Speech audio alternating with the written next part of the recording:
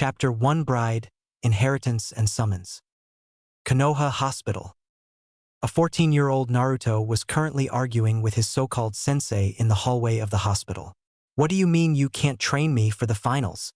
Naruto yelled while Kakashi, who had his book in his face, sighed. "Because Naruto, I'm already training Sasuke and I can't help you both. Plus he's facing that ninja from Tsunade and he needs all the help he can get." The copy Nin responded while Naruto looked at him in shock. He wasn't even gonna try to help him. "What the hell do you mean he needs all the help? I'm facing that Baka Neji in the first rounds, damn it, and I don't even know how to fight him." The blonde screamed.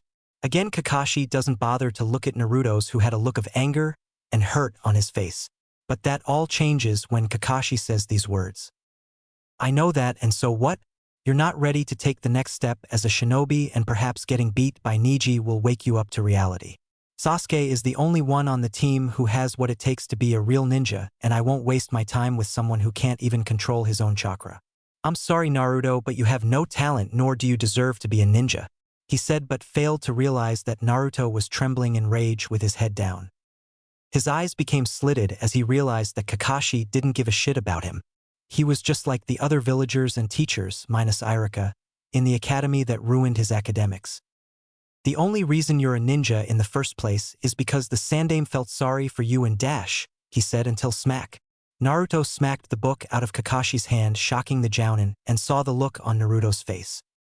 His eyes were filled with anger, hatred, rage, and hurt. If looks could kill, then Kakashi would be dead right now. Naruto just looked him with a dark expression on his face. He was clenching and unclenching his hands, trying to keep himself from socking his sensei in the face. "Is that so? I have no talent as ninja, huh? I'm not ready to take the next step as a ninja just because I'm not like Sasuke," he said, raising the tone on his voice. Kakashi realized that everyone in the hospital was hearing Naruto raise his voice and started to speak up. "Please, Naruto, calm down, Dash," he tried to say, only for the pissed blonde to cut him off. "Shut up," he yelled out, making the man's eyes widen in shock. "I will not calm, and I will not listen to a fucking thing you say, Hatake. Let me tell you something, you piece of shit. I may not have talent like your fucking Uchiha, but at least I am not a fucking coward who's a jutsu-stealing bitch. I have done more for this team than that spoiled brat has. I'm the one who got your sorry ass out of Zabuza's water prison, not Sasuke. I'm the one who beat Haku, not Sasuke. And not only that, in the Forest of Death, I took on Orochimaru while your so-called Uchiha and Haruno froze up like little bitches. But do you want to know what pisses me off more?" he growled out while Kakashi looked at Naruto with the same shocked expression. "You didn't follow your own damn motto. Those who break the rules are trash, but those who abandon their comrades are lower than trash. I guess that makes you and those brats lower than trash because unlike them I took that motto to heart. You are nothing but a fucking hypocrite," he yelled out at the silver-haired Jounin. "Look, Naruto," Kakashi tried to say again but got cut off again. "Save your bullshit for someone who cares, asshole, because as of now I'm done with this team. So go ahead and train that fucking brat. I don't need your training. I'll find someone who will train me, and then not only will I kick Neji's ass, I'll kick Sasuke's and that Tanuki from Tsunade's ass also. If I don't make Chunin, then I'll ask for a team transfer. I'm pretty sure Guy would make a better sensei than you. After all, he trained a dead last that kicked Sasuke's ass and almost killed Gaara. Even if he is a little odd in the head." He then walks off while the doctors moved out of his way because they didn't want to face his wrath. Kakashi tried to grab Naruto's shoulder only for the blonde to swipe at his hand with his now clawed hand. Kakashi slowly backed away from the snarling blonde. "Touch me and I'll rip your fucking hand off, you son of a bitch. I can't believe you of all people was my father's student," he said, and again walked off, leaving a wide-eyed Kakashi in the hallway. Little did they know, Mei Terumi, the Godame Mizukage of Kirigakure, was watching and couldn't help but smile when she saw her so-called deceased fiancé was still alive, but frowned when she realized that the council lied to her about him dying with the yondaime who arranged a marriage with her and his son, and also growled when she saw his sensei brush him off. "Don't worry, my maelstrom. If he won't help you, then I will," she said, and shunned Shins out of the hospital. Naruto was now in a forest, no longer wearing that black jumpsuit, but a black one with fingerless gloves, sitting under a tree branch with a blank expression on his face. "I should have known that bastard wouldn't teach me anything. Hell, the only thing he did teach me was tree walking while going to train the Uchiha in private. That fucking asshole. No talent, my ass. I was the one who saved his sorry ass from Zabuza when he trapped him in that water prison while that team and Haruno wanted to run away like little bitches. He then closes his eyes and falls asleep. I'll show him no talent when I kick Neji's, Sasuke's, and that sand nin's ass in the finals and make Chunin. It's time I stopped playing the fool and show Konoha what I can really do. He mumbles. He then finds himself in his mindscape, which was in the form of a forest. He opens his eyes and finds himself resting his head on the lap of a red-eyed woman who in his eyes looked like a goddess. She wore a ruby-red kimono with flowers on it and had flawless skin. She smiled back at Naruto, who did the same as well. Kit, we have to find a way to get rid of that seal the Hebe put on you in the Forest of Death, Kyuubi said while Naruto nods. I know, Kyuchan. It's been screwing up with my chakra control, and I can only stay in contact with you for a few minutes, so what do we do? Naruto asked. Kyuubi thought about it and was about to speak until a voice spoke. Simple, my other half, we must become one again. That's when another version of Naruto appeared, but there's a difference. Instead of being 5 feet 3 inches, he was 5 feet 6 inches and was built like an athletic swimmer. There was hardly any baby fat on his face, and the whisker marks on his face were gone, and he also had deep blue slitted cerulean eyes and canines that jutted from his upper lip. His hairstyle and facial appearance was similar to the Yandame's, Minato as a kid. He also wore a black jumpsuit. Hello, my other half. How many years has it been? Naruto's other half said while he smiles. 7 years. He started to say but felt a pull in his mindscape by the seal. Look, we only have a few seconds before I'm pulled out by that accursed seal. We need to become one again, Naruto said while his other half nods. Hi, let's do this. The other half replies and reaches his hand out, as does Naruto. When their hands grasp each other, their bodies glow. Kyuubi's eyes widen in shock when a white light surrounds them and the white orb grows larger and larger until it covers the entire mindscape. Outside Naruto's body. Naruto's resting body is surrounded by a blue cocoon made of chakra, and it slowly grows white. After a few minutes, cracks then started to surround the cocoon, and then it shattered, and there stood the new and improved Naruto wearing a new outfit. He was now 5 feet 6 inches, wearing a dark blue long-sleeve jacket with pockets on it and a silver line going down the sleeves. He also wore black ANBU-styled pants with a silver line going down the middle and ANBU-styled sandals that stopped below his knees. He also wore a black muscle shirt that hugged his body and wore it like a second skin, and it showed off his chest and abs. On the back of his jacket was the picture of the Kyuubi in a crouching position, as well as the 5 elemental kanjis for water, wind, lightning, fire, and earth. He also had black fingerless gloves on, and they had metal plates on them. He also had crimson highlights in his bangs. Naruto walks over to the lake and looks at himself. He smirks and looks at his new clothes. He then stretches his arms and sighs in relief. Man, it's good to be whole once again. I don't know what I'd do if I had to play the fool for one more day. I better inform Aji-san that I'm back and ask him about this seal that's cutting me off from Kyuchan. He says but stops for a moment and performs a ram seal. Small trees started to form around him but stopped when they only reached to his height. He sighs and wipes a bead of sweat off his brow. Damn, I must have lost a lot of my strength when my soul split in half. I guess I have to regain my strength again, he says until he hears a voice that sounds like an angel's. Perhaps I can help you, Naruto-kun, said the soft and serene voice. Naruto turns around and sees someone whom he can only describe as a goddess in human form. It was the only way to describe the woman that was in his line of vision. She had long red russet-colored hair which was pulled up into an elegant topknot on the top of her head, and a bang came down from the top of her head and covered her right eye. Her eyes were a beautiful jade green, a small nose and beautiful lips which had blue lipstick on them, all of which were perfect for her face. She also had on a full-body fishnet suit, and over it she wore what appeared to be a one-piece blue garment that hugged her hourglass body and showed off her flawless cream-colored sexy legs. This woman was without a doubt the epitome of beauty, and Naruto couldn't help but blush. Mei, who was watching his eyes wander on her figure, giggled at his dazed look and smiled. "Are you done checking me out now?" she asked, which caused Naruto to blink for a while, and when he realized what he was doing, he turned red and jumped back. Sorry. I didn't mean to stare at you like that, he said while she giggles and walks up to him until they're a few feet from each other. Naruto had to keep his eyes from ogling her cleavage and chest. It's okay. I expect my future husband to look at me like that, she said. Oh, I see. Wait, what? Yelled Naruto, whose eyes were the size of dinner plates, while Mei just smiled at him. I'm your fiancé Naruto-kun, she said, and Naruto did the only thing he could do. He fainted while Mei looked at his unconscious form. She sighs and rubs the back of her neck.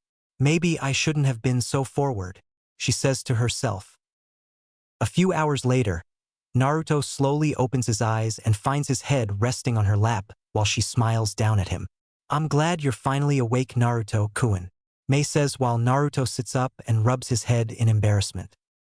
Sorry for fainting, but I could have sworn you said that I was your fiancé, he said, and she nods. Yes, I did say that, Naruto-kun. You and I were supposed to be engaged, but certain members in this village lied to me about you dying, and I need to talk to the Hokage about it, she said while caressing his face while he had to hold in a shudder. I see, but I don't think Sarawaji had nothing to do with it. That's not his way of acting. I should know he did train me before that incident occurred, he said while she blinked at him in confusion. Okay, let's go meet him, and after that I'll help you with your training, she said, and wraps an arm around him, pulling him close to her ample chest while he blushes a little and they disappear in a swirl of water. Hokage Tower. Sarutobi was currently doing paperwork while glaring at the rest that was piled up on his desk and on his floor. I swear Minato died just to get away from this accursed paperwork, he muttered. That's when a swirl of water appeared in his office and he jumped out of his seat, pulling out a kunai. When it cleared, he saw Mei the Godame Mizukage with a boy who looked like a younger version of Minato. Hiruzen blinks for a while and looks at him for a while before his eyes widened. Naruto, he asked while the boy nodded and grins. What's up, Sarawaji? I'm back, he said. Sarutobi blinks for a while and then smiles. I see. That's good to hear, Naruto. It must have been hell for you to play the fool for the last 7 years, he replied while the blonde sighs in frustration. I'm just glad to be whole once again. Do you have any idea how tough it was for me to do it? The only difference is my strength and knowledge. I lost half of it after what happened to me when I was 7, he replied while Sarutobi nods. I see. Mizukage Dano, I apologize for ignoring you. What can I do for you? He asks while Mei has a serious expression on her face. You can start by explaining why you sent me a false document stating that my fiancé died along with his father, Minato Namikaze, during the Kyuubi attack 14 years ago, and cancelled the arranged marriage? She asked in a dark tone. An action like can be considered an act of war, Mei growled out while Sarutobi looked at her with a look of confusion on his face. I'm sorry, Mizukage Dano, but I don't recall sending you a document in cancelling an arranged marriage, he replied while Mei raised an eyebrow while Hiruzen smirks. I may be old, Mizukage Dano, but I'm not senile. Do you happen to have the documents with you? He asked while she nods and pulls it out of her garment and hands it to Hiruzen, who takes it. He opens the paper up and looks at it. When he looks down at the Hokage signature, his eyes widen then narrow. He then looks up at the Mizukage. I'm sorry to say, Mizukage Dano, but this isn't my seal of approval. This seal is a fake, he says, and her eyes widened. What?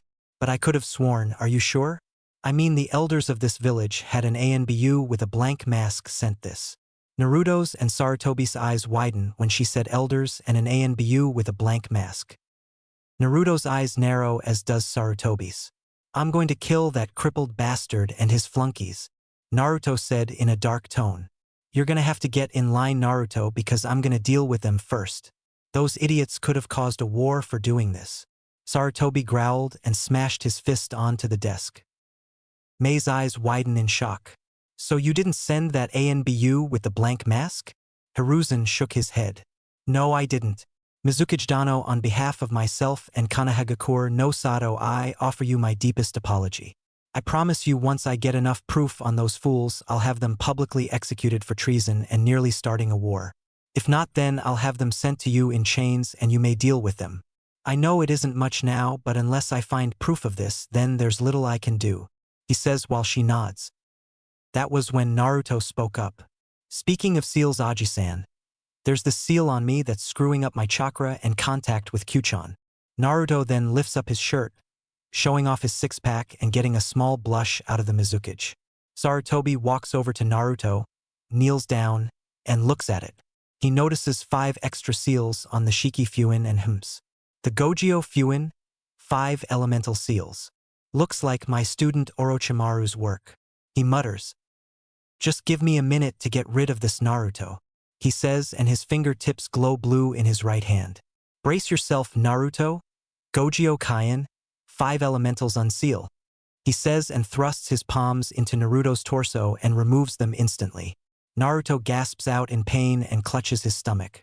Sweet Kami, that hurt. He cries out but can feel his chakra control return to normal. Thanks, Aji-san. Is it possible for me to get my parents' scrolls now? He asks and gets a nod from the old man. He goes to a gray vault and opens it up, pulling out 3 scrolls. One was yellow and had his father's jutsu, the other was red and had his mother's, and the last one contained his mother's sword style, and her fighting style. Here you go, Naruto. The rest are in your family's compound, but I had to seal it back due to certain people trying to break into it. Hiruzen says, getting a nod from the blonde. Thanks, Aji. I'll be spending the next 2 months training with Mei-chan, so that I can get my strength back to what it once was, he says, while Sarutobi had a look of confusion on his face. Shouldn't Kakashi be training you to face Neji Hyuga? He asked, only to see Naruto's eyes grow cold. No, unfortunately, I'm not worth his time and don't have any talent. But what pissed me off was the fact that he said the only reason I became a ninja in the first place was because you pitted me, he said, while Sarutobi's eyes became murderous and he grinds his teeth in frustration. He was going to have a long talk with Kakashi after the Chunin exams. I see.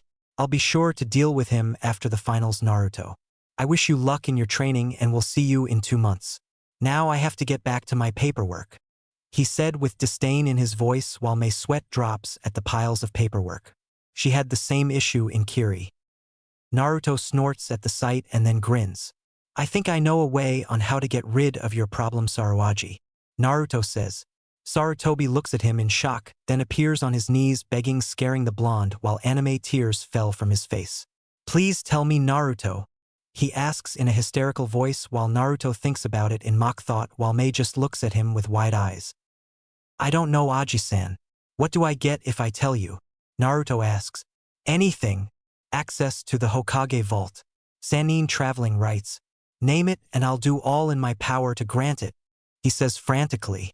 Show this old man some mercy and tell me, please. Did I mention that I always thought of you as my grandson? His lip quivers and he does the puppy eyes jutsu. Naruto, however, was laughing his ass off inside of his mind. Okay, I'll tell you, he says while Sarutobi's eyes become stars. Why not use Kage Bushins to finish it faster?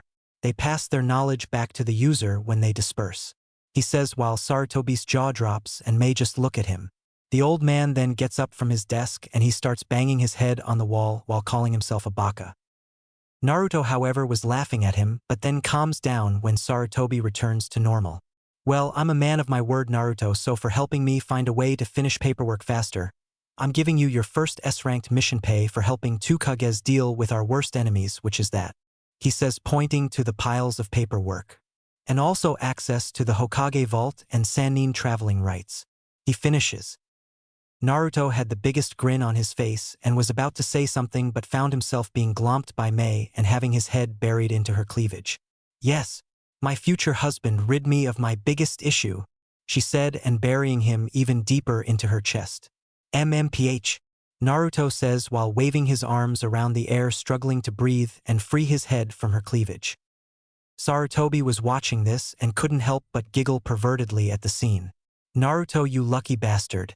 If Jiraiya was here, he'd be flying out the window via nosebleed right now. Naruto was finally able to pry himself from her cleavage and gasp for air.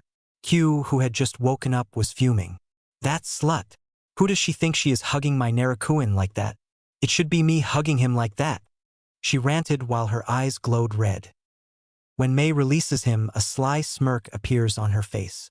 I guess that means that I'll have to reward you for helping me, Naruto-kun, she says in a sexy voice while a blush appears on Naruto's face and he starts sputtering. She then leans next to his ear and whispers into it. Naruto's blush grew bigger and a trickle of blood drips down his nose. Mei-chan, he says while she giggles and sets him down.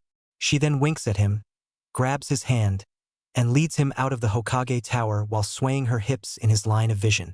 Naruto just kept his eyes on her ass and drool escapes from the side of his mouth. Hugh, however, was grumbling. Her ass isn't that great.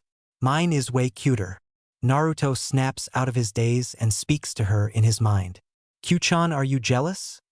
He asks and she HMPS. Please, why would I, the queen of the Makai realm, be jealous of a ninjen? I know my ass is hotter. How come you don't stare at mine like that? She asks with a pout on her face. An evil smirk appears on his face. Because I have another reason for wanting your ass. He says, sending pictures in his mind of him violating her ass. She sees them, blushes and hides her ass with her tails. Hentai. Oh well, I can't blame you for wanting to do that to me. Think you can convince Mei-chan to let you do that to her?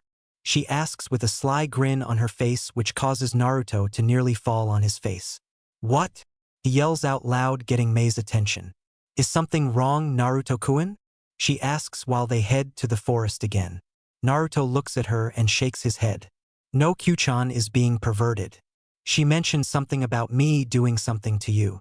He says and rubs the back of his head while looking away. Mei raises an eyebrow and stares at her fiancé. You doing what to me? She asks and Naruto gulps and motions her to lean over and she does. He whispers into her ear and after a while she blushes at the thought. Naruto moves his head away from her and she just stares at him for a while. She then grins pervertedly at him. So you like to give it a try, Naruto-kun? She asks and he gives her a shocked look. Eh? Mei-chan, are you serious? We barely know each other. He protests while she laughs. I know. I don't expect us to become that intimate for a while, but if you want to we could. She started to say, but Naruto waves his arms in protest. No, it's fine. We can wait. He says, laughing nervously while Mei laughs at him. You're so cute when you act like that. Anyway, before we start our training, let's introduce ourselves. She says, getting a nod from Naruto. I'm Mei Terumi, soon to be Mei Terumi Namikaze, Godame Mizukage if Kirigakure. My likes are my fiancé, village, green tea, and hot springs. My dislikes are men who think women are only good for breeding, traitors, and the elders of Konoha who lied to me about the death of my fiancé. My hobbies are relaxing in hot springs, swimming, and performing tea ceremonies. My dream is to get married, have children, and know what it's like to be loved by a real man, she says while Naruto blushes. My name is Naruto Namikaze Senju. My likes are training, ramen and dango, Irika-sensei, Aji-san, and Q-chan. My dislikes is most of the village, Team 7, Uchihas, rapists, and the civilians and elders of the council. My hobbies are sparring with Aji-san, morning jogs, swimming, gardening, cooking, and a lot of other things. My dreams are to become the strongest ninja to ever exist, revive my clan and have a large family, he said, and Mei smiles. So does that mean you'll have to take on more than one wife? Mei asks and Naruto nods. Yeah, but only those that will love me for me and not for my status or money. I hate people who do that. I hope you're okay with this, Mei-chan. He replies while she thinks about it. I'm fine with it. However, I want to be the one who bears your first child, understand? She asks and he nods with a blush on his face. Sure. Mei smiles and kisses him on the forehead. Oh, I also have this for you. No one has held this contract for a long time and is considered to be very powerful. She bites her thumb, performs a few seals and then slams her hand onto the ground. Kuchios no Jutsu. Summoning Jutsu. In a puff of smoke, a large silver-white scroll appears and on top of it was the head of what looked like a silver dragon with fangs. This Naruto-kun is the contract for the Akuhei, Hydra, clan. They're a clan who are of a higher group of serpents, but they're related to dragons. I found it in a cave off the shores off Mizu no Kuni. Once you sign this, you'll be sent to their realm to meet their leader, so try not to upset her or she'll kill you. Mei said in a serious tone while Naruto gulps but nods. The scroll opens up and reveals a list that only had one name in it, but it was smudged so Naruto couldn't tell whose name was on it. He then bites his thumb and smears his name on the blank space next to the smeared name and finishes it with the Senju symbol. His name glows blue on the scroll and it suddenly trembles and rolls up, shocking the blonde. The head on it comes to life and lets out a roar before disappearing in a puff of smoke, as does Naruto. Mei was watching this and couldn't help but be afraid for him. "I hope he's the one, Yamada no Orochi," she says and sits cross-legged onto the grass. Meanwhile, Naruto appears in a puff of smoke in another world. He looks around and couldn't help but admire the sight. He was currently at a lake's edge. Turning around, he saw a forest that seems to stretch for miles, and next to the forest was a green hilly area that was attached to a huge mountain. At the foot of the mountain was a huge cave. As he finished surveying the area, he turned back towards the lake and sat down. "Okay, I'm here now, what do I do?" he says to himself until he hears the sound of splashing water and turns his head around only to see a large gold-yellow slitted eye that was the size of a full-grown man staring at him. The eye was connected to the head of what looked like a giant serpent that had silver-white skin and blackish-green spots on it. It also had what appeared to be long, sharp spikes on its head and probably went down its neck and back. Naruto just sat there staring at the giant eye for a few minutes and did the only thing any person would do when they saw something of that size. He screamed like a little girl and ran for his life. While he did that, a small sweat drop appeared on the Hydra's head as it watched Naruto run away, waving his arms around and screaming his head off about giant snakes trying to eat him again. Inside his mindscape, Q was rolling around the ground, laughing her ass off and clutching her stomach. "Oh Kami, this is priceless. Naruto-kun is running away from Yamachan." She then stops and looks up at the sky. Can't blame him though, Yamachan does have that effect on people when they see her in that form. But it was still funny, she says and continues to laugh. Naruto was currently running away until a large white and blackish-green tail stopped in front of him, causing him to crash into it. Again the Hydra sweat drops but chuckles when he falls over, clutching his head. "Damn, that hurt." He mumbles and finds himself staring in shock as the Hydra fully rises from the water. Water glistened from its body and dripped from its black underbelly. Naruto's eyes were the size of basketballs and his jaw was on the ground as he looked at the Hydra. "It has 8 heads and 8 tails. One of the heads moved down to Naruto and looks at him for a while. "Why hello little ninjen. What are you doing in my realm?" the feminine voice asked while Naruto just sputter and points at her. Said Hydra sighs at this. "Why is it that people always act like this whenever I'm in this form?" she thought, and then decides to show her true form. She glows white and starts to transform. As she shrunk, her heads melded together and became one head while her tails resided into her body, and she became smaller and more human-shaped. When the transformation started to end, there was a flash of bright light which temporarily blinded Naruto. When his eyesight returned to him, he was met with the most beautiful woman he had ever seen in his life. She had silky smooth black hair that stopped to her mid-back and it had silver highlights in it. Her skin was creamy white and smooth and it seemed to shine from the sunlight. She had beautiful gold-yellow slitted eyes and fangs jutted from her upper lip. She wore a black kimono that had white dragons on it, and the outfit seemed to hug her hourglass figure and assets that weren't too big or too small. She also had a slit on the right side of her kimono and showed off her long, sexy, flawless legs. Naruto couldn't help but blush at her appearance. A sly grin appeared on her face and she leans over to give him a better view of her cleavage. "Like what you see?" Yamada asks while he does the next thing that came to his mind. He fainted. Again. Chapter 2: Training, Perverts, and Finals. Naruto slowly opened his eyes and finds himself sleeping under a tree with his body resting on it. He groans and slowly gets up. "Man, I had the weirdest dream. I was face to face with an 8-headed, 8-tailed Hydra that was the size of the Hokage tower, and it then transformed into a beautiful woman." He mutters but then hears a soft and angelic voice speak up. "So I'm just a dream you thought of? That really hurts my feelings." He looks around the area and doesn't see anybody, but then he looks up to see the same woman from last time sitting on a tree looking down at him with a hurt look on her face. Naruto looks at her and his eyes become bug-eyed. "Oh Kami, you are real," he says out loud, getting a grin from her. "Of course I am, you silly ninjen. This is my human form after all." She then leaps off the tree and lands on the ground softly. She walks up to the blonde and looks down at him.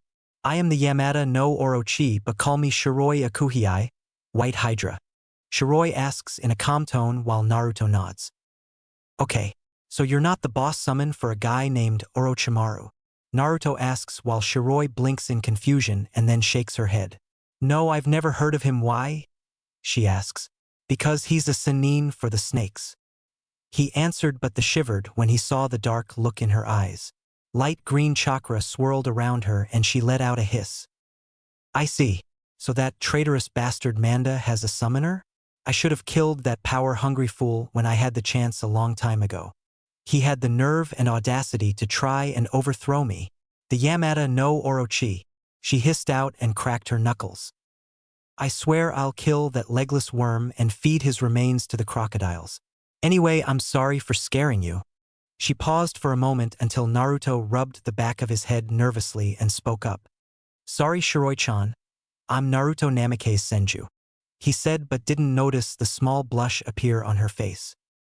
Naruto, I know you signed the contract for my clan, but I must ask you this. What will you do with me as your boss summon, and why should I even let you summon my kin? Shiroi asked in a serious tone. Naruto looks at her with an expression that represented a strong will and determination. Shiroi-chan, I give you not only my word, but I swear on my clan's honor and title that I'll never abuse the power of you and your kin. I will treat you like I treat my comrades and not as tools, and I wish to fight by your side as an ally, he said while Shiroi looks at him for a while and then smiles. Your eyes hold no lies or ill intentions. Very well, Naruto Namikaze Senju.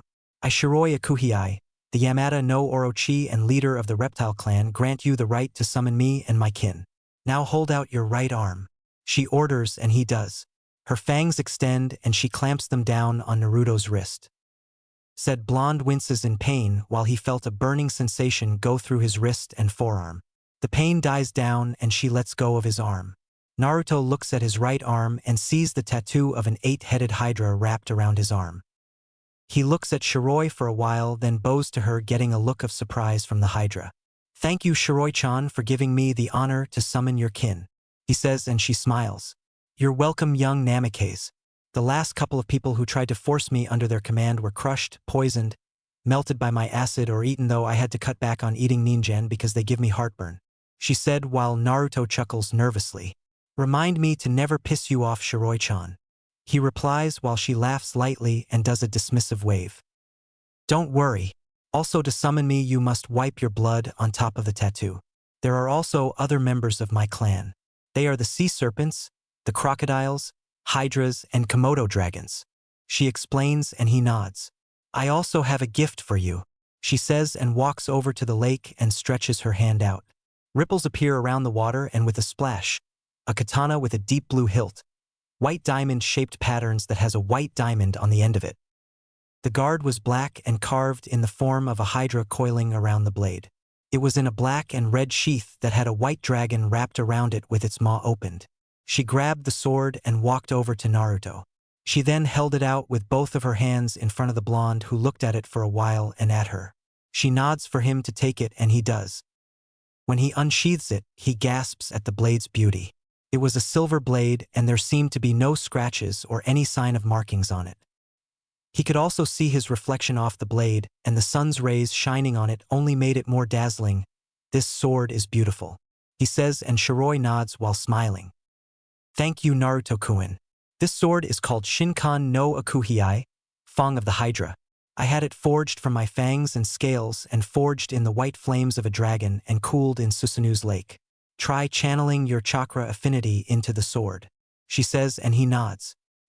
He channels his lightning affinity into the blade, and suddenly lightning runs up the blade, and the blonde's eyes widen in shock and awe. Wow, so I can channel my chakra and elemental affinity through the blade? This is awesome. He then stops channeling chakra into the sword, sheathes it, and then hugs Shiroi, whose eyes widen in surprise but returns it, and they then let go of each other. So how do I leave this place, Shiroi-chan? Naruto asks. Just imagine yourself back at your previous location, she replied. Naruto pictures the forest of Konoha and Mei, and he disappears in a puff of smoke. Konoha Forest. Mei was sitting in the same spot where Naruto disappeared from, But then she jumps up on her feet when a puff of smoke appears, and when it clears, Naruto is seen with a sheathed katana in his left hand. He then finds himself being glomped by Mei and his head buried into her cleavage. "Naruto-kun, you're back. I thought Yamada no Orochi killed you," she cried out while the blonde let out an MMPH. After freeing himself, she lets him go and he smiles at her. "Now Naruto, you said you needed to get your original strength back, right?" she asks and he nods. "Yeah, when I was 7 I had an accident where I was working on a seal that'll let Q-chan come in and out of the seal without killing me.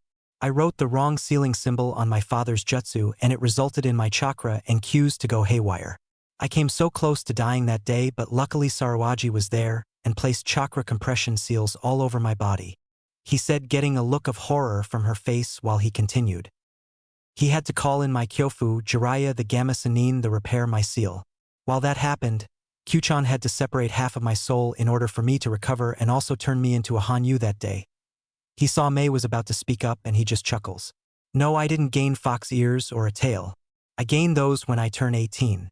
I did gain claws, fangs, and other abilities I don't feel like explaining out in the open. If that incident hadn't happened, I would be at least as strong as an ANBU, but now I'm only on par with a high Chunin level Nin, so I need to gain it back as soon as possible." He finished explaining and she nods. "So what affinities do you have?"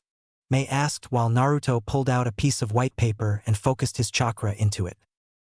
First it split in half, then it got soaked up on one side, wrinkled up in the other and burned and turned to dust on the other sides. Mei's eyes widened in shock as she saw that he had an affinity for all 5 main elements. Being the container for the most powerful bijou in the elementals and a Hanyu does have its advantages. "I gained wind from my father, water and lightning from my mother, and fire from Q since it's her major affinity. I gained earth from one of her tails but also gained a few sub-elemental affinities." He pulls out another chakra paper, focuses even harder on it. A plant grows out of one side and the other side is molten. Maize looks at the paper and her eyes were bigger than dinner plates. "Why, you have the same sub-element like I do. And you also have Mokutan." She then squeals out loud and pulls him into a hug, then nuzzles his cheek.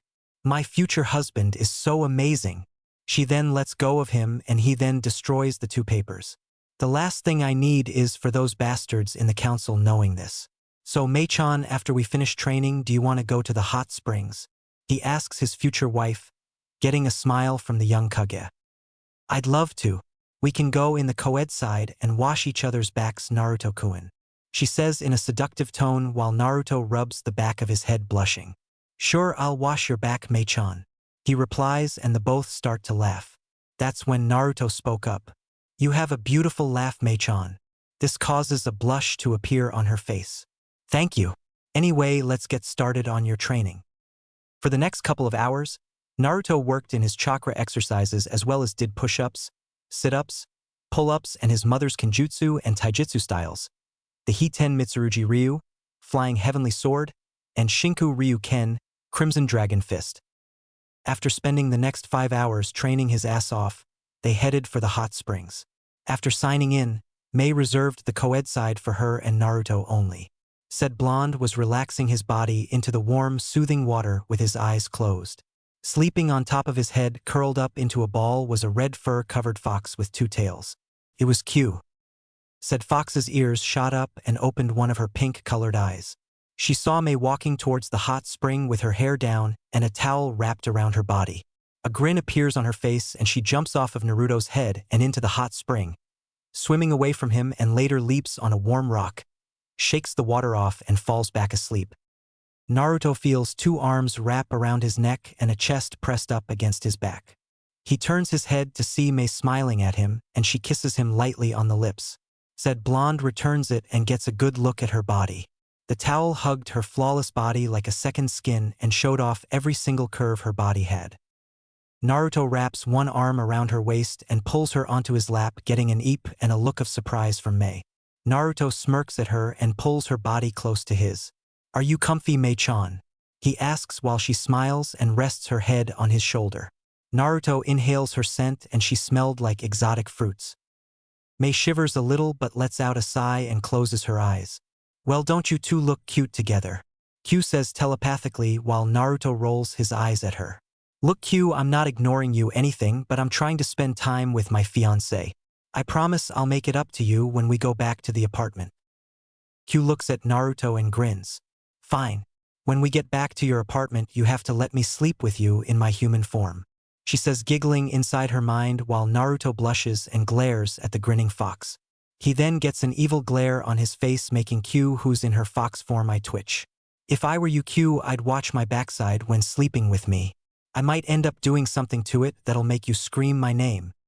Q shivers and gives him a heated glare. Try it and I'll change your gender, you perverted Hanyu. She growled while Naruto snickers at her expression, but then his eyes widen and then narrow when he hears a giggle from the distance. Mei-chan, Naruto says. The Mizukage opens her jade eyes and looks at him. Yes, there's a pervert nearby. He whispers into her ear, making her eyes widen a little. Would you be so kind and send him here so that I can deal with him? She asks. Naruto nods and gently removes her from his lap, then gets up, acting like he's leaving the hot spring. On the tree branch, a man with long white spiky hair, wearing a green gi, a red vest, red geta sandals, and a headband with the kanji for oil, was peeping on Mei, who got up and looked like she was about to remove her towel with a telescope. He was Jiraiya, the Gamma Sennin. Right now he was giggling like a madman when he saw Mei about to remove her towel. Oh yeah, I hit the jackpot with this one. My next book is gonna be a huge hit, he says as a small drop of blood falls from his nostril. Little did he know that Naruto, who was now in a pair of shorts, was behind him crouching and grinning like a Cheshire cat. He puts his two hands together and extends his index and middle fingers and aimed them at Jiraiya's ass. Konoha Taijutsu no Ugi, Senin Goroshi. He yells, startling Jiraiya was too slow to react and ended up having a pair of chakra-enhanced fingers shoved in his ass, resulting in a girly scream from Jiraiya, who was clutching his butt in pain and was sent flying into the hot springs, creating a big splash, soaking Mei, whose eyebrow was twitching dangerously. Steam was coming off of her skin while Jiraiya, who was rising out of the water, was growling. When I get my hands on whoever did that, I'll... He started to say until he froze up from the murderous intent. He felt behind him and slowly turned his head to see an angry Mei glaring at him with her icy jade eyes. Jiraiya gulped and started to laugh nervously. Now, Mizukage Dano, I can explain. He started to say until he heard her crack her knuckles loudly and walked over to him slowly. Shut up and I'll make this as painless. Actually, I won't, she said as her shadow loomed over the now whimpering Jiraiya. Naruto was in the changing room with his clothes on and his katana strapped to his back, leaning against the wall. 3, 2, 1. He says to himself, and suddenly the sound of girly screams and fists making contact with a body were heard all over Konoha. Hiruzen was in his office reading his Ika book while his shadow clones were doing the paperwork. He then heard a scream coming from the hot springs and sighs. When will you ever learn, Jiraiya? He mumbles. Please, not the face, not the face. No, not there either, please. Naruto winced when he heard the sound of a foot making contact with a groin. Oh, Kami, my manhood! The Toad Sage screamed out while Q, who walked into the room, saw Naruto and leaped on the top of his head. Shouldn't you go help your Kyufu, Naruto-kun? I don't think he'll enjoy having his jewels melted off by your fiancé, Q asked while the blonde shrugs. Not now. Let Mei-chan beat the crap out of him for a while, he says and strokes her back with a finger, getting a purr from the fox. 10 minutes later, the beating stops and Naruto walks back into the hot spring section and sweat drops at the beaten, broken, bloody, and twitching form of Jiraiya. Mei-chan was massaging her sore knuckles and mumbled something about perverted old fools and melting off their balls with lava. Naruto chuckles at this and walks over to Mei and then places his hands around hers and they glow green. Is that better, Mei-chan? Naruto asks his future bride, who smiles and kisses Naruto on the lips. Yes, it is, she says. They then notice Jiraiya groaning and getting up from the beating he just suffered. Oh, Kami, I haven't been beaten that badly since Minato caught me peeking on Kushina, he mumbled while popping his back in place. Naruto's eyes twitched dangerously when he heard that. What was that, Kyofu? Do I need to let Mei-chan here melt your balls off? He growled out, only for Jiraiya to turn around and see Naruto glaring at him. Gaki? Wow, what happened to you? The last time I saw you, you were a chibi version of your dad. he said with a goofy grin on his face. A small smile appears on his face. I hit a growth spurt. That, and I was finally able to become whole again, he said, causing Jiraiya's eyes to widen a little but return to normal. I see. He then looks at the Mizukage and back at Naruto, and a grin appears on his face. So do you mind explaining what you're doing with the Mizukage Gaki? He asks, and Naruto mutters about perverted godfathers being nosy. If you must know, she's my fiancé, he says, causing Jiraiya's jaw to drop. Did you just say that she is your fiancé? Naruto groans and nods while rubbing the back of his head. Jiraiya then finds himself bowing down before his godson, chanting, I am not worthy, while Mei and Q sweat drop. I'm never gonna leave my children/kits alone with that man, they both thought, while Naruto sighs at how he was acting. Jiraiya then places his hands on his godson's shoulders, while anime tears fell down his face. I'm so proud of you, kid. 14 years old and you already have an older woman, a Kage no less, as your future bride. He ranted on until Mei coughed out loud, getting their attention. Please don't corrupt my future husband Jiraiya-sama or I'll have to kill you, she said in a sweet tone, making the man shiver at the tone. Don't worry, I don't plan on it. Yet. So Gaki, do you need any help with your training? I already have Mei-chan helping me, but I could use your help with Fuinjutsu and get me back to my original level of strength. Also, do you think you can help me with the Rasengan? He asks and gets a nod from Jiraiya. Sure, I was actually planning on teaching it to you when I came back and let you sign the Toad contract. Thanks, but Mei-chan already gave me a contract for the Akuhei, Hydra, clan, but I could use the Toads as a support summons, he said, and Jiraiya's jaw dropped again and saw the tattoo of an 8-headed 8-tailed Hydra on his right arm. Damn Gaki, you're gonna be one hell of a ninja if you have that clan as your summon, and sure, I'll let you use the Toads as a support summon. Naruto grins while Mei walks in to get changed. I also heard from the old man that you tangoed with a white snake in the forest of death. Are you okay? He asks in a serious yet sincere tone, and Naruto nods. Yeah, despite the fact that I was eaten alive by a snake and then fought said summoner and got my chakra screwed up by a seal, the team slammed into my gut while my teammates froze up like a bunch of bitches. Other than that, I'm fine. Speaking of seals, do you know the Gojyo Fuin, 5 elemental seal? Jiraiya blinks at Naruto for a while but nods. Yes, I do. Why? He asks. I might need to use it in the finals because there's guy from Suna who's a container like me, only his seal makes him unstable. I know he has the Ichibi no Tanuki Shikaku sealed inside him due to the fact that the demon is a sand apparition. Naruto explained, and Jiraiya rubs his chin for a while and grins. I see. So are you facing him first? Jiraiya asks. No, I'm facing a prick named Neji Hyuga, Naruto answers. But I already know how to beat that idiot due to the fact that the Hyugas only use their Byakugan and Juken style, but Gaara is gonna be tough for me even when I gain my strength back. He can manipulate sand to the point where it protects him and attacks his opponents. He also has a final defense called Suna no Yoroi, sand armor, and it is stronger than steel. But it's also his weakness. In order for him to keep his armor strong, he needs chakra. His taijutsu is non-existent, and I doubt that he knows genjutsu. Naruto explained while Jiraiya smirks. Great. So we have 2 months to get you ready to face the Hyuga kid and the Tanuki, raccoon dog, kid. But let me ask this first, Gaki. What did your sensei Kakashi teach you? Because the old monkey just glared at me and told me to ask you. Jiraiya replied, only for Naruto to frown and narrow his eyes. Aside from tree walking, nothing. He was too busy being Sasuke's bitch to teach me or that pink-haired brat anything. He also said I wasn't worth his time and didn't have what it takes to be a shinobi, and that our leader only made me one out of pity. He answered and sees Jiraiya growl and release a small amount of Ki around the area, but then stopped and an evil grin appeared on his face. Don't sweat it, Naruto. After the exams are over, I'll take you on as my apprentice like I did your old man, even if you don't make Chunin this time. Also, how far can you go when using the Hiraishin no Jutsu? The Toad Sage asks, causing Mei's eyes widen in shock and awe. Why, you know the Hiraishin too? She asks, and Naruto nods.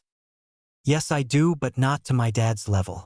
The farthest I can go is 50 miles per hour, and I can only use 4 kunai at a time. Last time I tried to use more than, for I almost threw up my stomach. He mumbles while Q, who was in fox form, snickers. Jiraiya's jaw dropped at this, but then a huge grin appears on his face. Man Gaki, you are full of surprises. I knew Sensei was helping you with your skills when you were younger, but damn. Well, I should get going. You and your fiancé meet me at Training Ground 26. It's the one with the huge waterfall and Lake Jiani, he says and disappears in a puff of smoke. Mei then walks over to Naruto and smiles. I have to go to Naruto or else my bodyguards will get worried. I'll be at the Golden Leaf Hotel, she replies, getting a nod from Naruto. Mei then wraps her arms around his neck and kisses him fully on the lips for a few minutes and then ends it with Naruto just staring at her. She giggles and disappears in a swirl of water. Q leaps off Naruto's head and morphs into her human form, wearing a black shirt and red pants, and started to stare at a dazed Naruto in size. She then grabs his cheeks and stretches them out until Naruto cries out in pain. Itai! Q, what's wrong with you? He cried out, rubbing his sore cheeks while she glares at him and huffs, crossing her arms against her chest. You were in a daze, Baka. Anyways, it's getting dark. I'm hungry and tired, and you promised to sleep with me while I'm in my human form, she said with a cheeky grin on her face while Naruto groaned. Fine, Q-chan, but don't try anything funny, he said in a playful tone while her grin grew. And if I do? She asks but eeps when he pulls her against his body. I'll give you a reason to watch your backside, you sly vixen. He growled in her ear and squeezed her ass. She squeaks and frees herself from his grip, glaring at the grinning blonde. Keep your hands off my ass or I'll make you regret it, you pervert, she growled, showing off her canines, but Naruto just smirks at her. I'll try, Q-chan, but you know how my hands wander while I'm sleeping, he says, making her twitch. He then walks over to her and again wraps his arms around her and kisses her on the lips for a while. She then looks at him and smiles a little. Can I at least cope a feel, Q-chan? I know you like it when I massage your cheeks, he says in a husky tone, causing her to grumble but gives in. Fine, but I want to give you something in return, she says, and he blinks for a while until she leans into his ear and whispers something into his ear. Naruto's eyes widen and a tint of pink appears on his face while she giggles and licks her lips. She sees the look of shock on his face and she grabs his hand and shins them to his mother's apartment. Midnight, Naruto's bedroom. Naruto and Q were engaging into a tongue battle while in their underwear on the bed. Naruto was wearing a pair of black boxers while Q was wearing a red bra and panties and was on top of him. After 5 minutes of tongue wrestling, they stop for air, panting heavily. Q grins evilly at the blonde, whose eyes widen but return to normal. So are you ready to do that to me, Q-chan? He asks while she nods and giggles pervertedly as she watches the tent in his boxers grows. Oh, I'm gonna enjoy this, Naruto-kun, she says and grinds her waist against his friend, getting a groan from Naruto. Not as much as I am, you horny vixen, he says while her grin became bigger. Lime scene with a small lemon. Q starts to kiss Naruto's chest and makes her way down to his abs. She places her hands on his waist and kisses his stomach for a while. Naruto's heart was beating even faster as he watched her make her way to his crotch. She then stops and slowly opens up the slit from his boxers, causing his erect member to pop out. She licks her lips slowly and puts her hands around his cock and blows on it. Naruto's bites his lip while his member twitches slightly. Damn it, Q-chan, stop teasing me, he growls out, and she looks up at the frustrated blonde and chuckles. As you wish, Naruto-kun, she says and moves her mouth toward the head and licks it with her tongue. Naruto's lets out a groan as he felt her tongue move around his anatomy. She then takes it into her mouth and starts to bob her head up and down. Oh, Kami, Naruto says out loud as he feels her hot breath and tongue increase the sensation he was getting. He then hears Q make sucking noises and his breathing gets faster. Oh my, Q-chan, he mutters out while she places her hands on his waist and makes more suckling noises. Naruto couldn't take any more, so he moves his hands to her head and forces it even further down her throat. Q chalked out when Naruto does this but doesn't stop. Q-chan, he cries out and then came into her mouth. Q swallows his seed and slowly removes her mouth from his cock. She looks up at Naruto, who was panting heavily while she licks her lips. Not bad. A little salty but not bad, she says. Naruto suddenly growls and pulls her close to his face. We're not through yet, he says in a husky tone and sits up. Turn around. he commanded while lust in his eyes, and he just stares at him blankly. Now Q or I'll make you, he said, raising his voice a little while she growls back but replies. Fine, she says and turns around with her ass in his face. Naruto then gets on his knees and pulls down her panties, showing off her round and well-firm ass. Q, however, was shivering in excitement at what he was going to do. Naruto then places his hands on each cheek and spreads them apart until he sees her back entrance. He chuckles evilly and positions the head of his cock near her asshole and pokes her. Q's eyes bulge out and looks at Naruto in shock and horror. No, Naruto-kun, please, not there. She cries out and tries to get away, but his grip on her waist was too tight. He slowly pulls her ass towards his dick and watches as the head enters her asshole very slowly. Q lets out a gasp and bites down hard on her lip. Fuck. She whimpers out as Naruto's member slowly makes its way into her backside until it's fully in. Oh fuck. She screams out as Naruto thrusts into her ass. Q buries her head into the sheets while Naruto moves back and forth. A muffled squeal escapes her mouth as Naruto increases his pace until he releases into her ass. Naruto then removes his member from her ass and then strokes it with his green glowing hands, and she lets out a sigh of relief. Lime/small lemon ends there. After doing that, he pulls her panties back on her, his anatomy in his boxers, and wraps his hands around her waist and kisses her neck.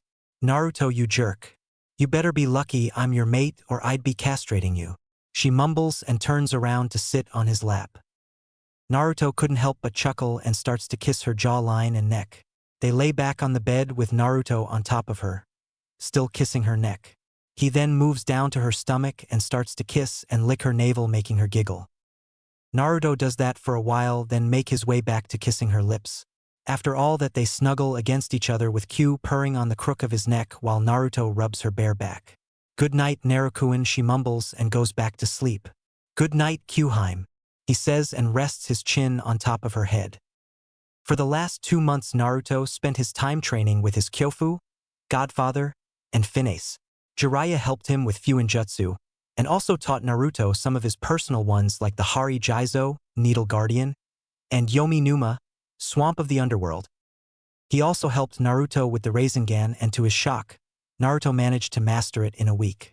Mei also helped him with his Yotan element and taught him a few Sutun Jutsu. For the rest of the second month, Naruto worked on his mother's Kenjutsu and Taijutsu style. 2 months later, Chunin Exam Stadium. In the Kage booth, the Hokage and Kazekage, Orochimaru in disguise, were sitting and waiting for crowd to settle down. The genin that didn't make it to the finals were sitting with the crowd. I wonder where Sasuke-kun and Naruto are? They're not here with the other finalists. Ino replies while Sakura scoffs. Who cares about that blonde baka? He's nothing compared to Sasuke-kun and Neji and their geniuses, she said, not caring if the Hyuga killed Naruto or not in the finals. Ino looks at Sakura in shock. Sakura, he's your teammate. I know he's not as smart as Sasuke-kun, but have some faith in him, Ino said, and Choji nods while eating a bag of chips. Shikamaru looks around and frowns when he doesn't Naruto or Sasuke. Troublesome, those two are missing, and so is that Doka guy. Stop looking around, kid, and face the audience. In this main tournament, you guys are the stars, said a Senbon chewing jounin named Genma. At the Hokage booth, a jounin appears next to Sarutobi and whispers into his ear. Hokage-sama, Naruto Uzumaki and Sasuke Uchiha still haven't showed up yet. What do we do? He asks. Then Sarutobi looked out of the corner of his eye to see Mei and 2 of her bodyguards coming up. Don't worry. I am sure that Naruto Uzumaki is fine, but keep a lookout for Sasuke Uchiha, he says, getting a nod from the jounin who shunshins away. Mei sits down next to the Hokage with her guards flanking her. Hello, Mizukage Dano. I trust that the long journey was not too long? He asks with a smile, and she smirked. Not at all, Hokage Dano. Hello, Kazekage Dano. The Kazekage nodded his head in respect to her. But inside, Orochimaru was panicking about her presence. Curses! Another Kage is here? I might have to cancel the invasion. I can't take on both Sarutobi and the Mizukage, he thought in his mind. Sarutobi turns his head to Mei and whispers, Mei-san, do you know where Naruto is? She smiles at him and says, Don't worry. He's just preparing for a flashy entrance. Sarutobi chuckles at her response. Just like his father. Now then, he then stands up while the crowd gets quiet. Thank you, everyone, for coming to Konoha's Chunin exams. We will now start the main tournament matches between the 8 participants who made it through the preliminaries. Please stay and watch until the end. The Kazekage then spoke up as Hiruzen started to sit down. If it's 8, then 2 appear to be missing. Sarutobi said nothing, and while that happened, Genma pulled out a piece of paper.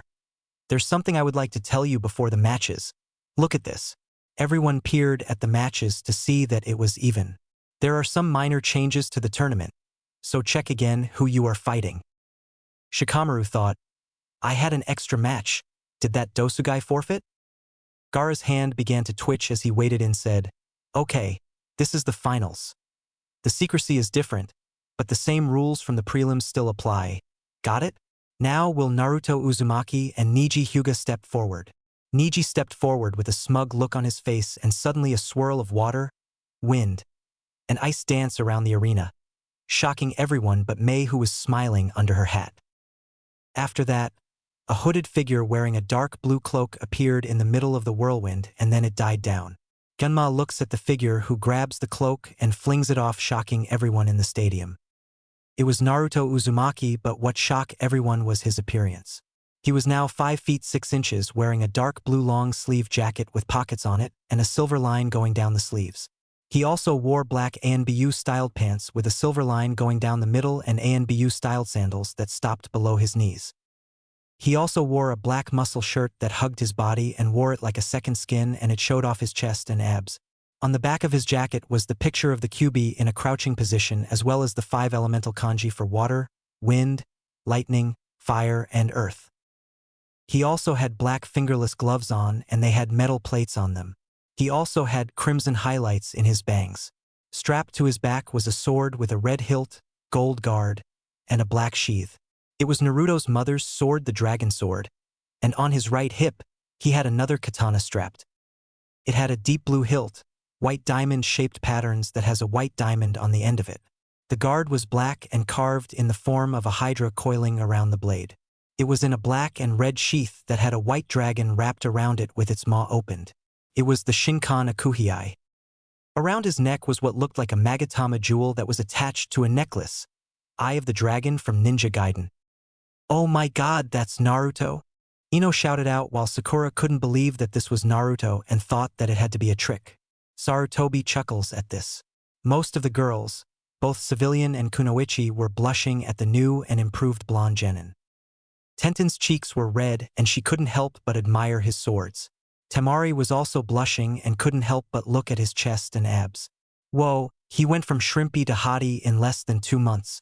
I wonder if I can get him on a date after this, she said to herself while her cheeks burned red.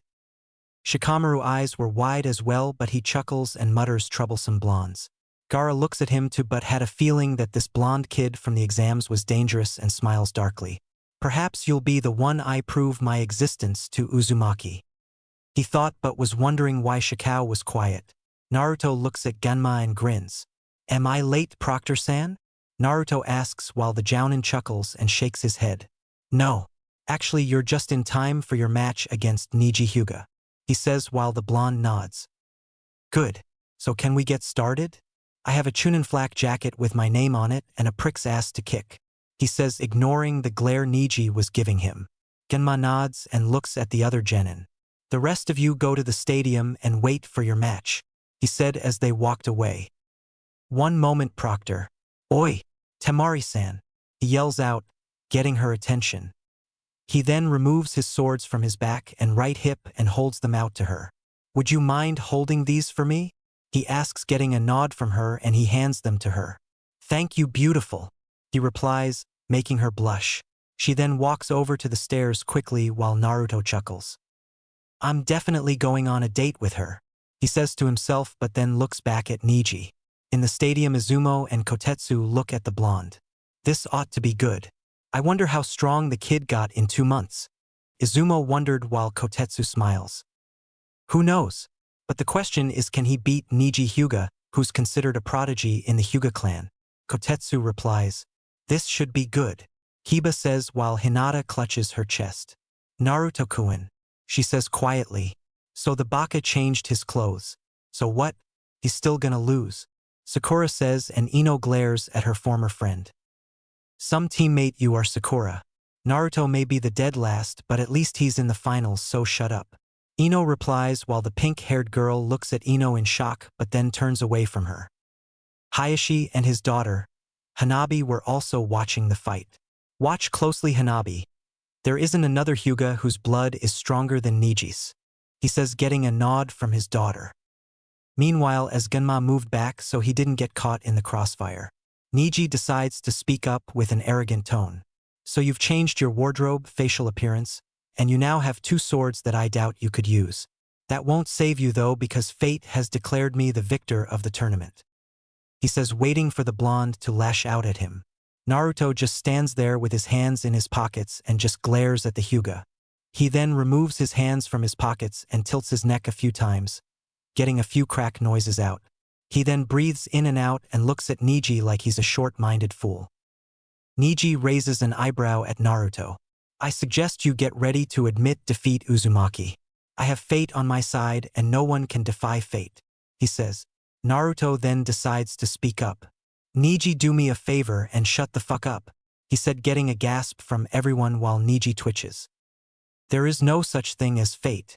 It's only an illusion that weak, ignorant and pompous fools like you use because you don't have the strength or the balls to defy it, he said while Neji growls at the blonde and gets into a Juken stance. I'd pick my next words carefully, you fool. They may be your last, he says and activates his Byakugan. Naruto smirks at the Hyuga prodigy and speaks up. Oh, shut up, pale eyes, and get ready to have your ass kicked, he says and leaps back, performing a few hand seals. Kirigakure no Jutsu, he says, and suddenly, a white mist appears around the stadium, making Naruto's image vanish in the mist while Neji frowns and looks around. So you know a jutsu. Big deal, it won't save you from my eyes, he says, but hears no response from the blonde. The mist gets thicker and Neji gets frustrated because his eyes can't seem to trace Naruto. What's the matter, dead last? Can't face me like a true shinobi? He taunts, but his eyes widen and he ducks as a barrage of shuriken move past his head. He gets up and looks around for Naruto. Come out and face your fate, loser, he yells while Naruto, who is in the mist, grins and moves his right arm forward, pointing his index and middle finger at the Hyuga. Right-un. Byakurai, he says while his fingers glow and a small orb appears with static electricity. When that happens, a beam of white lightning shoots towards Neji's back. The Hyuga senses something behind him, and that was a bolt of lightning coming straight at him. He manages to dodge it, but his cheek gets grazed by it, making the Hyuga wince from the pain. Damn it! If that attack had hit me, it would've, he started to think, only for Naruto to appear on his right with his fist cocked back and swings at Neji. He ducks and gets ready to perform a palm strike to the blonde's chest, only for Naruto to sidestep and grab the Hyuga's wrist. He twists it slightly and delivers a chakra-enhanced kick to his chest, sending the Hyuga flying through the mist. Neji manages to flip in midair and lands on the ground, skidding back a couple of feet and coughs a few times. Lucky shot, he mutters. I heard that, girly boy, Naruto says in the mist. The mist suddenly clears and Naruto is seen twirling a Fuma shuriken in his hands at a slow pace. Neji just frowns and charges. Naruto smirks at the prick and twirls the windmill even faster until it's a spinning buzz saw. He then tosses it at Neji full force. The Hyuga leaps over it and lands on the ground again and charges at Naruto full speed. Naruto's eyes widen, and before he could do anything, Neji strikes him in the chest with a palm strice and he gasps out, shocking everyone. Ha! Told you he'd lose, Sakura says. Neji smirks at the shock expression on Naruto's face, but his smirk becomes a frown when Naruto says one word. Fool. He then bursts into water, surprising and shocking Neji. What? A Mizu Bunshin? Water clone? When did he cries out, but then the windmill shuriken turned into a puff of smoke, revealing Naruto in the air with another spinning windmill in his hands. Hey Neji! Naruto yells out and the prick turns around to see Naruto with another windmill shuriken in his hands. Said blonde then throws it and performs a few seals. Kage Fuma Shuriken no Jutsu, he cries out, and the one Fuma Shuriken becomes 20. But Naruto isn't finished there. Futon. Senpuken. Wind release. Hurricane fist. He says, and Naruto punches his fist out and releases a gust of wind that increases the speed of the shurikens that were going for a shocked Neji. Whoa, he knows a wind jutsu? Now I really want that date with him, she says to herself and hugs his swords to her boy. Tenten was glaring at the Sunakunoichi because she wanted to hold those swords. The other Genin's eyes widen at what Naruto just did. Kiba then shouts out, "Yeah, Naruto." Neji curses and his body glows for a while. He then spins really fast, creating a spinning chakra shield. Kaiten. Heavenly rotation. He cries out and the shuriken are deflected. Hayashi had a look of surprise and awe, as did Hanabi. Titu-san, that was. I know. Such skill is wasted on the branch family, he says in a low tone. Naruto lands on the ground as the Kaiten dies down. Neji then stops spinning and smirks at Naruto. You should be honored. It's not every day that I use my trump card on a mere commoner, he replies, while Naruto just looks at him and scratches his head. That was your trump card? Pretty lame if you ask me, he said, getting a face fault and sweat drop from most of the ninja and civilians. Hayashi growls at the blonde for insulting his clan's most powerful technique. Wow, is this dude delusional or what? Sarutobi couldn't help but chuckle. Leave it to Naruto to insult a clan like the Hyugas. Asuma and Kurenai hear this also, and Asuma smirks at the blonde's actions. That kid must have balls of steel to insult one of the strongest clans in Konoha, he says, and Kurenai nods with him. Neji now was fuming. How dare this nobody insult my technique? He'll pay. Neji once again gets into the Juken stance. I'm done holding back, Uzumaki. Now I'll show you the true power of the Hyuga clan, he says, while Naruto looks at the ninja in mock shock. You were holding back? Wow, and here I thought you were a spoiled brat with the stick up your ass, he said, while Neji growls. Shut up, you peasant, he yells and charges at Naruto. Naruto's expression hardens and he gets into a fighting stance with his legs slightly spread apart. His right arm cocked back into a fist and his left arm out with the palm opened. When Neji is a few feet near him, Naruto swings his right arm at Neji, who dodges to the left and performs a sweep kick at his legs. Naruto leaps over the move and lands on the other side. He then dodges two of Neji's palm strikes and performs a roundhouse kick at Neji, who blocks it with his arms, but Naruto adds more force to the attack, breaking Neji's defense. Seeing this, Naruto spins and knees Neji in the gut, making the Hyuga gasp out as Naruto performs another knee strike, then grabs Neji by his jacket, flips him over, and slams him onto the ground hard. The Hyuga winces in pain, but then his eyes widen when he sees Naruto lift his right leg up into the air and brings it down fast and hard. He barely manages to roll out of the way as Naruto's foot comes down and makes an impact with the ground. After rolling out the way, Neji watches as Naruto removes his foot from the small crater his foot made and just stares at Neji. He then pulls one kunai from each hand and throws them at Neji, who pulls out one and deflects them. Two shadow clones flank Neji's side with a kodachi in their hand and swing at Neji's sides. The Hyuga jumps into the air and another clone appears performing a drop kick. Neji manages to tilt his body back as the clone passes him and he lands on the ground, only to get an uppercut to the jaw by the real Naruto, who leaps into the air, grabs Neji by the collar of his jacket and arm. As they went down, Naruto slams Neji into the ground while said Hyuga coughs up a little blood. Naruto's not finished and he picks the Hyuga up and punches him hard in the stomach 3 times, knees him into gut, cocks his fist back, and socks him hard into the jaw, sending the Hyuga sprawling to the ground, skidding backwards, and stops a few feet from Naruto. Before Neji could do anything, his ankle was grabbed by Naruto and he was lifted off the ground, only to get slammed on his back on the opposite side. Naruto does 3 times and then spins around fast, with Neji spinning also. He then flings Neji into the wall and hits it hard, leaving an imprint of his body onto the wall while he slides down. Naruto then vanishes and appears before Neji and grabs him by the collar of his jacket and flings him back into the middle of the field. Naruto then slowly walks towards the Hyuga, who was struggling to get back on his feet. That when Naruto once again grabbed him by the collar again and pulled him to his eye level. So are you gonna apologize to Hinata, or do I still have to make an example out of you? He asks, and Neji spits blood and saliva on Naruto's face, shocking everyone. Naruto, on the other hand, rears his left fist back and socks him across the jaw hard and proceeds to unleash a barrage of punches on Neji's face, making the boys jerk back. To say everyone was shocked would be an understatement. Neji Hyuga, last year's Rookie of the Year and member of the Hyuga clan, was getting his ass handed to him by Naruto Uzumaki, the dead last. Man, he's beating the crap out of that Neji kid.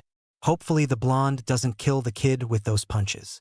Genma mutters, and his face twitched a little when he saw a couple of teeth fly out Neji's mouth. Chuji dropped his bag of chips and couldn't help but keep looking at the beating Naruto was giving to Neji. Remind me to never piss Naruto off, he says to Ino, who just nods without looking at him. Naruto, however, continues with the assault, but the pauses when he sees Neji's bloody face. He then performs an uppercut that sends the prodigy flying upwards in mid-air. After that, Naruto runs towards one of the walls and runs up it. He then adds chakra to his leg and uses it to launch himself off the wall at high speed towards Neji and kicks him back into the same spot, making the crater bigger, and once again he slides down the wall. Neji wobbly get up, but feels a fist buried into his stomach and hunches over in pain, coughing out saliva. Naruto then grabs Neji by his hair and drags him across the field and onto the middle of the arena and drops him. He then stomps on the Hyuga's hand, breaking the knuckles and a few bones. Neji screams out in pain while Naruto releases his foot from the Hyuga's now broken hand. Neji rolls away, clutching his now broken hand, while Naruto just glares at the boy. Pathetic. I expected you to be stronger than this. Boy, was I stupid in getting worked up with kicking your ass. So much for the Hyuga clan being the strongest clan in Konoha if their prodigy is this weak and pathetic. But do you know the most embarrassing part? You got the shit beat out of you by the dead last. Ironic, isn't it? Your clan always preaches about how their bloodline makes them invincible. Such foolishness and arrogance is not needed in our ranks. Do you honestly think that your all-seeing eye and Juken style is enough to beat your opponent? Please. I can think of 20 different ways to beat you and your bloodline without breaking a sweat, he says in a cold tone. Hayashi clenches his fist at the boy. Neji gets up and glares at Naruto. Don't get up, Neji. You can't fight me anymore now that your hand is broken. Unless you know one-handed seals, which I doubt since you probably didn't even bother to learn more than your clan techniques. Am I right or what? He asks only to get silence, and he chuckles. Kami, you bloodline users are stupid. What would have happened if you faced an enemy who knew how to fight your Byakugan and the Juken? You would have had to retreat, or you would have died and had your eyes and balls taken to be examined and probably produce a new clan of Hyugas who aren't in Konoha. He replied. Shut up. Who are you to tell me to expand my horizon? I am a Hyuga and there's no one else in this village or any other that is stronger than you. POW. Neji got punched right in the face by Naruto. The sound of cartilage breaking is heard and he tumbles away. He stops and clutches his face in pain and lets out a muffled scream. Shut the fuck up, you piece of shit. You have no room to talk about whose clan is stronger, because if your clan was so fucking strong, then why haven't any of them become Hokage yet? He yelled out. Asuma had to bite down on his lip to hold in a laugh. I take what I said back. His balls must be made of brass and steel. A clan who enslaves their own family and treats them like pets is not a clan.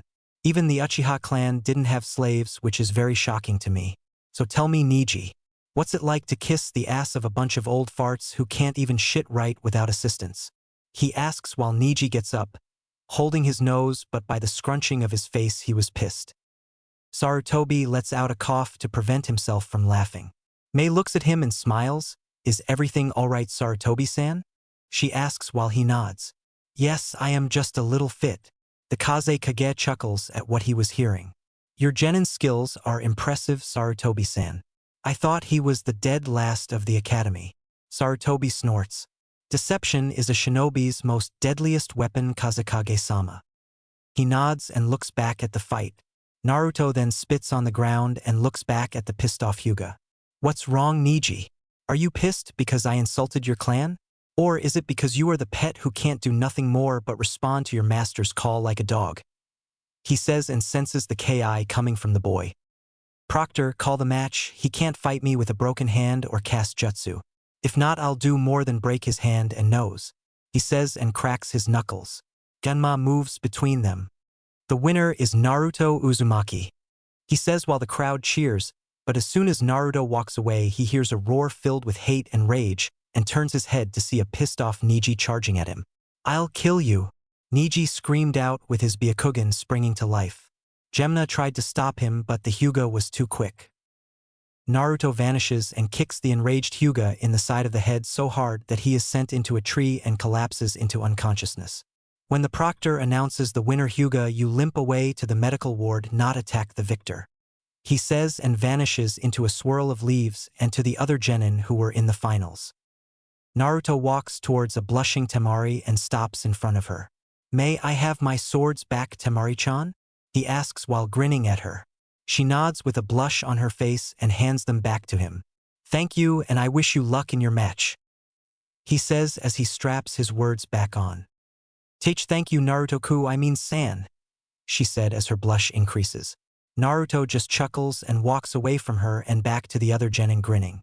"Hey Shino, how's it going?" he asks, and the Nara decides to speak up. "Okay Naruto, I know you probably have the answer, but what the hell happened to you?" he asks, and Shino nods. "Yes Uzumaki-sen, I too am curious about your new appearance and skills," the Aburame asks. Naruto smirks and replies, "Come on now Shika, I know you're lazy but not stupid, and Shino, isn't deception all part of the shinobi way?" Naruto asks, and Shino raised both eyebrows. "I understand now. I apologize if I insulted you in any way Uzumaki-san," he says, and Naruto rolls his eyes. "Shino, you don't have to call me Uzumaki-san. I prefer Naruto," he says while the bug user nods. "Very well," he says while Shika chuckles. "Man Naruto, you are so troublesome," he says while the blonde grins. "Oh shut up lazy ass. You think everything is troublesome. No wonder all the females in your clan kick your asses," he said while Shikamaru twitches. "Speaking of females, when do you plan on asking out Ino?" he asks out loud, getting a blush from Ino and from the shadow user. "Don't worry dude, I'm not going to steal her from you. I'm more interested into Temari," he says while the wind user looks at him, turns red and sputters while he winks at her. Mei hears this and a smirk appears on her face. It appears Narukuin has already found another female to join his harem. She's not bad looking, but if anyone is bearing his first child, it's me, no ifs, ands, or buts about it, she thought while Naruto, Q, Tenten, Temari, and Enko sneeze. "Someone's talking about me. Probably Mei-chan thinking about our honeymoon," he says to himself. Meanwhile, in the Kage booth, Reidu appears near Sarutobi. "Hokage-sama, Sasuke Uchiha still hasn't showed up for his match. What should we do?" he asks. Sarutobi sighs in frustration. "Tell Genma the Sasuke Uchiha is disqualified," he says, and the Kazekage spoke. "Why not postpone the match?" Everyone, including the lords from the other nations, came to see the Uchiha fight. Reidu looks up at the Kazekage. "Excuse me, but someone who doesn't show up on time doesn't have the right to be a chunin. Clan members are not an exception," he says while Mei is right. "I agree. If this was a war and the Uchiha's team was late due to his ignorance, then it'll cost not just the current team, but the entire village. Ninja who don't follow the rules have no right to be ninja," she says, and Sarutobi agrees. "They're right, Kazekage Dano. I can't show favoritism to anyone. The will be disqualified, and that is my final answer," he says while Reidu shunsins away to inform Genma. "Damn that woman. The invasion has been compromised. I have no choice but to call it off." The Kazekage made a hand sign to call off the attack, and Kabuto saw it and just stood there, observing the match. After Genma got the message, he announced this.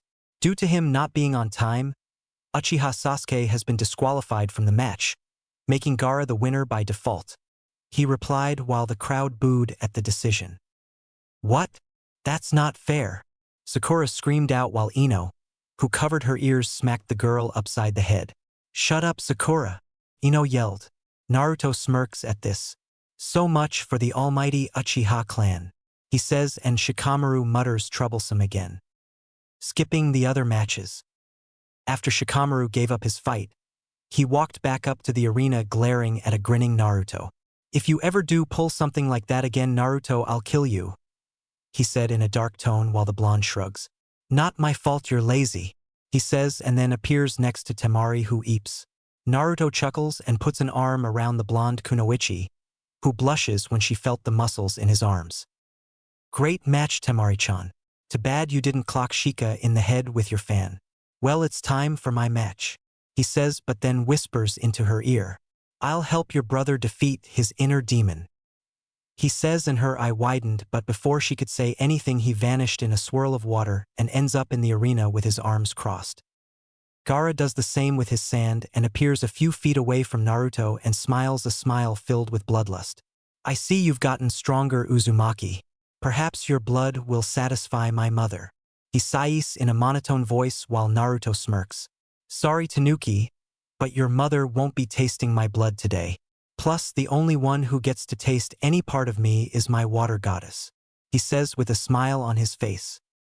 Mei hears this and blushes when Naruto calls her that. Jinam was about to start the match until they were interrupted by swirling leaves, and in the middle of it were Sasuke and Kakashi. Naruto narrows his eyes at the man and at Sasuke. Yo, did we make it? Kakashi asks with an eye smile while Gunma frowns. No, Kakashi, the Uchiha was disqualified, now get off the field, he says, getting a shocked look from Kakashi and a look of anger from Sasuke. What? I can't be disqualified, I'm an Uchiha, the prick yelled while Gunma snorts. And your point? Now beat it, kid, or I'll remove you from the field personally. Sasuke sees Gaara and starts to charge at him in anger, but he is knocked out by the Shinkan no Akuhi's sheath courtesy to Naruto, who then tosses the brat at Kakashi, who catches him.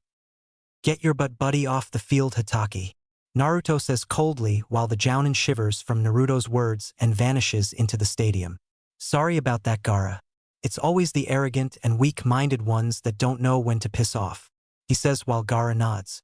Apology accepted, Uzumaki. Shall we begin? He asks while Naruto nods and removes his jacket and swords, revealing his skin-tight shirt which showed his well-toned body. The females, minus Sakura, blush at this. Mei, however, was licking her lips. If he's this gorgeous now, I can't wait to see what he's like when he's older, she thought, as did the other girls, again minus Sakura.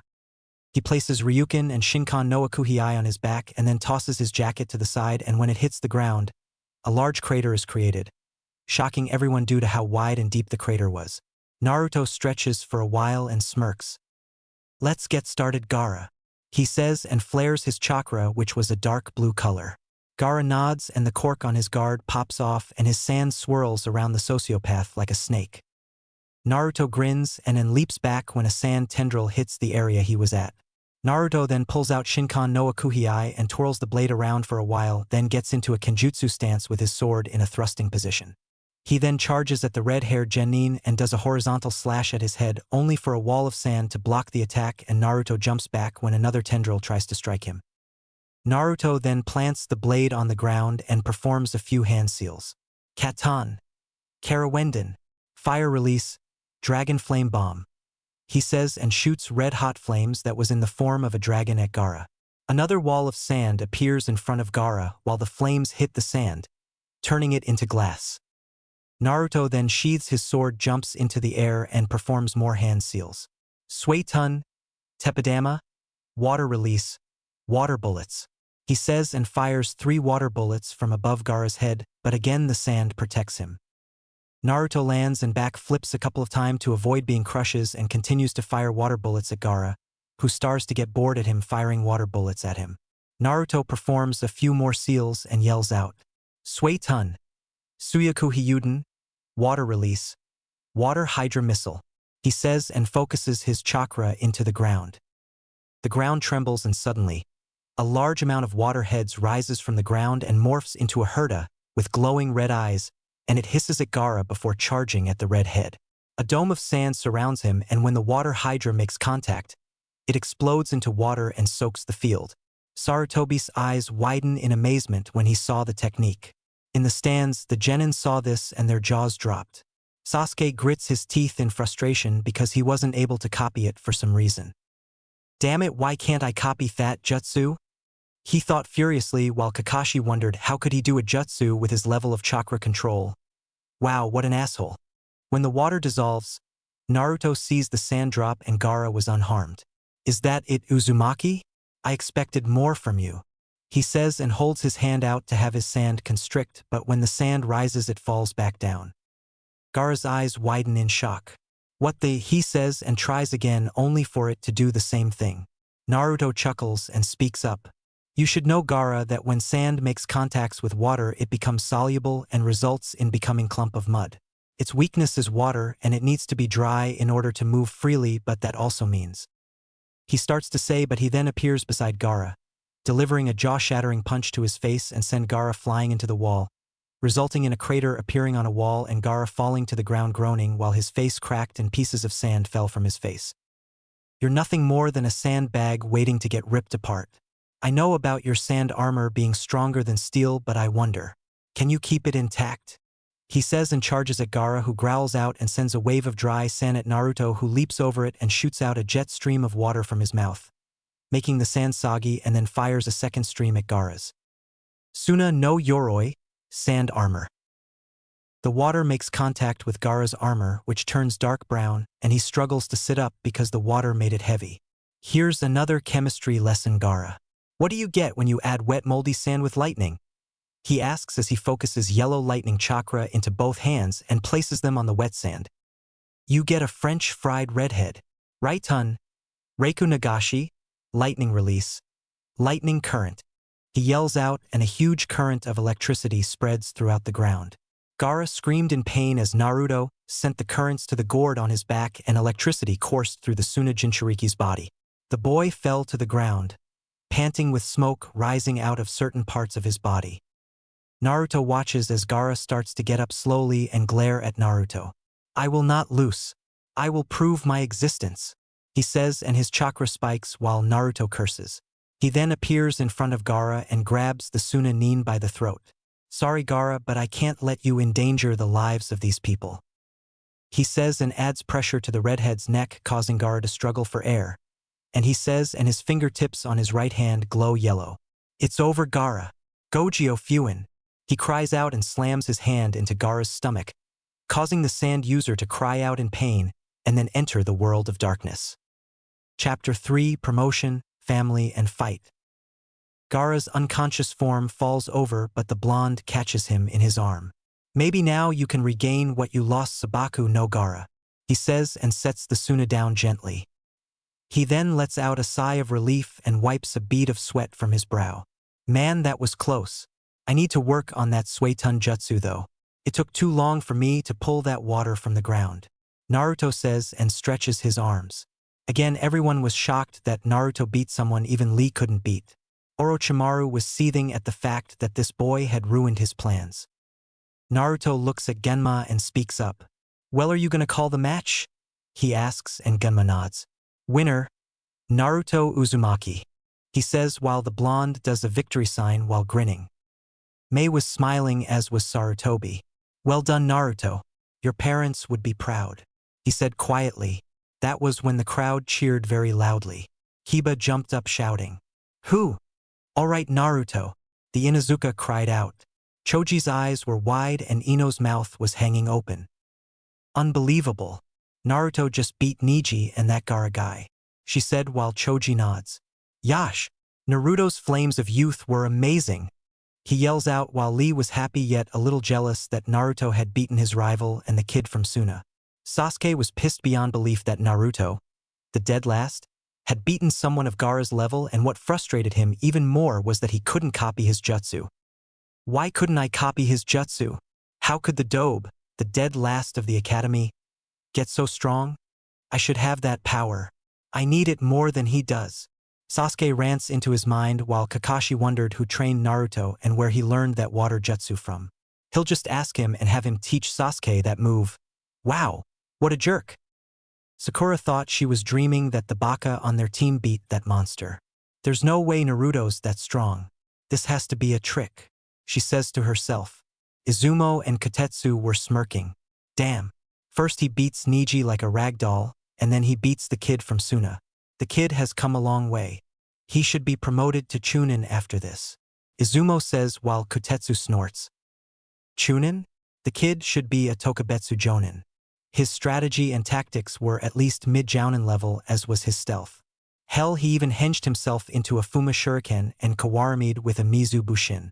That takes a lot of skill to pull off, Kotetsu said. Naruto was about to walk back to the ring until a white-haired man wearing a kabuki outfit appeared in front of Naruto with a grin on his face. "Yo Gaki, that was one hell of a match," he said while the blonde smirked.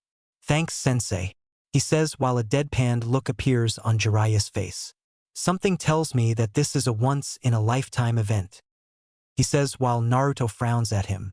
"Yes, it is. You should know why," he says while Jiraiya groans. "Damn it, Gaki, are you still mad at what happened?"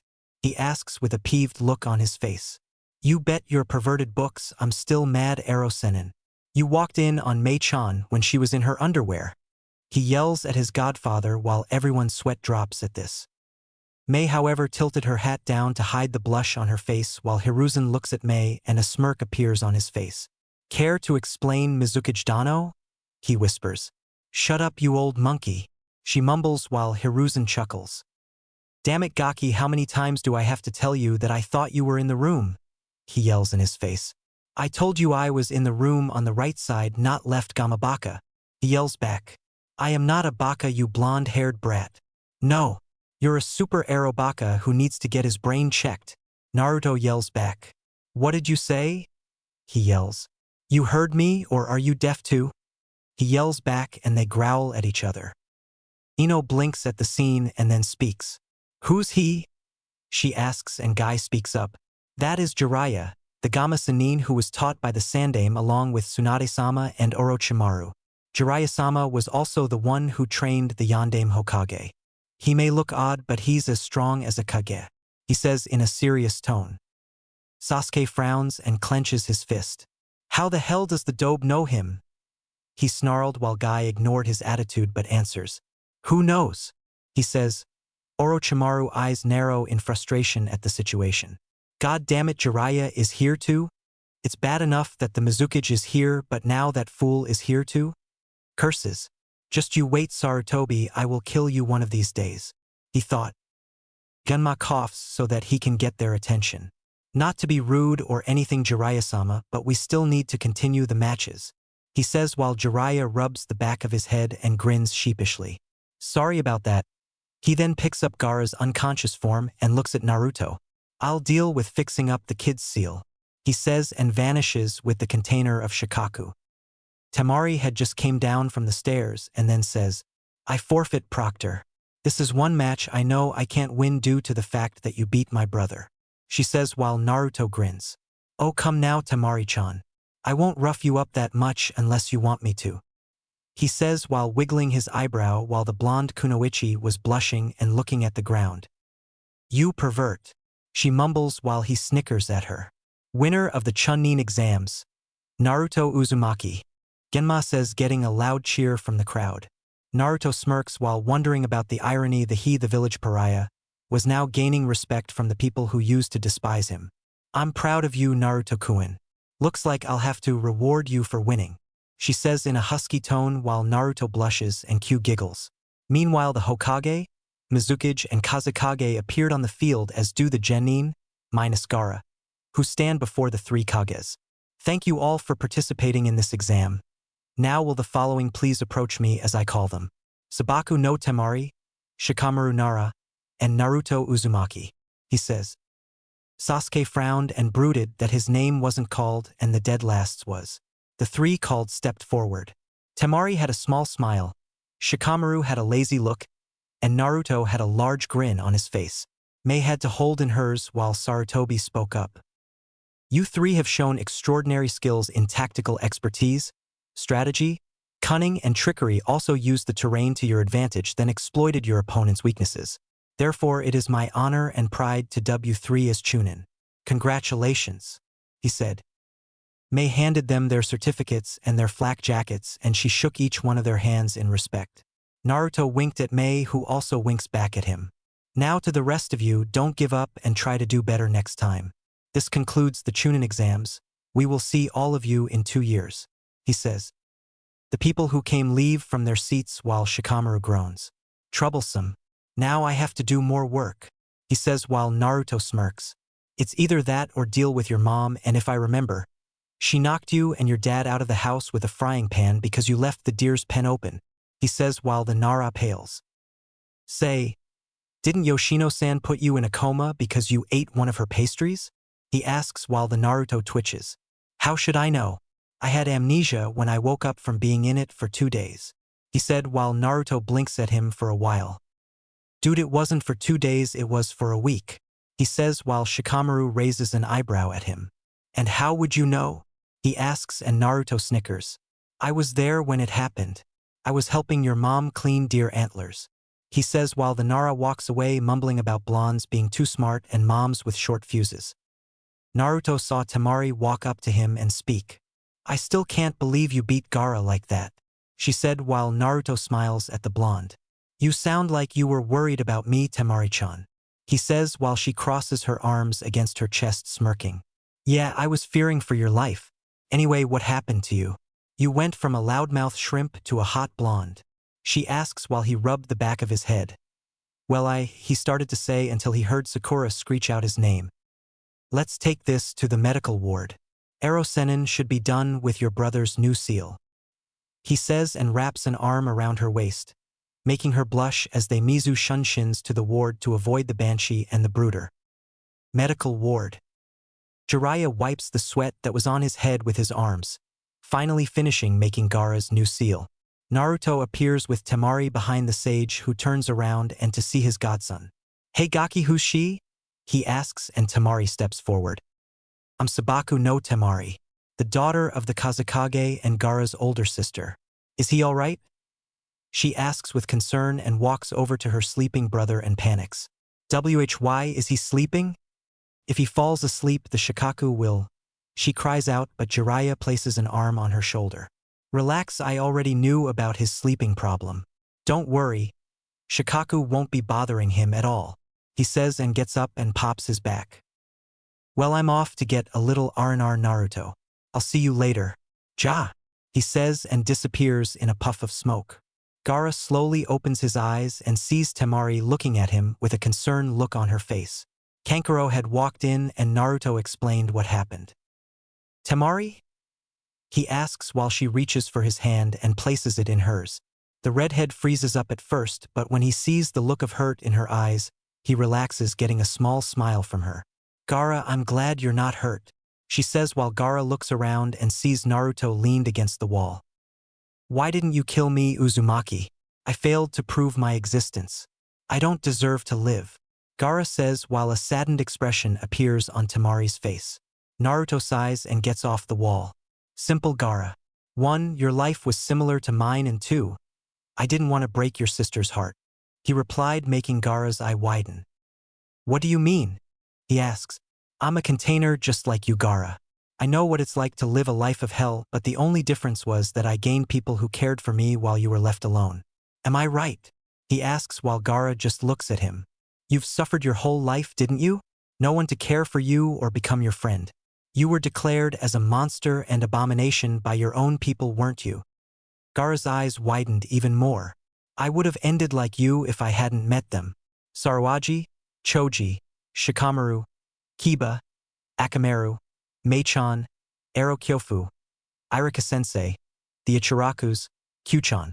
They saved me from my life of hell. His hair covers his eyes and he talks in a low tone. They are my precious people, Gaara, and I won't let you or anyone else, whether they're comrades or not, harm them. If you try to harm them, I'll stop you. He then looks at the Tsunade with cold slitted eyes. And if have to kill you to protect them, I will, he says, getting a shocked look from Gaara. Why? Why go so far for them? He asks because he was still confused, and Naruto's gaze softens. Because they're the ones who give me strength. As long as I have them by my side, I can accomplish anything. Gaara, you may not think it, but Temari and Kankuro care about you.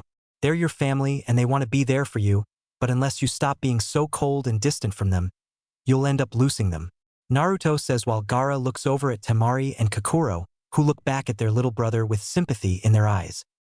Temari increases her grip on Gaara's hand a little and her eyes become glassy. Don't push them away, Gaara. Let them in and I promise that you won't regret it, he says while Gaara thinks about what he said. So he gains his strength from people who are important to him, huh? Perhaps. Perhaps I can too. I may not have as many people as he does, but at least I have Kankuro and Temari. Maybe I'll gain more in the future. Naruto Uzumaki. Thank you, he says and looks at his siblings. Kankuro. Temari. I'm sorry, he says. Tears form around Temari's eyes, and she lets go of his hand and pulls her brother into a hug. While sobbing quietly, Gaara's eyes widen at the hug but relaxes and rests his head on her shoulder. Kankuro walks over to them and places his hand on his sister's shoulder and on Gaara's back. Don't sweat it, Gaara. We're family no matter what, he says. A family, huh? I like that, he says with a true smile on his face and falls asleep on his sister's shoulder. Temari places him back down gently and then gets up and walks over to Naruto. She then hugs the blonde Chunin. Thank you, Naruto-kun. Thank you for helping my brother and bringing my family back together, Sei says and hugs him even tighter. Naruto blushes in embarrassment but returns it. You're welcome, Temari-chan, he says. She lets go of him and kisses him on the cheek. Kankuro smirks at this and Naruto rubs the back of his head. Oh, and Kankuro, do us a favor and stop wearing your sister's makeup. People might take it the wrong way and think you're gay, he says with a cheeky grin and shins away, leaving a pissed Kankuro and a laughing Temari. Stupid Gaki, it's war paint, he mumbles. Meanwhile, Mei was on the roof of the Golden Leaf Hotel and felt a pair of arms wrap around her waist. She smiles and turns her head to see a smiling Naruto who lets go of her and walks beside her, holding his hand into hers. Congratulations on your promotion, Naruto-kun, she said while he smiles. Thanks. I owe it all to you, my Unabara no Megami, goddess of the sea, he says while a tint of pink appears on her face and tightens her grip on his hand. I just helped you with your training, that's all, Naruto-kun. I didn't do that much, she says, but Naruto leans over and kisses her on the cheek. Yes, you did, Mei-chan, and I'm eternally grateful for your help, he replies while she looks at him with a loving smile on her face. Thank you, Naruto-kun. Your parents would be proud of you. I know I am. I just hope this engagement between us will turn out great. I really want this to work, Naruto-kun, she says, and he smiles at her. It will, Mei-chan. I'm positive it'll work out. I know this seems to be rushed, but I feel like I've known you for a long time, he says, and she nods in agreement. She was about to say something until he saw Kakashi appear looking at Naruto. Naruto, Kakashi said while the blonde just gave Kakashi an icy glare that made him nervous. Mei just looks at him with a blank expression, but on the inside she was furious that this fool interrupted their moment. What do you want, Hatake? Can't you see that I'm talking to the Mizukage right now? He said in a cold tone, making the copy Nin flinch but remains stoic. I just came to tell, he started to say but was cut off. I'm not interested in hearing any of your stupid-ass excuses, nor do I have the patience to deal with your bullshit, so what the hell do you want? He said, making his tone even harsher. Kakashi cringed at the sound of his voice. Where did you learn those jutsu and where did you get those swords? He asks while Naruto's eyes narrowed. That's none of your fucking business, he answers while Kakashi decides to pull rank. I asked you a question, Chunin, now answer it, he ordered, and Naruto's eyes flash red for a moment and was releasing Ki on the Nin until the Mizukage placed a hand on Naruto's shoulder and speaks. I suggest you leave Jounin. I was in the middle of having a conversation with this young man until you decided to be rude. Mei spoke up while Kakashi gave her a lazy look. With all due respect, Mizukage Dano, I don't have to listen to you because you are not the Kage of this village, he says, but instantly regrets saying it when he feels murderous intent coming from Naruto and Mei. What the fuck are you doing, you idiot? She's a VIP in the village and you dare talk to her like she's a fucking commoner? Are you trying to get us in trouble, you dumbass? Naruto snarled and was a few seconds from punching this idiot in the face for talking to his fiancée like that. You shouldn't talk like that in front of the Mizukage, Naru. Shut the fuck up, you dumbass baka. I'll talk anyway. I want now, get the hell out of my sight, you trash, before I dub you as a threat to our client and have you arrested, and stop staring at her chest before I beat the shit out of you and get you demoted, the blonde yelled while Kakashi narrowed his eyes at Naruto. What did you call me? He says in a low tone. I called you trash because that's what you are. I'm not gonna tell you again to leave, Hatake. Naruto growled and flexed his hands. Kakashi frowned at the blonde. Naruto, I know you're mad that I didn't train you, but Sasuke, he said, but was interrupted by Mei. Had what it took to be a shinobi and deserved to move up into the ranks. You also said that you won't waste your time with someone who can't even control his own chakra, and said he didn't have any talent and shouldn't even be a ninja. Did you not say that, Jounin? Mei said while Kakashi paled when he looked at her. How did you? I was in the hospital when I heard you neglect your student. You could have given him a scroll or a few books on how to improve his chakra since you were too lazy and stupid to help a subordinate. You know what? I bet you were hoping that the Hyuga would kill him during the finals, she said while the Jounin's eyes widened. And no, I am very disappointed with you, and I am sure the Hokage is too, since I reported to him how insensitive one of his Jounin were. He was very displeased with your actions and told me that he will deal with you accordingly, she said with a smirk on his face while Kakashi turned as white as a sheet. He was about to say something else, but Mei snaps her fingers, and 4 of her personal ANBU appeared around her and Naruto with their ninjados drawn. Leave or I'll consider you a threat to my life and have my ANBU kill you, she said, and Kakashi shuns away. Mei snaps her fingers again and the ANBU melt back under the roof. Naruto lets out a frustrating sigh and brushes his hair back. Mei sees this and wraps her arms around him and kisses him on the forehead. Are you okay, Naruto-kun? Mei asks him, but he nods. Yeah, I'll be fine. I was 10 seconds from feeding that baka his own teeth, he says while Mei giggles at him. Can you believe that he was ogling you? I swear the next person who looks at you like that will be getting their eyes ripped out of their head.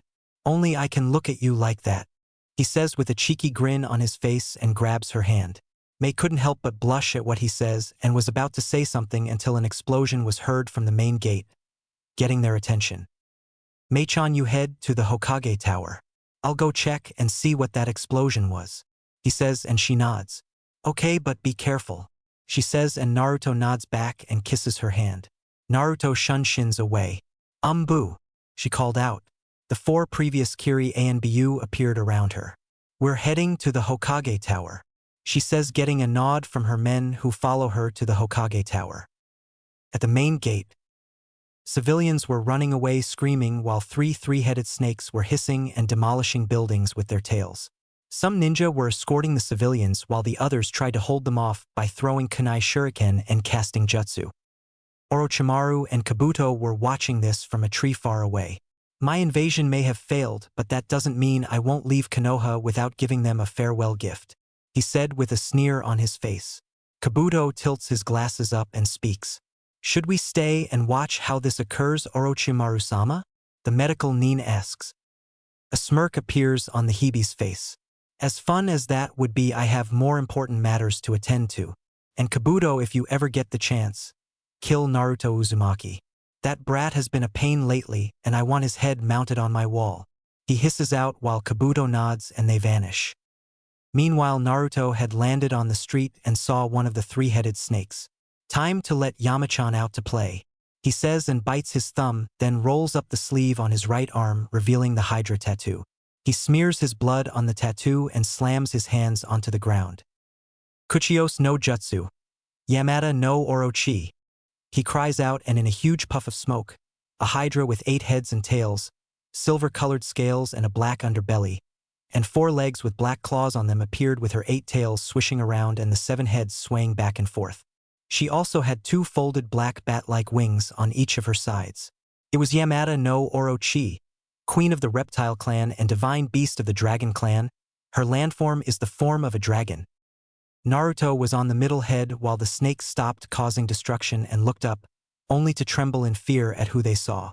Some of the ninja saw the new summon and started to sweat bullets. Oh no, not another one. One Jounin called out, but the other one was wondering.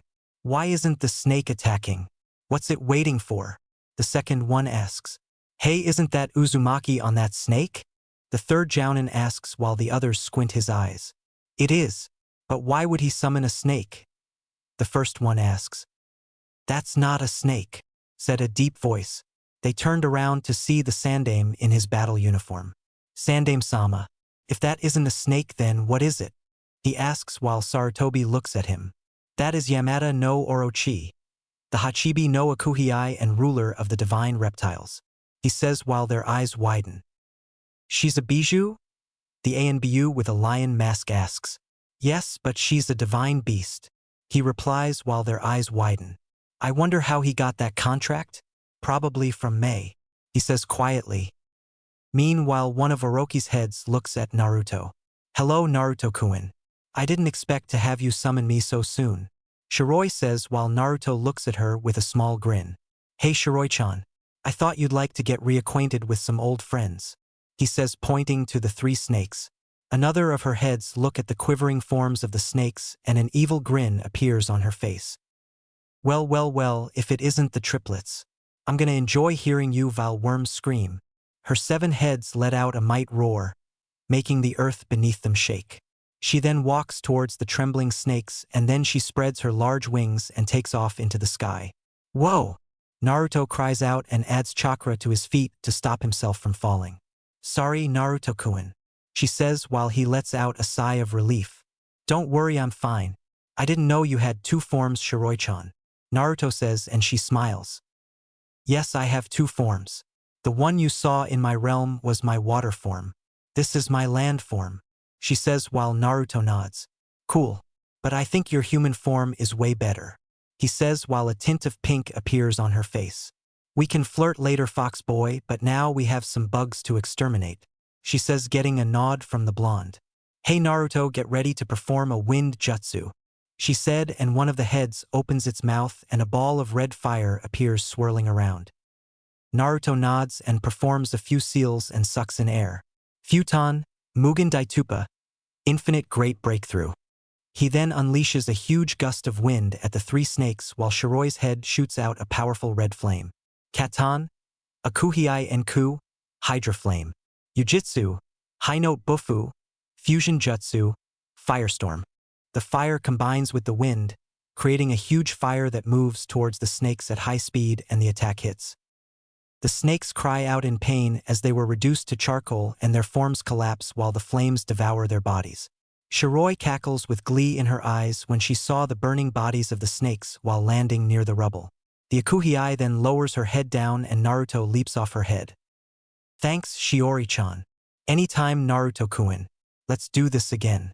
Ja! She says and disappears in a puff of smoke. Naruto sniffs the air and smells the scent of burning snake meat. Ew, he says while some of the Chunin and Jounin perform water jutsu to put the burning snakes out. That was when Jiraiya appeared out of nowhere grinning and pats the kid on the back. Nice bonfire Gaki, he says and the blonde looks at his godfather. Where were you, Kyofu? Naruto asks while Jiraiya shrugs. Just went to swat a few flies. Anyway, thanks for dealing with those snakes. I was on my to help you, but when I saw Yamada, I figured you had the situation under control and let you increase your rep, he says while Naruto chuckles at the man. Thanks, he started to say until he heard a voice Ho didn't want to hear. Hey Dobe! Sasuke yells with Sakura following behind him. Naruto smacks his head when he saw those 2. Oh Kami, he mutters while Jiraiya raises an eyebrow when the Uchiha approaches him. I saw you riding on that creature and performing that jutsu. Where did you get them? He demanded. None of your business, Uchiha, now piss off, he says while the Uchiha frowns. I wasn't asking looser, now tell me where you got that creature. Those swords and those jutsu now, he yelled. Yeah, Baka, tell Sasuke-kun where you got those at. Sakura screamed and Jiraiya winced from her voice. Naruto suddenly appeared in front of Sasuke's face and grabbed him by the collar of his shirt, shocking the Uchiha and releasing Ki on the boy.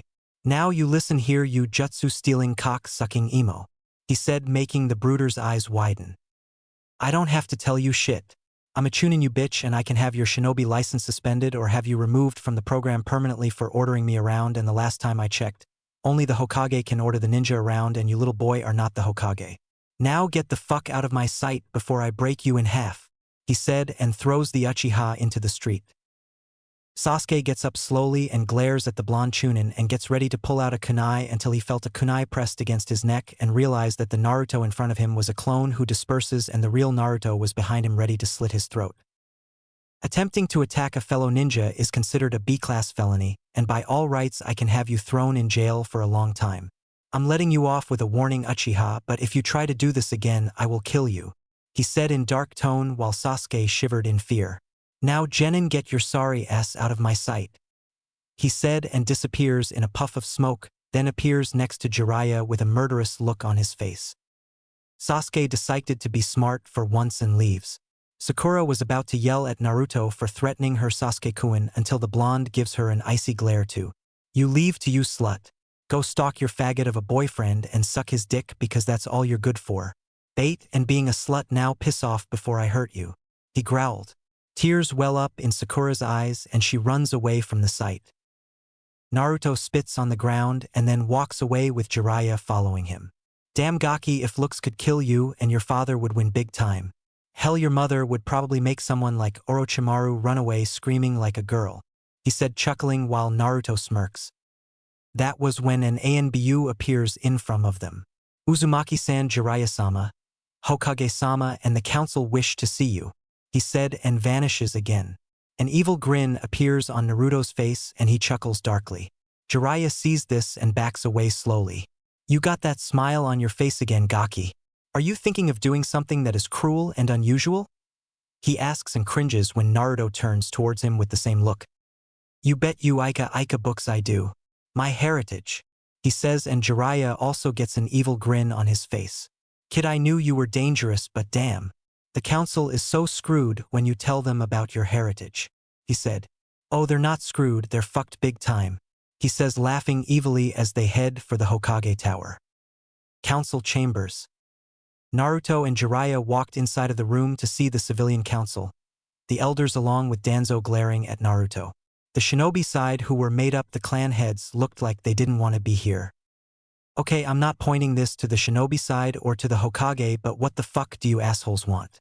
I have better things to do than listen to you retards yell and bitch about me being the demon brat and trying to execute me, he says, getting a huge glare from the civilians and elders while the shinobi side held in their laughs. Tsum let out a snort while Sarutobi coughed. You will show us some respect, you brat. A civilian member yelled only to get an icy glare from the blonde and he shivered from the gaze. Shut up, civilian, you may be a member of this council, but you will not order me, a ninja, around. Now shut your yap or I'll do it for you, he said, trailing his hands on the hilt of Ryuken. The civilian gulped and shoot his yap when he saw the sword. Now I'll ask again. What the fuck do you assholes want? He asks in a harsher tone. Uzumaki-san, we would like to know who trained you for the finals, Chusa asks, and Naruto smirks. Why, Jiraiya, of course. Since I wasn't worthy of being trained by the perverted Cyclopes who spends his time being the Uchiha's personal cocksucker. Sensei here saw the potential I had and decided to train me to face the fate addict. No offense, Hayashi-sama, but your nephew needed no had that beating coming, and I hope you don't take my insult to your clan the wrong way, he said while Hayashi nods. None taken, young man, he says while Naruto nods a thanks to the man. Why would Jiraiya-sama train someone like you and not the Uchiha? He has more potential, Danzo says while Naruto snorts. Please, that brat would have died if he fought Gaara, and as for potential? Please, I have more skill in my pinky finger than he does in his whole body, Naruto says, wiggling his finger while the civilian council fumed. How dare you speak to Uchiha-sama like that? Who do you think you are? The Haruno councilwoman screeched, making everyone wince at her voice. The one who rip your voice box out if you don't stop screaming like a damn howler monkey, Naruto yelled out while she cringes in her seat. Jiraiya, we of the council demand you train Sasuke Uchiha since you trained the demo, Hamura started to say until Hiruzen glared at the man. Finish that word, Hamura, and I'll have you executed, and also who are you to command my ninja around? Last I checked I was wearing the Hokage hat, he said, releasing some ki at the frightened man. Jiraiya scoffed and folded his arms. Like I would train that spoiled brat. He can kiss my on second thought, I'd better start watching it because I think the brat plays for the other side, he says, turning green. Jiraiya, Koharu yells while the man blinks, giving her a look of innocence. What? He doesn't seem to be interested in girls, so he must like boys, he replies while Naruto snickers. I agree. All those fangirls that chase after him and he doesn't even look at them? I'm beginning to think he is gay. Uchiha-sama is not gay, Haruno yelled while Naruto growls at her. Didn't I tell you to shut up, you flat-chested bitch? The pink-haired woman growled at him until Sarutobi spoke up. Enough! I didn't summon you here to listen to you civilians whine, now shut up, he roared, and they did. And you three don't order my ninja around unless I give you permission to do so, am I clear? He said, glaring at the fools, and they gnawed, fearing for their lives. Now I have come to announce that I will be stepping down as Hokage, and I've already picked who will replace me, he said, and they listened. Danzo fumed because he wanted to be Hokage, but he can't since he already competed for the title. It better not be me, sensei. I have better things to do than be a paper pusher and listen to people fight like 5-year-olds. Jiraiya said, digging into his ear with his pinky finger, while civilians and elders fumed at him, while the shinobi side snickered. Hiruzen chuckles and says, "No, Jiraiya, it's not you, it's my other student, Tsunade Senju." Danzo was sweating inwardly. Tsunade was the granddaughter and grandniece of the Shodame and Nidame and was practically royalty. Tsunade-sama? She hasn't set one foot into the village since the Third War ended, Inoichi said while Jiraiya smirked. Oh, I think I can convince Tsunade to return since her nephew is still alive and was lied to by certain members of this council, he said in a dark tone while the elders sweated inwardly. The clan head's eyes widen when Tsum speaks up. She has a nephew? Who is he, and is he in the village? Jiraiya and Naruto smirk. You're looking at him, he says and places his hand on the Gaki's head. Tell them my full name, Kyofu, he says with a dark grin on his face. The civilians looked like they were seeing the Shinigami. His full name is Naruto Namikaze Senju, he says while the civilians turn white, the elders pale, and the clan head's eyes widen. Why, you mean a civilian says only for Naruto to cut him off? That's right, asshole. I'm the son of the Yondaime and Yellow Flash Minato Namikaze and Kushina Uzumaki Senju the Red Whirlpool. I guess that makes my status on par with a daimyo's, he said as his grin grew and the civilians yell out in outrage. You lie. You are not related to our Kages. I refuse to believe that the demon brat is the son of the— He never got the chance to finish and ended up having a blade shoved through his mouth and killed by Ryuken. Naruto pulls his sword out of the now dead councilman's head and wipes the blood off with the dead man's clothes. Does anyone else want to break the Sandaime's law? He asks in a cold tone, making the civilians and elders cringe in their seats. I didn't think so. Also, speaking of my inheritance as the last heir of the Senju and Namikaze clan, I'm demanding that the civilian council make retributions to me for treating me like shit, as well as those who were under your payroll. The orphanage that I was kicked out of when I was 4? I'm having the employees that treated me like crap fired and executed, and it now belongs to me. The same with those who kicked me out of stores, restaurants, and other markets will have their things confiscated and given to me, and the same goes with the businesses that I own under my father's name. And also the academy teachers who tried to neglect my training. They're gonna get fired and thrown in prison with their chakra sealed away forever. Failure comply with my demands will result in me taking everything you own by force and then executed, he said in a cold tone while the civilians trembled in fear. Most of their businesses did come from the Namikaze and now they were screwed.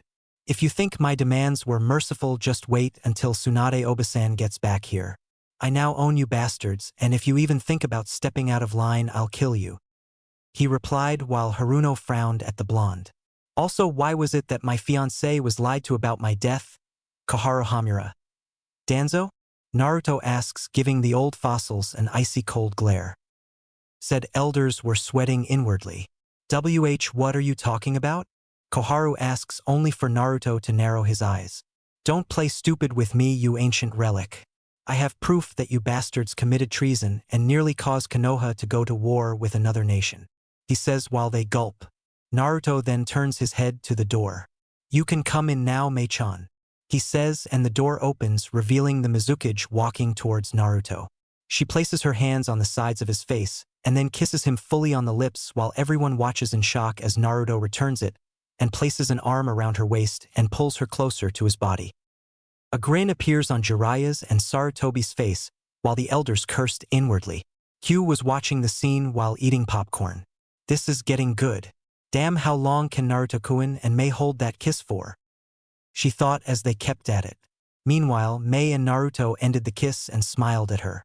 Did you miss me, Mei-chan? Naruto asks while she smiled back. I sure did, Naruto-kun, she says in a seductive tone. He looks at everyone while keeping his arm around her waist. Everyone, this is my fiancé, Mei Terumi the Godame Mizukage, or should I say Mei Terumi Namikaze, he says. Danzo was now livid.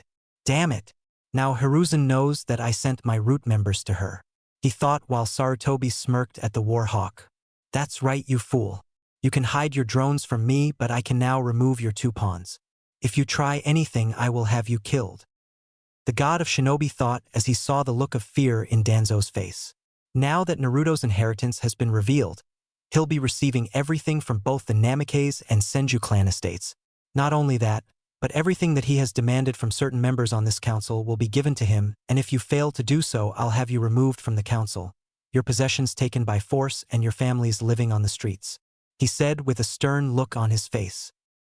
Naruto and Mei grin at the civilians who were gulping in fear. They had wronged an heir who belonged to not 1, but 2 clans, and they were paying the price for it. Sarutobi then looks at Koharu and Hamura. And as for you 2, how dare you deceive another Kage by sending a document I didn't approve of and forge my seal of approval? Do you idiots realize that an action like that would have caused a war between us? He yelled at his former teammates. We did what was necessary, Sarutobi. We couldn't allow the boy to be in another village. Hamura said, not caring that he could have started a war that he was sure Konoha would win, and Koharu nodded. You and the Yondaime were being foolish in trying to make peace with a weak village like Kiri. We do not need to associate ourselves with barbarians like her. She said, glaring at the Mizukage, but they instantly regretted it when Naruto grabbed them by their throats and lifted them off their seat and near his face. Naruto's eyes were now crimson and his fangs became longer. Both elders were struggling from his grip while he tightened his hold on their necks, making them choke. How dare you talk to my fiancé like that, you pieces of shit? I should kill you both right now for all the hell you've put me and my family through, but I'm not, because I'll be hurting your grandchildren. If you value your lives, I suggest you shut up from now on, or I'll send you on a one-way trip to meet the Shinigami. Do I make myself clear? He says, making them nod in pain, and drops them on their asses. Sarutobi then snaps his fingers and 4 ANBU appear. Place Koharu and Hamura under house arrest for treason and for interfering in clan and foreign affairs.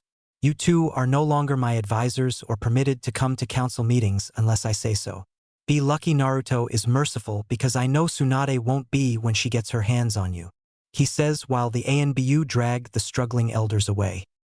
Naruto, I don't doubt your power or anything, but do you think it's wise for your heritage to be known?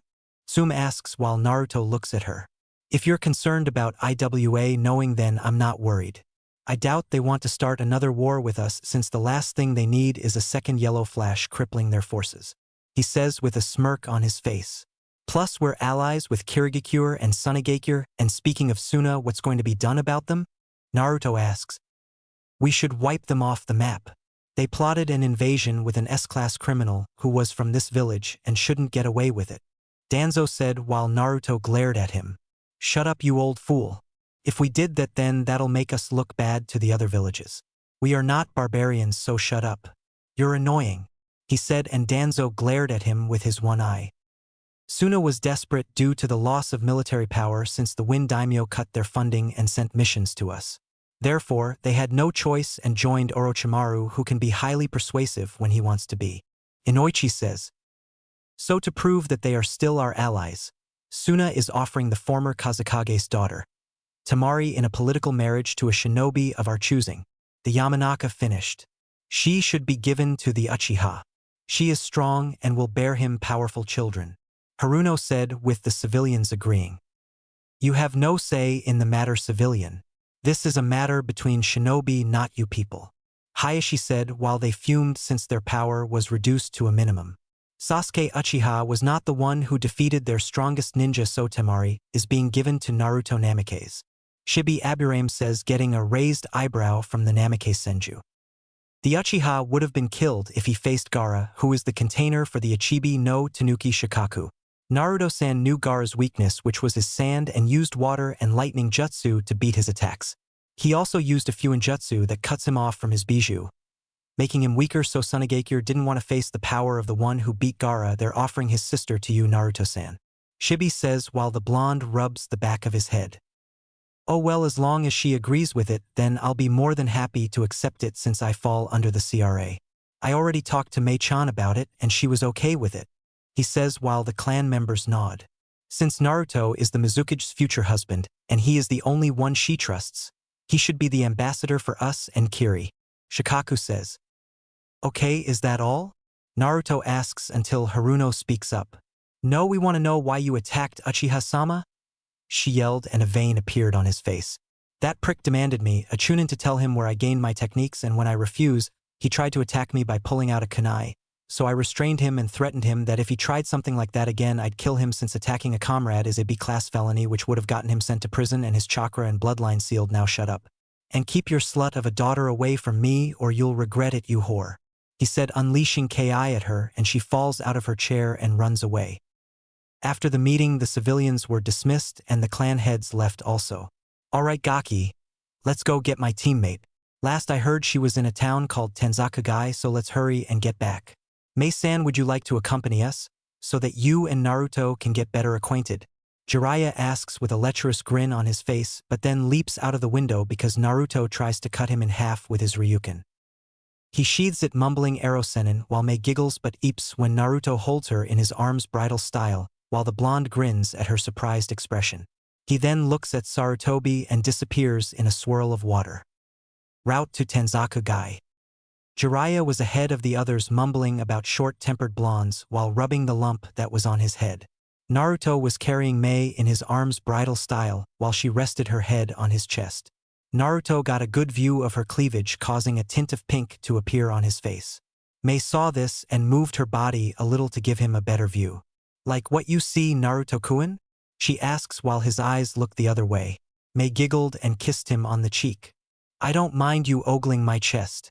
I actually prefer if you did than your godfather, she says while he snickers. I heard that, Jiraiya says while Mei just giggles. I think it's better that I walk now, Naruto-kun, she says while Naruto shakes his head. No can do, Mei-chan. I don't want you ruining your beautiful feet on the hard and dirty ground, he says while she smiles at him. Well, aren't you sweet? But don't your arms hurt from carrying me this far? She asks while Naruto smiles and kisses her on the nose. Me get tired of carrying my tenshi? Never. I have arms of steel, Mei-chan, he says. Mei sighs and rests her head on his chest. Naruto kisses her forehead and walks up to catch up with Jiraiya. Hotel. After they checked into the hotel, Jiraiya ran off with some female who winked at him while Naruto sighs at that, and he and lets Mei down. They head upstairs to the room they rented. Naruto unlocks the door and throws his backpack on the floor, and Mei sets hers down also. The blonde then places his swords next to the bed, and Mei removes her sandals and shin guards. Naruto sits on the bed while Mei walks over to the blonde and sits on his lap, and Naruto wraps his arms around her waist. Think Jiraiya will come back anytime soon? Mei asks while Naruto shrugs. Let Erosenin go do his research. It just means more alone time for you and me, he says and tickles her sides while she giggles and squirms in his grip. He stops and she wraps her arms around his neck and they go into a lip-locking session. Naruto moves his hand down to her exposed leg and strokes it, making Mei shiver and let out a moan when he moves his hand up and down her leg. Naruto removes his lips from hers and starts to kiss her jawline while Mei lets out a sigh. His hands explore her curved and flawless body, and he makes his way to her neck. Mei moves her hand through his soft blonde and spiky hair and places her other hand on his chiseled chest. Said blonde moves back up to her jawline and then to her lips. Their make-out session continues until Naruto's eyes widen, as does Mei's. They then stop. Mei gets off his lap and they get up slowly. Mei, do you sense that? He asks and she nods. Hi, and they're close. I know one of them is familiar and has the chakra of a Jinchuriki. The other is a mystery to me, she says. The other one is Itachi Uchiha. I remember that chakra level. He killed his entire clan in one night. Naruto picks up his bag and hers. Mei places his swords on her back and puts her sandals and shin guards back on. They then slowly move towards the window and Naruto carefully opens it. A knock was heard and the blonde curses. Mei-chan, come on. He whispers. She nods and looks out the window. She then sees a platform and steps out on it. Naruto then does the same and then closes the window. Outside in the hall were two figures wearing a black cloak with red clouds. One was taller than the other. He was blue and wore a mist headband with a scratched symbol on it. He also had what seemed to be gills on the sides of his cheeks, and on his back was a man-sized sword that was wrapped up in bandages. He was Kisame Hashigaki. Next to him was a male with raven-black hair that was tied into a ponytail, and he had red eyes with 3 tomos in them. He was Itachi Uchiha. They were following Jiraiya, Naruto, and Mei so that they could capture Naruto for the Kyuubi. Itachi knocked on the door again, but once more, no one answered. Kisame was getting impatient and growled. "Fuck this," he said, and kicked the door off its hinges and walked in. Itachi did too and looked around for any source of chakra. He narrowed his eyes at the window for a while and spoke up. "Let's go, Kisame. They're not in this room," he said, and the shark knee nodded. They left out of the room to search for their target. Meanwhile, Mei had her arms around Naruto's neck while he slid down a water pipe. When Naruto's feet touched the ground, Mei let go of him and lets out a sigh of relief. "That was close. We should find Jiraiya and leave as soon as possible. I can handle Itachi, but Kisame is one person you don't want to fight. His chakra levels are on par with the Jinchuriki's, and he also has a sword that eats chakra. Come on, Naruto-kun. It's only a matter of time before they realize we're not in that inn," she says, and he nods. He grabs her hands and leads her into the crowd of people. Meanwhile, Kisame was fuming at the fact that they lost the Kyuubi Jinchuriki. "That damn kid and the Mizukage gave us the slip, Itachi. What do we do now?" "Go after them." Itachi closes his eyes, then reopens them. "Come, Kisame. It appears that we're on a hunt," he says, and the shark grins. Mei and Naruto were currently leaping from roof to roof until the blonde Chunin curses. "Shit, they already realized that we gave them the slip and are heading our way. Mei-chan, let's head to that clearing in the forest. We can't fight those guys in the town, otherwise everyone here will get caught in the crossfire," he said. Mei nods and they head to the forest. Itachi and Kisame were following them, and the Kirinin grinned. "So they want to take this fight away from civilization, eh? I can't wait to get reacquainted with Mei. Who would have thought that she of all people would become a Kage?" he said, placed his hand around the hilt of his sword. "Don't get cocky, Kisame. We don't know the extent of Naruto's abilities, and that could get you killed. Same goes for the Mizukage, don't get too excited," he said while Kisame grunts. "You sure know how to ruin my fun, Itachi," Kisame grumbled while a small smirk appeared on Itachi's face while they increased their speed. Forest clearing. Naruto and Mei land in the clearing of the forest. Naruto throws off the backpacks and Mei tosses him Ryuken and Shinkan no Akuhi. Naruto places both blades on his back and cracks his neck. That's when Itachi and Kisame appeared a few feet away from them. "So you guys finally caught up. It's been a while, Itachi, or should I say Mongoose-san," he says while a small smirk appears on Itachi's face. "So you remember my ANBU name and Naruto-kun? You've gotten taller," he says in monotone. The blonde smirks at this. Mei, however, frowns when she sees Kisame grinning and stroking the hilt of his sword with his fingers. "Why, hello, Mei-chan. I heard you are now the Mizukage of Kirigakure. Congratulations. How is Chijuro doing?" he asks while she scoffs at him. "He's fine, but I don't think you came all this way just to talk about the good old days, did you?" she asks, getting a chuckle from the shark man. "No, I didn't actually. We're here for the brat, so if you could just hand him over, please do. I don't want to shave off that pretty face of yours," he says, showing his sharp white teeth. Mei narrows her eyes at the monster of the mist. "If you think I'll let you touch Naruto-kun, then you better think twice," she says while Kisame lets out a sigh. He then removes the bandaged sword from his back and slams the blade on the ground hard, creating a small crater. "You always were the stubborn one in the group, Mei.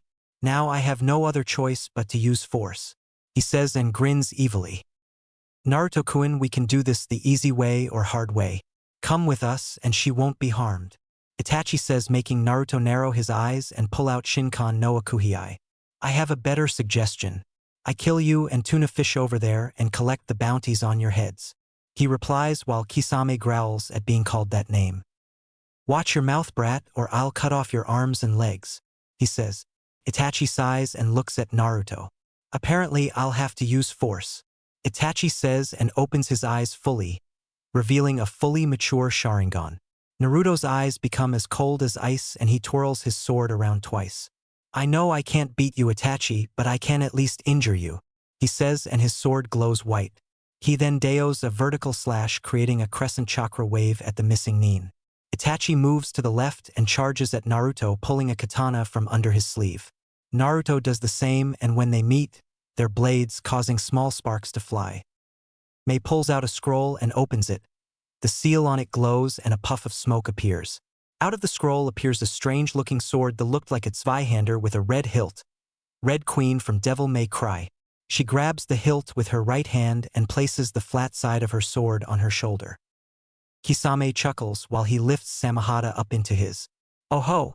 It appears that Samahata, Shark Skin, and Kaneheim, Blaze Princess, get to play again. I wonder if your Kenjutsu got any better, he says while Mei removes the flat end from her shoulder and holds the hilt with both blades.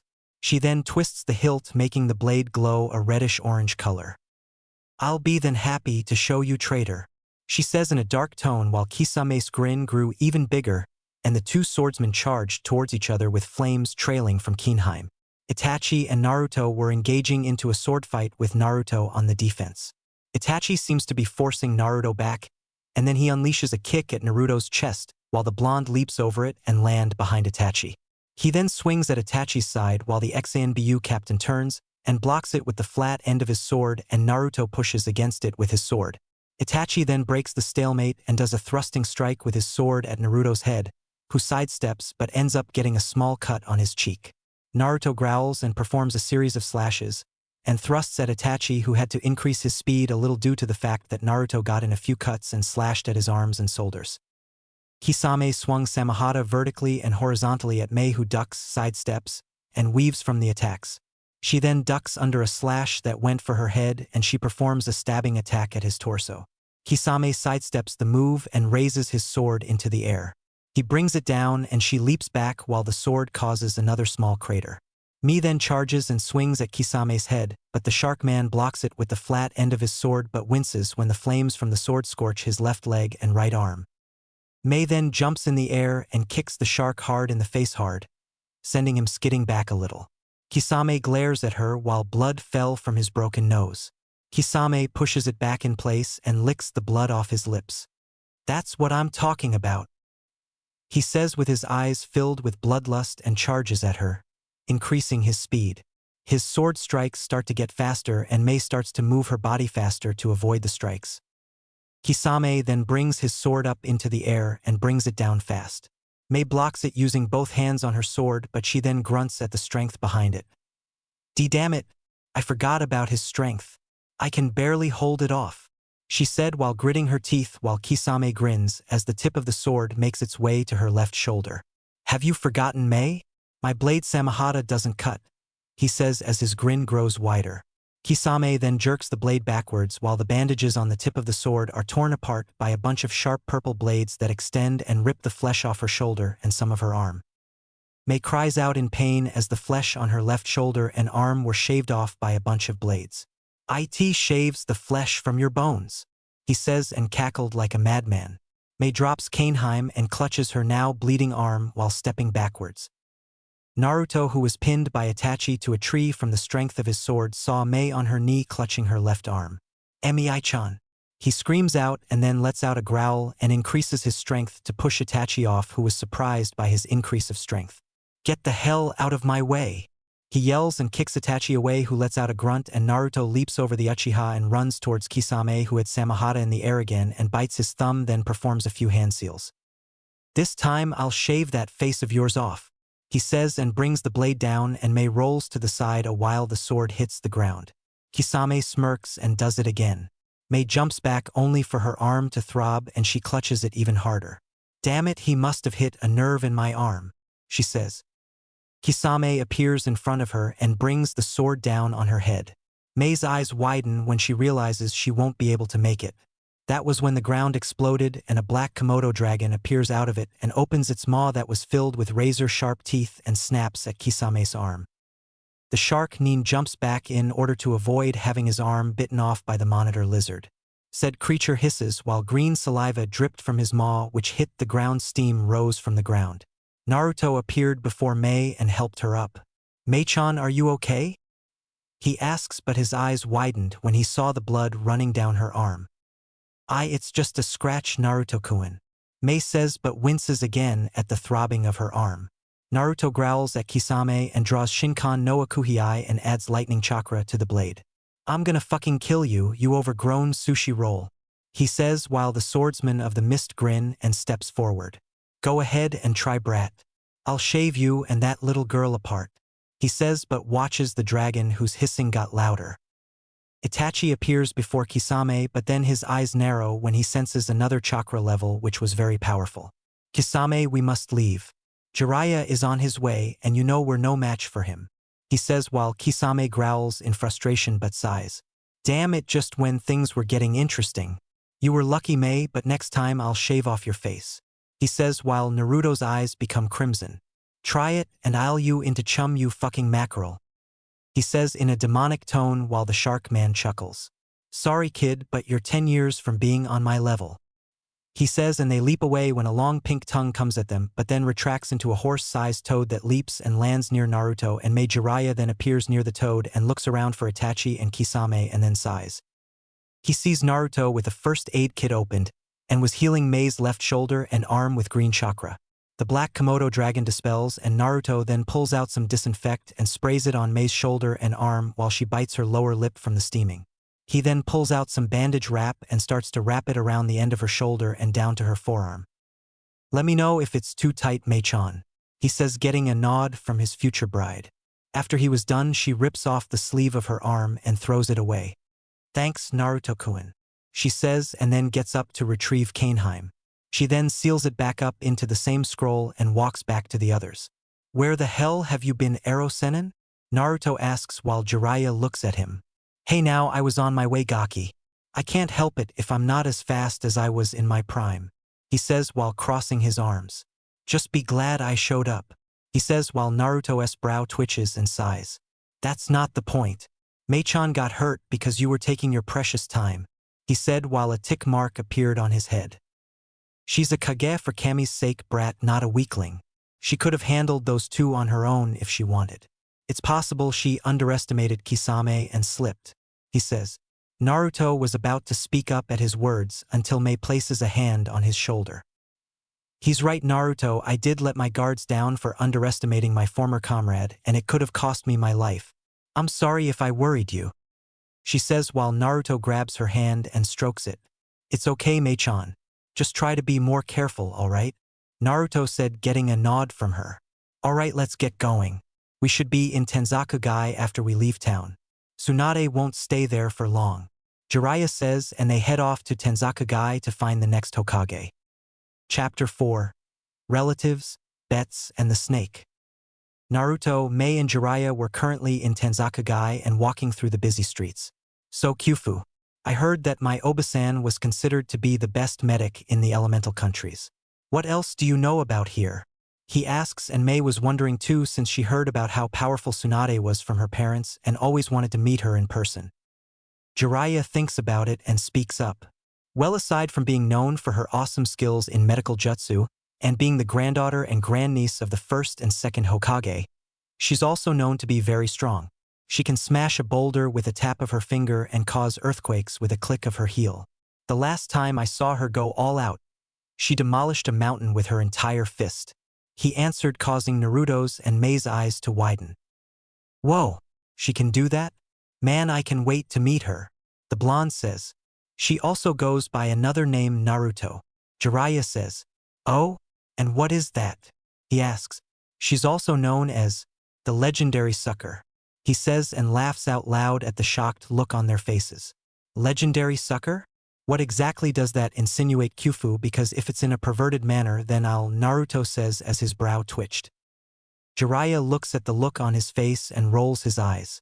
No, not in that way, Gaki. What I meant was that she sucks at gambling. I mean, seriously, she has a debt that's the size of the Hokage mountain, he states, and Naruto face faults but gets back up. No way. No one's luck can be that bad, Naruto yells, but Jiraiya grins. Sorry kid, but it's true. Her luck is so terrible that she even lost a bet to an 8-year-old, he states, and Naruto's jaw drop. Please Kami, don't let that trait get passed on to me, he mumbles, and Jiraiya laughs out loud at that. Oh, don't worry, Gaki. Tsunade's luck at gambling is a once-in-a-lifetime curse. You, on the other hand, have the luck of the fox, he states, and Naruto rolls his eyes. Just because I'm affiliated with a fox doesn't make me one, he says, and Jiraiya shrugs. Anyways, how are your skills in Mokuton going? He asks his godson. Not as far as I hoped. I can still grow trees, but it takes a lot of chakra to grow an adult-sized one. Right now, I can at least use roots, vines, and branches from the trees and other plant life, he answers, and Jiraiya nods. Mei-chan helped me with some of my lava-based jutsu. Say, how did I gain Yotan anyway? He asks Jiraiya, who grins, and Mei wonders also because only members of her clan had lava and boil release. Well, apparently Hazurama's and Tobirama's father Genryusai Senju had a higher affinity for both fire and earth, and he combined them to gain Yotan. Not much is known about the man since he died during the beginning of the clan wars back then, but from the Senju clan history books, his abilities with Yotan was so great that he can make volcanoes erupt a force of will and can even create small volcanic islands with his fused affinity alone. He answered, causing Mei and Naruto to gawk at him. Holy crap, that sounds awesome. To be able to create an island using chakra alone. Hopefully when I'm good enough with my Yotan I can pull that off. Then I can make it into a private resort for me, Mei-chan, Tamari-chan, and any other girl who wishes to help me revive my clans. He says in a thinking pose, while Jiraiya, who was inwardly crying because of Naruto getting to have a harem to revive his clan and wondered why he couldn't have that luck. Mei was blushing at the thought of having a private island with her future husband and spoke up. Speaking of reviving clans, Naruto, how many females do you plan on having join your clan? She asks, and he looks at her. Well, there isn't a total, but no more than 10. Why? He asks her. Oh, well, so that you know if anyone is going to bear your first child or take your innocence, it's gonna be me, she says with a cheeky grin on her face, and Naruto almost trips over his feet and Jiraiya started to giggle pervertedly. She then wraps her arms around his neck and presses her assets against his back. But since we can't have kids yet, that doesn't mean we can't have any fun while waiting for that, right, Naruto-kun?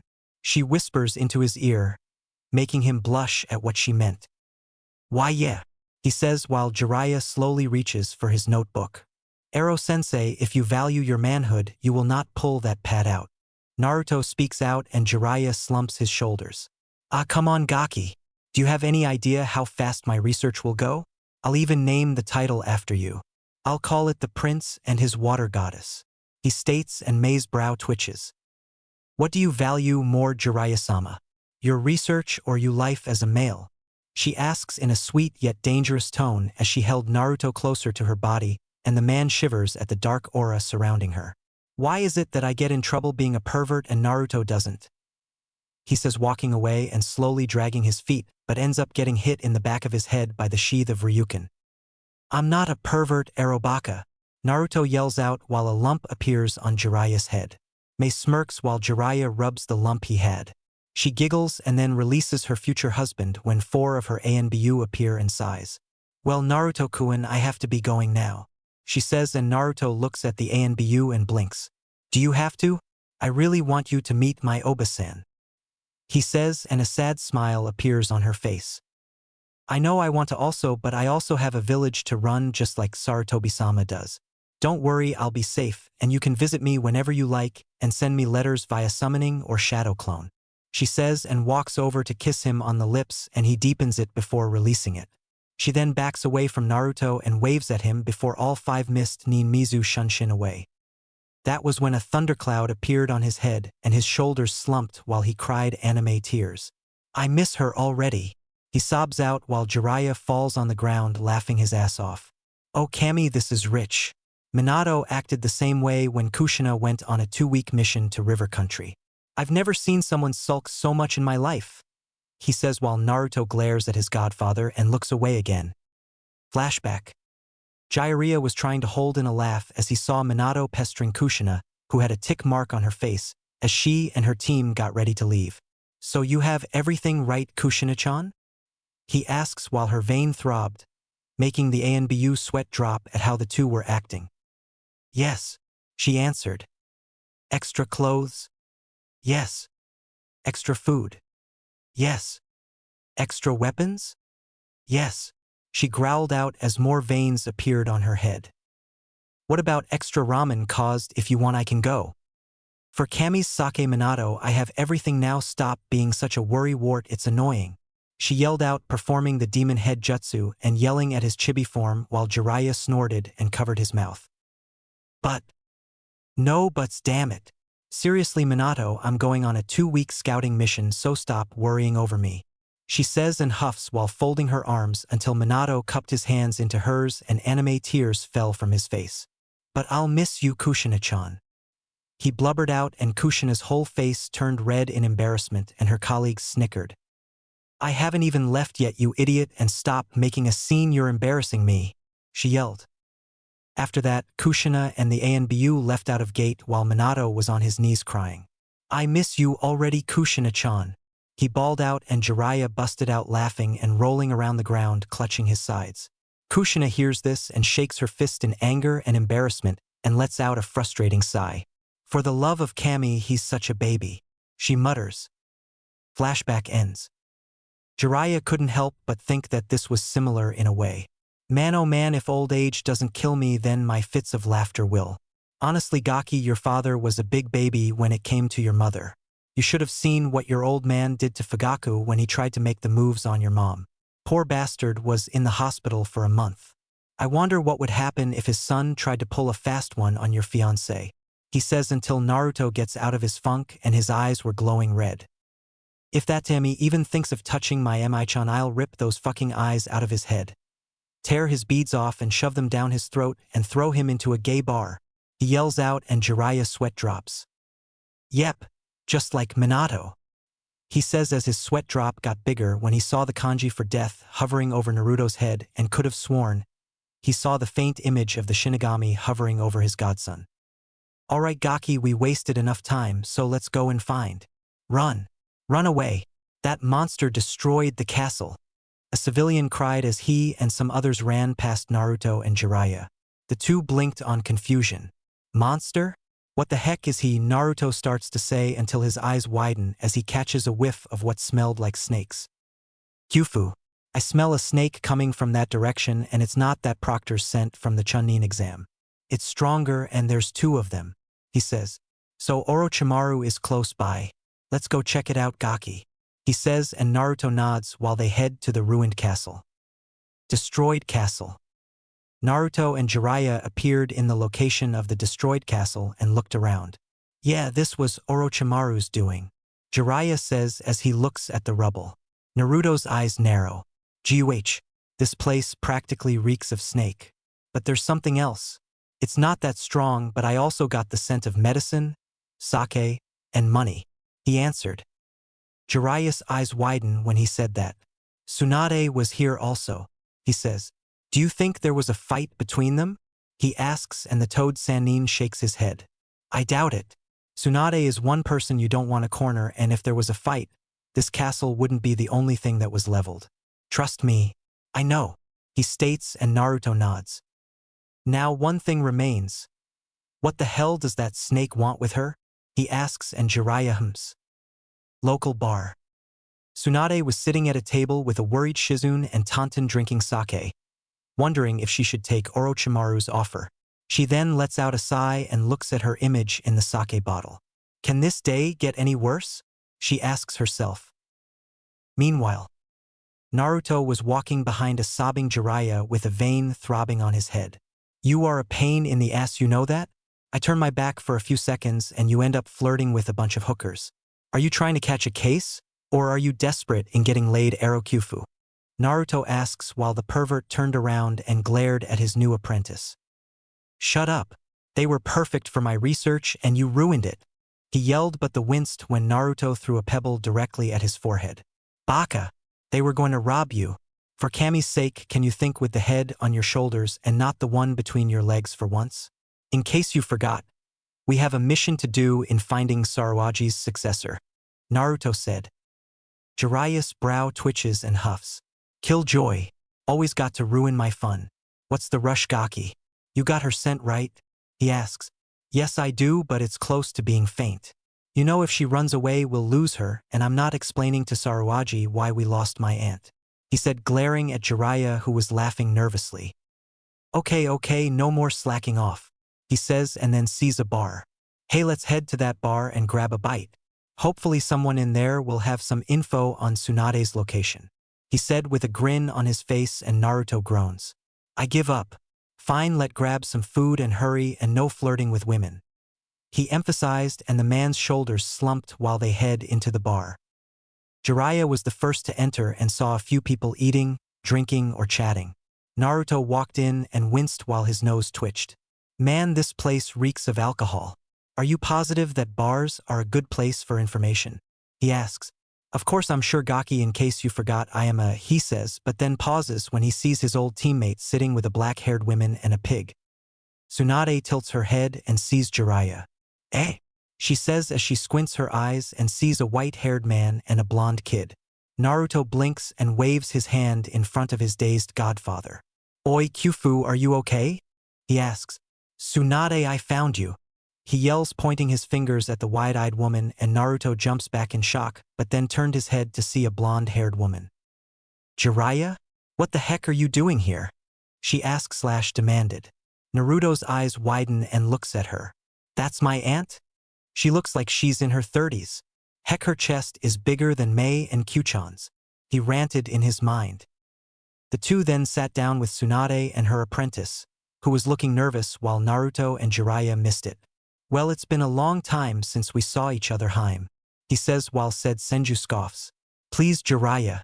I know you didn't come here for old time's sakes, and who's the blonde Gaki? I thought you stopped taking students after Minato died, she stated, and the man laughed lightly.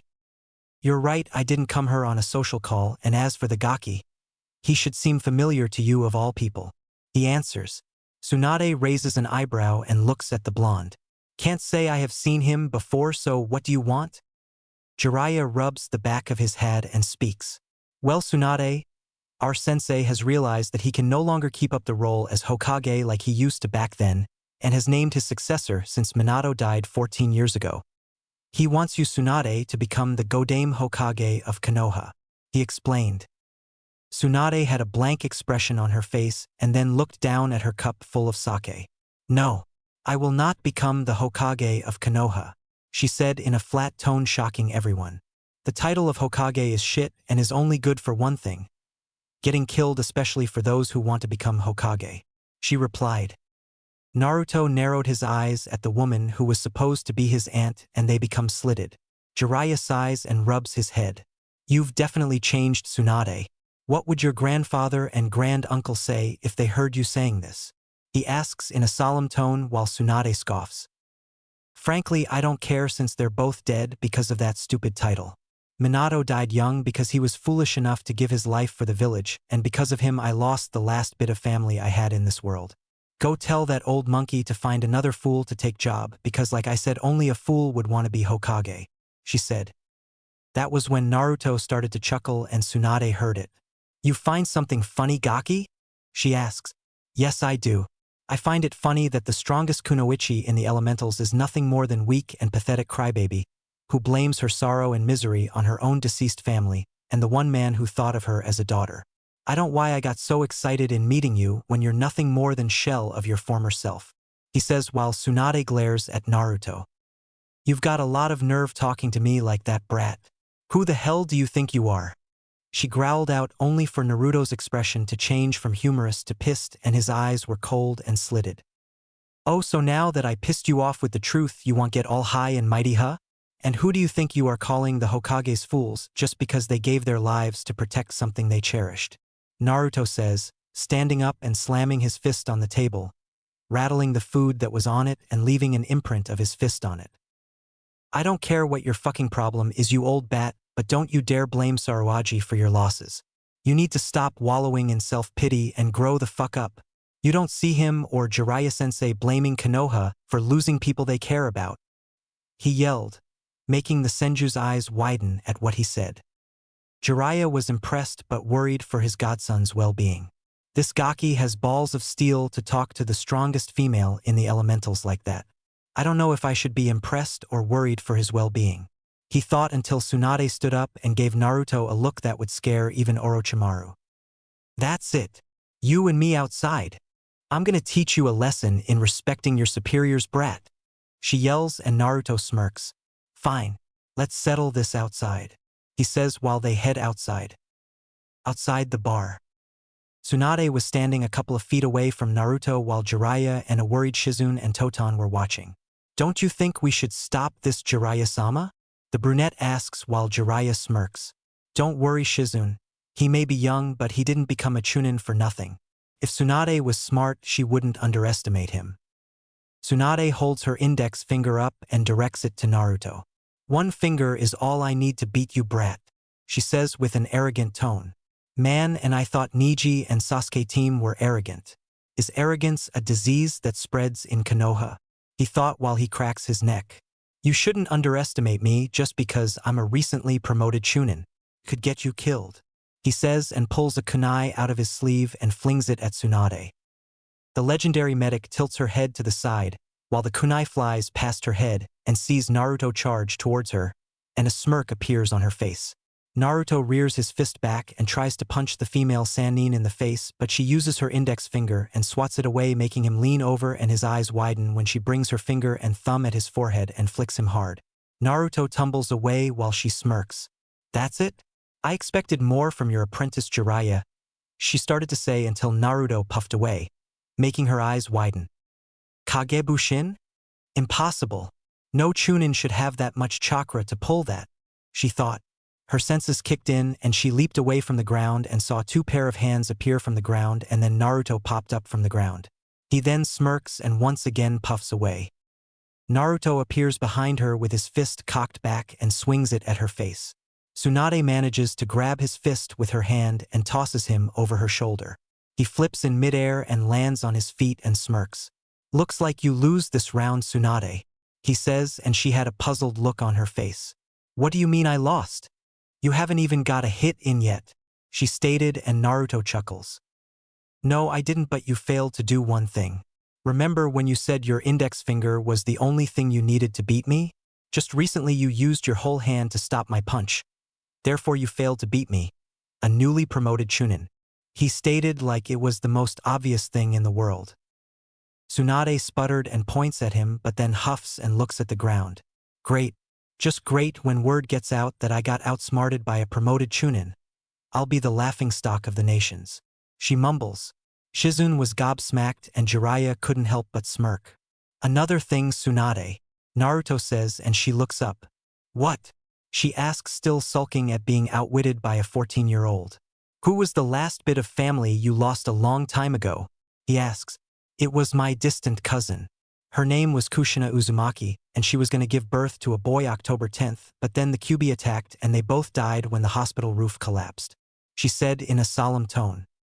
And who, pray tell, told you your nephew died on the day Kyuubi attacked? Naruto asks, and she clenched her fists and she looked at the ground. It was those three vultures, Koharu Hamura and Danzo, she growled, and Naruto sighed while brushing his hair back. Figures. Those bakas have caused nothing but trouble and worse. They lied to you about his death, he says, and she looks up in shock. What? Are you telling me my nephew is still alive? She asks, and he nods. Yes, and he's standing in front of you. Hello, Obasan, Naruto says, and Tsunade's eyes widen, as does Shizune's and Tantan's. He's Tsunade-sama's oi nephew? She asks Jiraiya, and Tantan oinks. Jiraiya nods. Yep, and my godson, Jiraiya answers, and Shizune's eyes bulge from her head. Tsunade did the only thing she could do. She fainted. Naruto blinks when he sees his aunt fall over and rubs the back of his head. He then sighs and walks over to Tsunade's fallen form and places her on his back. Hey, you with the black hair. What's your name? He asks Tsunade's apprentice. Shizune, she answers. Shizune-san, do you two by any chance have a hotel room nearby? He asks, and she nods. Yes, we do. I'll take you both there, she says, and motions them to follow her. Tsunade's and Shizune's rooms. Tsunade was laying on her bed groaning as she opened her eyes to see Shizune with a concerned look on her face. Tsunade-sama, are you okay? She asks while she sat up. Shizune? Where am I? The female senju asks. In our hotel room. You fainted when we were in the middle of the village, Shizune explained while Tsunade blinked. I fainted? I must have had too many shots of sake. Wait a minute. Where is Jiraiya and the blonde kid? She asks. Outside the room waiting for you to wake up. Should I have them come in? Shizune asks her mentor, who shakes her head. Have the blonde Gaki come in first. And if Jiraiya tires anything, kick him in the nuts. She tells her apprentice, who giggles and nods. Afterwards, she opens the door and tells Naruto to come in. Naruto walks in and closes the door behind him and then walks over to the bed and sits by the side of it. How are you feeling, Oba-san? Did you manage to get the sake out of your system yet? He asks with a cheeky grin and her brow twitches. You are definitely Kushina's kid. I haven't met anyone who has a smart mouth like hers, she says, and Naruto rubs the back of his head. Yeah, Saruaji said I inherited that and her temper, he says while she smiles sadly. So this whole time my Oi was alive and I didn't know? Did Jiraiya know about this? She asks and he nods. He did, but whenever he tried to search for you to tell you, he'd lose your trail.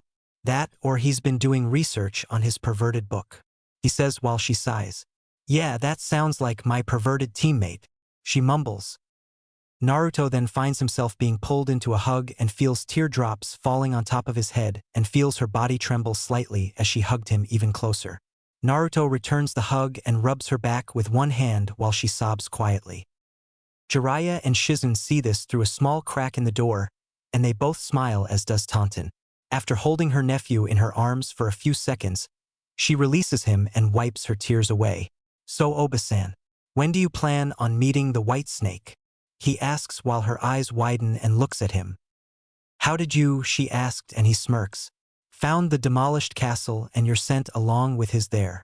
It's one of the perks of being a Jinchuriki, he explained, and her eyes widen even more. So you're the vessel for the Kyuubi? She asks, and Naruto nods. Yeah, but she's not that bad. A little cranky and sadistic, yes, but not evil like a certain Uchiha and Snake, he growled while she looks at him, wondering what Uchiha he's talking about. Anyway, when do you plan on meeting that pedophile? Naruto asks. In a week. Why? She asks. That faggot shoved his fingers into my gut and summoned some snakes to attack Konoha. I could have sworn he felt me up when he cut me off of Q during the Chunin exam, he says while shivering at being violated by a pedo. Tsunade's brow twitches and then smirks. Say, Naruto, how would you like to make a bet? She asks, and the blonde blinks. Sure, what did you have in mind? He asks. Jiraiya taught you some techniques, correct? Did he happen to teach you one of your father's jutsus? She asks, and Naruto nods. Yeah, he taught me some of his personal techniques and the Rasengan. Why? He asks, and she grins. How far are you in using the Rasengan? She asks, and Naruto holds his right hand up and chakra swirls into a ball of spiraling and compressed energy. I finished mastering it in 2 weeks during my training for the finals, and now I'm working on my own version of the jutsu by shaping it into a weapon like a shuriken and hopefully work on throwing it. I got the shape down, but throwing it is like trying walk on air. Impossible, but I'm pretty sure I'll get it done, he says while she had an odd look on her face but then smirks. All right then, I'll give you until the end of the week to complete this other version of the Rasengan.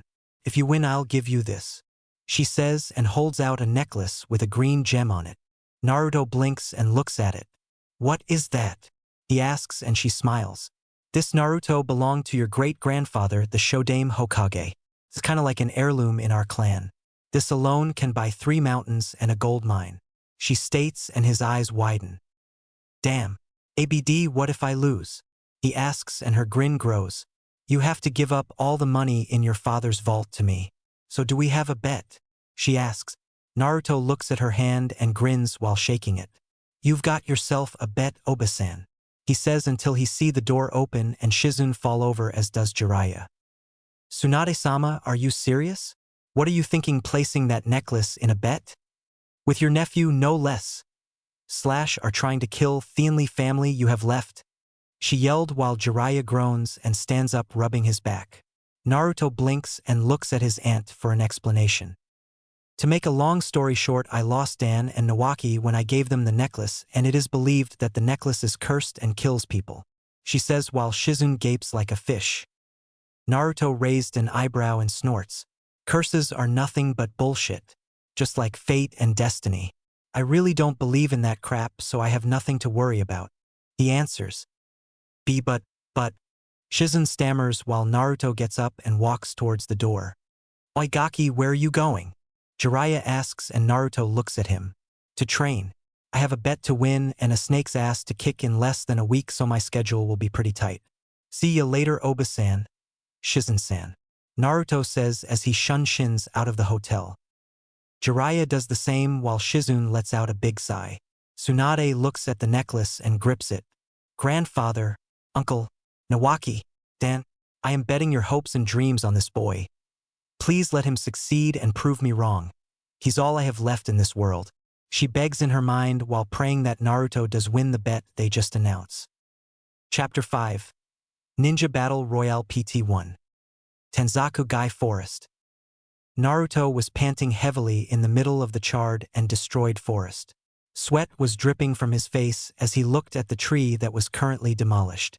Damn it, not good enough. It needs to make a clean cut, not demolish it.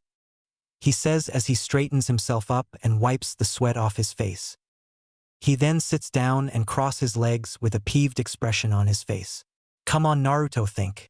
You want to make the blade thin enough to the point where it can cut through its target cleanly while keeping the core balanced. Hey Q-chan, do you have any suggestions? Naruto asks the vixen. You could try adding less chakra into the core, but make sure it's balanced enough to rotate and move along with the blade.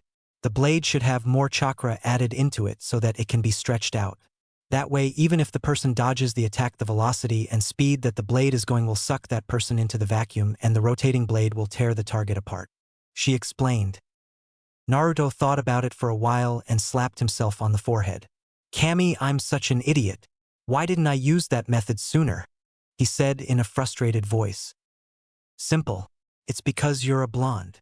Q said with a grin on her face, which caused Naruto to face fault and get back up looking pissed. Fuck you, Q, he yelled out loud while she giggled. Maybe later, Foxy-kun, she said while Naruto mumbled about horny vixens being jerks. Now that just might work. I'll give it a try tomorrow though because I am tired as hell.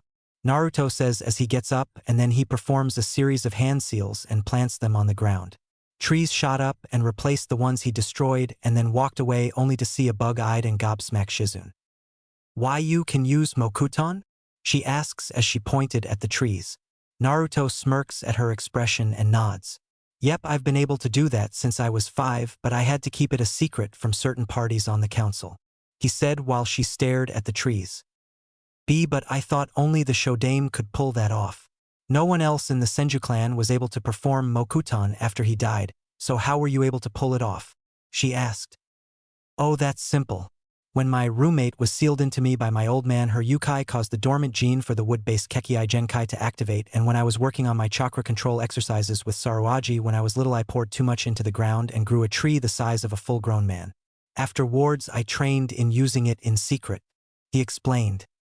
Shizun snapped out of her stupor and spoke up. Look, Naruto-kun, I know you and Tsunade made a bet on the necklace, but She tried to explain, but he cut her off.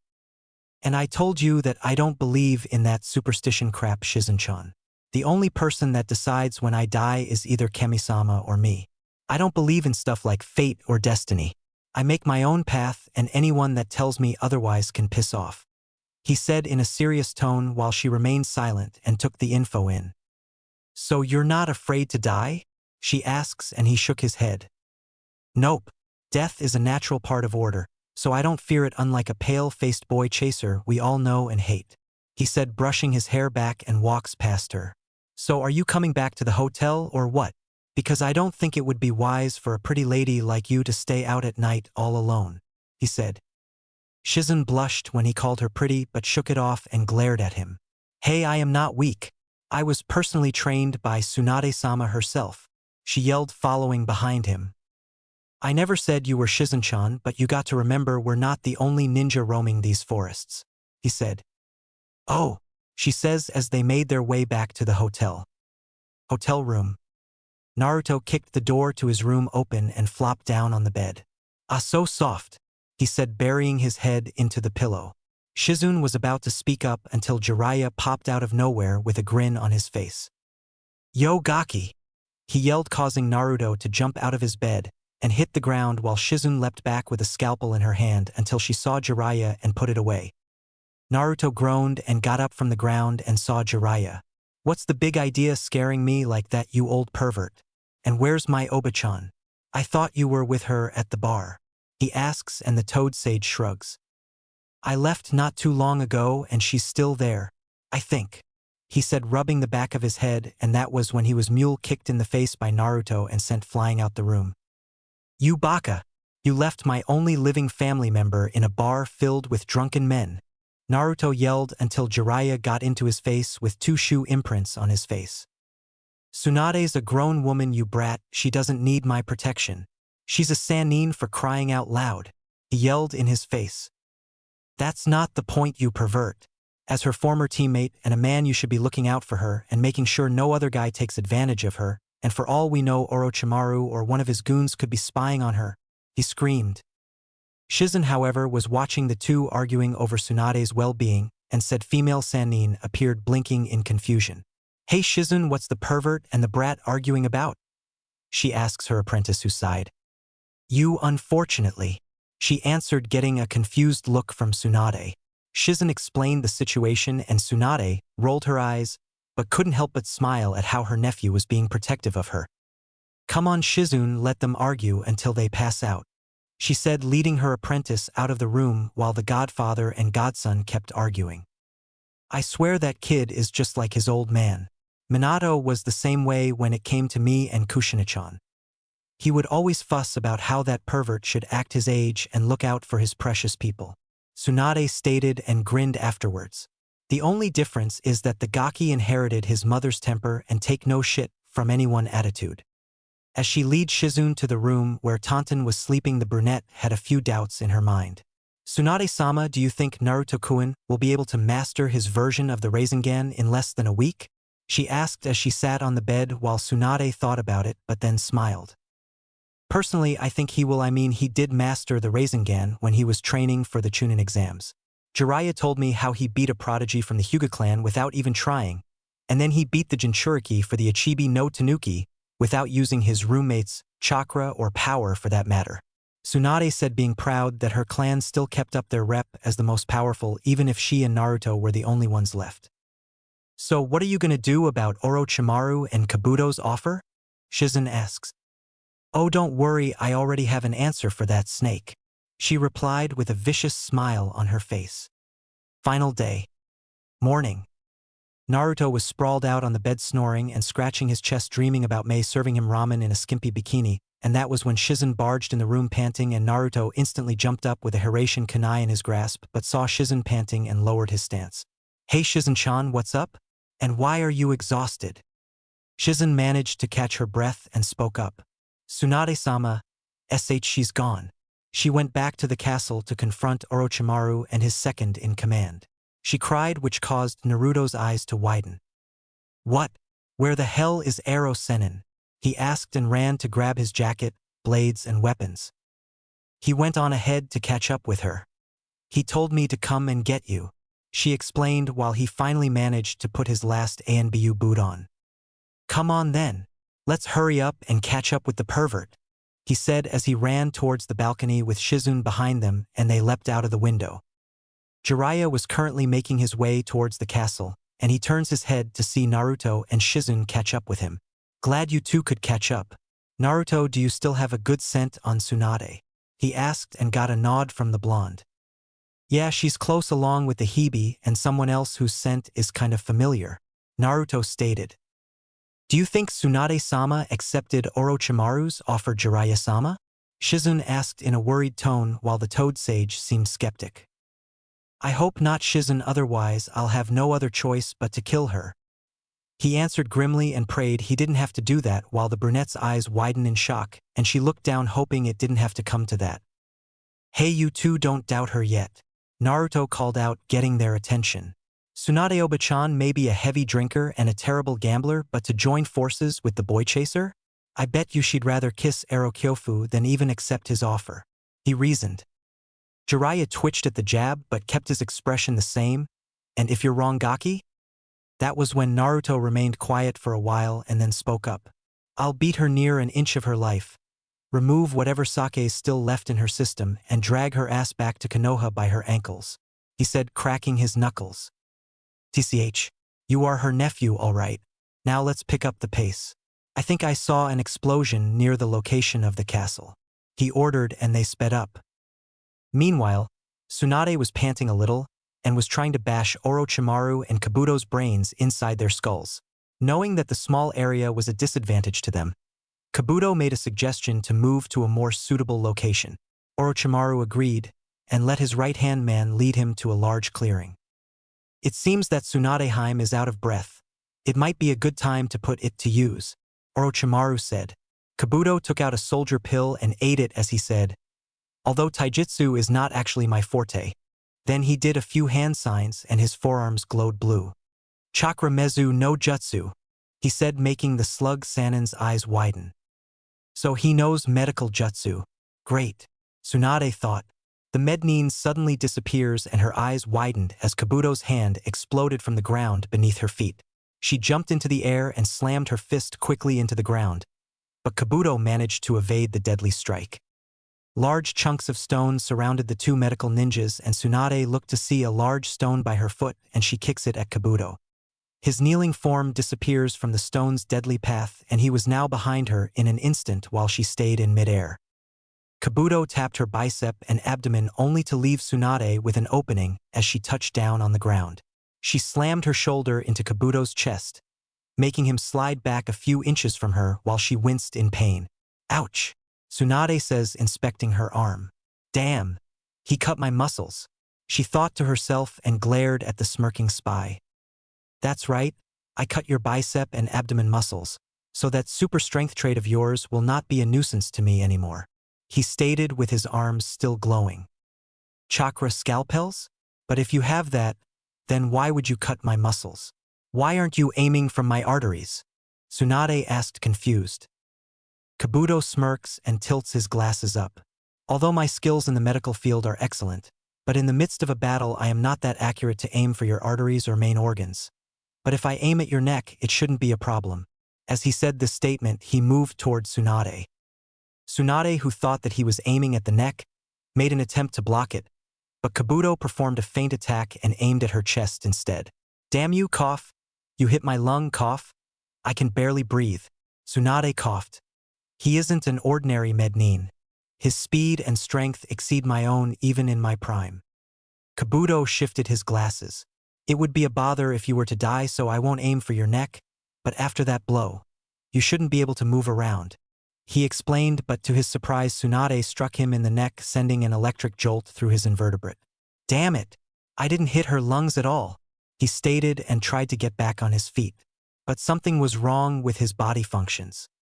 What the wham! Tsunade lands a punch across his face and sent him sprawling to the ground before he could figure out what was happening to his body. This isn't caused by my muscles, it's caused by my nervous system. I see that you seem to realize your problem. I converted my chakra into electricity and transferred it throughout your body," Tsunade said with a smirk on her face. Orochimaru had a smile on his face while he watched the fight. "I see. The nervous system runs on electricity, but Tsunade disrupted the initial flow by sending more electricity through it. Now the signals in Kabuto's body is sending to the brain cerebellum is emitting so many signals that it can't distinguish them all at once." Tsunade took advantage of the situation by healing herself while Kabuto knelt there trying to figure how to reoperate his body. "Okay, if I moved my right hand, my left leg moves. If I move my left foot, my right shoulder moves." In a matter of moments, Kabuto was able to figure out how to move 60% of his body. "Don't think that you level of power can defeat me," Kabuto shouted as he stood back up, much to Tsunade's surprise. "What? He figured out how to control his body already?" she asked, bewildered at the fact that this kid managed to get his body functions back up. "You are afraid of blood, right?" Kabuto asks with a maniacal gleam in his eye. "I think I'll show you some now and then scatter enough of it until you feel like you're at the brink of death," he said, pulling out a kunai and charging at Tsunade, who was still trying to heal herself. Kabuto raised his blade up and tried to bring it down on her chest until a foot planted itself on the side of Kabuto's head and sent him flying backwards and towards a surprised Orochimaru and landed in between them. Tsunade looked up at her savior and saw that it was her nephew. "And Naruto," she asks while the blonde turned his head and grins at her, revealing his canines. Hey Oba-chan, why didn't you invite me to the rumble? You're not the only one who likes a good fight now and then, he states while Jiraiya and Shizune appeared in between her as well. Orochimaru frowns and unfolds his arms. Why am I not surprised? If it isn't Jiraiya, he hisses while the sage smirks. Long time no see, Orochi team, he said. Tsunade took this opportunity to charge at Kabuto with her fist cocked back and ready to knock his head off. That was until Kabuto split his palm open and sprayed blood on her face, making her body freeze up. Be blood, she said, shivering. Finally my body can fully function, he said with glee, and punched Tsunade right in the jaw and sent her flying backwards only for Naruto to catch her. Tsunade-sama, Shizune cried out while Naruto gently set her down while she shivered. She hasn't gotten over it yet. Damn it, Naruto thought and set his gaze on a smug-looking Kabuto. You're gonna wish you hadn't done that, traitor, Naruto growled out, cracking his knuckles. Kabuto, on the other hand, scoffed and remained smug. Oh? And what are you gonna do, Naruto-kun? From my stats you were dubbed as a no-name loser in the ranks, and compared to Sasuke-kun you're nothing, he stated, but that was when Naruto fired a gust of wind at Kabuto with a flick of his wrist, and Kabuto's eyes widened. When the gust died down, Kabuto felt a sharp pain on his left cheek and chest. His cheek sliced open and a red smear appeared across his chest. Kabuto rubbed his cheek, looked at the blood on his hand, and back at Naruto, who had a vicious grin on her face. Sasuke's got nothing on me, especially since I beat last year's Rookie of the Year and the vessel for the Ichibi no Tanuki without using Kyuubi's power. Matter of fact, I barely broke sweat, and if that faggot had faced Gaara he'd be nothing but a smear on the wall, you but humping bitch, Naruto replied. Kabuto suddenly charges at Naruto, intending on taking him out, but he suddenly hunched over, coughing up blood due to the fact that Naruto was crouching down with his fist buried into his gut, and took a few steps back. Before he could retaliate, Naruto uppercuts him in the jaw and send him sprawling back in front of Orochimaru. Naruto stands back up and cracks his neck and knuckles. Hey Orochi-yuke, he said, making Jiraiya snort while the Hebe sneers at the Namikaze. Tell your bitch to get back up on his feet before I die of boredom. Kabuto rubs his jaw and glares at Naruto while pulling out a blood pill and swallowing it. You're gonna wish you hadn't done that, you brat, Kabuto snarled out while Naruto got into a battle stance and did a come on gesture with his hand. Bring it on, bitch. I'm gonna beating your ass into the ground for what you did to my aunt earlier, Naruto said, which made their eyes widen. He was Tsunade's nephew. You're related to Tsunade? Kabuto asks in shock while Naruto grinned. Yep, and to the Sho and Nidaime Hokages, as well as the Yondaime Hokage, aka the Kiroi Senku, Minato Namikaze, Naruto says with a huge grin on his face, making the two's eyes widen and remain silent. That was when Kabuto yelled, Impossible! There's no way weakling like you is related to the Senju clan, especially to the legendary Yellow Flash. Jiraiya, on the other hand, chuckles. He's not lying, brat, and as for being a weakling, Naruto, I don't think you hit Kabuto hard enough to prove your point to him, he said. You're right. Next time I'll crush his skull, Naruto says, flaring his chakra, and scatter his ashes into the wind, he said as his eyes became as cold as ice. Enough of this, Orochimaru snarled out.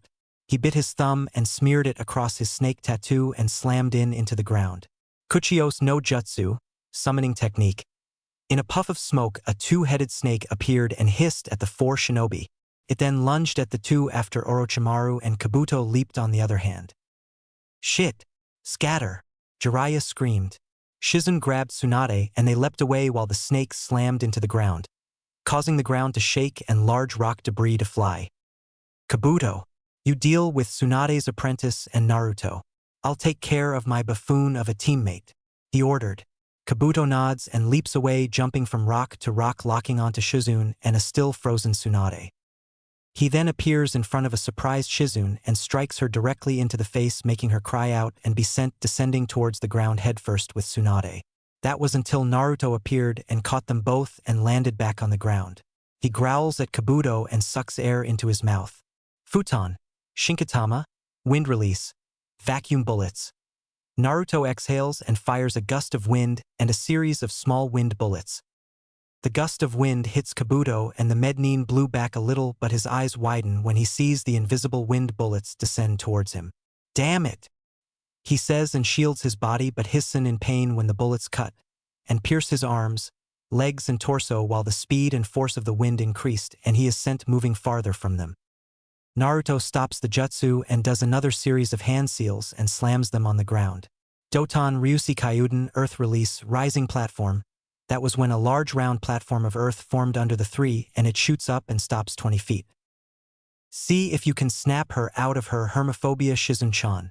I'm gonna stop that snake from descending," he says while pumping chakra into his feet. When he has enough, he blasts himself into the air and performs another series of hand seals. After that, his chest expands and his cheeks bulge. Yoton. Yugon Numa, Lava Release. Lava Lake. Naruto regurgitates a large glob of lava from his mouth and the molten substance hits the ground and rushes towards the snake. Kabuto managed to land on the ground and heal his injuries, but then he looks up and his eyes widen when a large wave of lava descends towards him. "Oh shit, I can't be hit by that." He jumps away when the lava hits his current location and he lands on a boulder. He looks up to see Naruto releasing lava out of his mouth and he gaps at him. How can he use Yoton Jutsu? He asks himself and wipes the sweat of his head due to the heat the lava was releasing.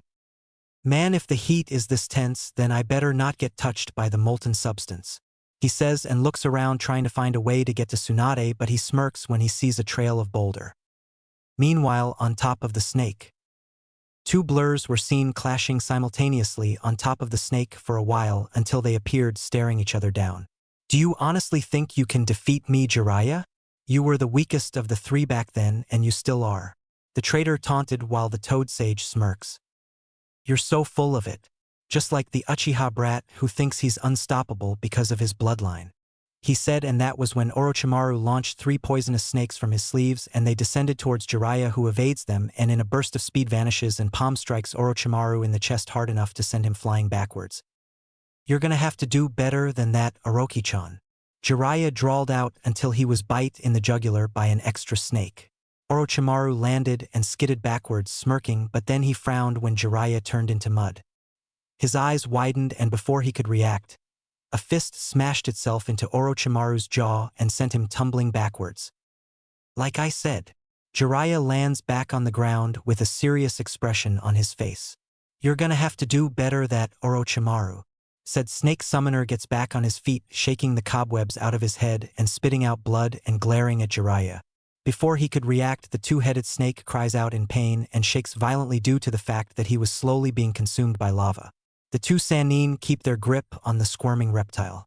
Orochimaru looks down and his eyes widen when he sees lava on the ground, but was even more surprised when he saw Naruto spewing lava from his mouth. How is that boy using Yoton?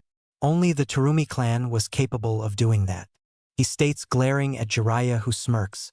"No, he's not a Terumi, you idiot, he's a Senju, and they possessed a bloodline that allowed them to combine more than 2 elements to create a sub-element. Naruto can use that and 2 more sub-elements, but I'm gonna let that be a surprise," he said while the snake growled. Naruto lands on top of one of the thrashing snake's heads and struggles to hold on. "Stop thrashing, you legless lizard," Naruto shouted, pulling out the Ryuken and stabbing in the head. Said snake only thrashes more violently, which forces Naruto to be flung off the snake and ascend into the air. He hears Shizun cry out in pain and looks down to see the Kunoichi be struck in the chest and then get knocked out. His eyes flashed in anger when he saw the bastard taunt and brutally attack his aunt. Naruto remembered that he placed a Hiraishin seal on Kabuto when he punched him in the torso earlier and does a small series of hand seals. Kabuto, on the other hand, cocked his fist backwards and sends it forward, ready to bash her skull in until a flash of yellow appeared in front of him and hissed collided with something, but it wasn't Tsunade. Kabuto's eyes widen when he sees Naruto appear in front of him out of nowhere with his fist connected to Naruto's jaw, but what was shocking was that Naruto didn't seem fazed by the punch and said blonde set his piercing gaze onto the traitor. How did you, he stammers out but didn't get to finish because Naruto uses a chakra-enhanced punch and sends him flying off the platform and hitting the ground hard, leaving an imprint of his body on the ground. Tsunade just remained in her frozen position staring at Naruto. And Naruto was all she could say right now. Stay here, Obachan, and look out for Shizun. I'll deal with the trash. He said and shins off the platform he made and lands onto the ground, making his way towards Kabuto, who was getting up and clutching his broken ribs while blood seeped from his mouth. I'm gonna enjoy pounding your ass into the ground, traitor, Naruto said, slowly cracking his knuckles. Kabuto smirks as his ribs fully healed and wipes the blood from his mouth. So my assumptions were wrong about you, but it doesn't matter anyway. You may have been strong enough to beat Neji and that Gaara character, but I am on a whole different level. If anything, I am on par with Kakashi Hatake, he said smugly. Naruto stood there for a moment and then busted out laughing. Kabuto seethed at the fact that Naruto was laughing at him. What's so funny, you brat? Kabuto yelled while Naruto continued to laugh but calmed down and wiped a fake tear from his face. You think I should be afraid of you just because you're on par with that loser of a Jonin? Oh, I am so petrified, please don't hurt me, Kabuto, Naruto said mockingly, acting like he was afraid of Kabuto, who was getting pissed. Naruto suddenly regained his posture and spoke up. Let me tell you a little secret, Kabuto. During those 2 matches, I wasn't even showing a fraction of my real strength, he states while Kabuto narrows his eyes. You're bluffing, he growled out while Naruto shook his head. I don't bluff, team, especially to some fruitcake who's but buddies with a gender-bending pedophile who has an unhealthy infatuation with little boys, Naruto said, and then taps his chin with his index finger and looks up at the sky. But then again, you're probably the closest thing to pussy Oroyuke would get, since no female in their right mind would even touch him, he stated. Kabuto, on the other hand, was seeing red, and he was sending murderous intent at Naruto. I'm gonna make your death slow and painful, you little shit. The Mednin snarled out and his chakra no Mezu flared up. Naruto did a gesture that said, "Bring it on." Kabuto shot forward in a burst of speed and swung at Naruto's head. When his scalpel cut through Naruto, the blonde faded away, which caused Kabuto's eyes to widen. An after image? Kabuto asks himself, but then he cried out in pain while blood shot out across from his back and he stumbled back. Naruto was behind him, smirking with his right arm in a slashing motion, and his index and middle finger were extended out while his arm glowed light blue. You're slow, team. Is that because you gave the Hebe a quickie before you went to meet up with my aunt? Naruto taunted while the chakra from his hand grew into an arm blade and extended a little. Kabuto lets out a frustrating yell and unleashed a series of precise slashes and thrusts at Naruto, who managed to black everyone with his wind chakra-coated arm. How can you be this powerful? You were dubbed the dead last in our generation, yet you fight like a seasoned shinobi. Kabuto made an attempt to slash him in the chest, but Naruto twists his body and slashes him in the side and right leg while blood spurts out, and then slashes him twice across the back, making Kabuto cry out in pain and frustration. Damn you! He yells and leaps away from him, trying to let his injuries heal. Ah! Naruto said, and once again vanishes and kicks Kabuto in the solar plexus, making him spit up. No resting for you, Kabuchan, Naruto says and stabs him right in the torso with the extended blade. Kabuto froze for a second from the pain he was feeling, and Naruto pulls it out and roundhouse kicks him in the temple, making Kabuto flop and bounce on the ground like a rag doll. Man, this is boring. For being Orochi team's right-hand man, you're weak as hell, Naruto said while the chakra disappears from his arm. Kabuto slowly gets up while blood drips from his body and he pants a little. You think you've won? He said, and saw the grin appear on Naruto's face. Said blonde gets into a horse stance and claps his hands together in a prayer position. That was when wooden tendrils shot out of the ground and around Kabuto, making the man's eyes in disbelief. Before he could do anything, he was ensnared by the tendrils, which started to squeeze him slowly. And no way, Kabuto mutters but groans when the bindings became even tighter. Tsunade's eyes widened so much that they looked like they were going to fall out of her sockets. And Mokutan? He can use Mokutan, she stammers out. Jiraiya and Orochimaru stopped their fight, and the Hebes looked like he was going to have a heart attack. This can't be. That brat can use the Shodame's Mokutan power? How? Not even Tsunade or her brother could recreate it. The snake cried and was inwardly seething at the fact that he couldn't make the boy his vessel thanks to the Kyuubi. Yeah, it's pretty awesome, huh? He first discovered it when he turned 5, and with Sensei's help Naruto was able to learn how to use it properly. Jiraiya states, And that is what separates Naruto from your golden boy of an Uchiha. Naruto gained his skill through blood, sweat, tears, and pain, while that weakling had everything given to him. He didn't beat Neji and Gaara through luck or with his bloodlines. He used his actual skill just like his ancestors and parents did, and that is what separates him from the prodigies. He said, and they once again engage in battle. Kabuto, on the other hand, was struggling to get out of the jutsu while Naruto shook his head. Dude, the more you struggle, the more pain you're gonna be in. Seriously, how is it that you're on par with the Cyclopes again? Oh well, it doesn't matter. He stretches his right hand out and forms the Rasengan, spiral sphere, in his hand, but it didn't stop there.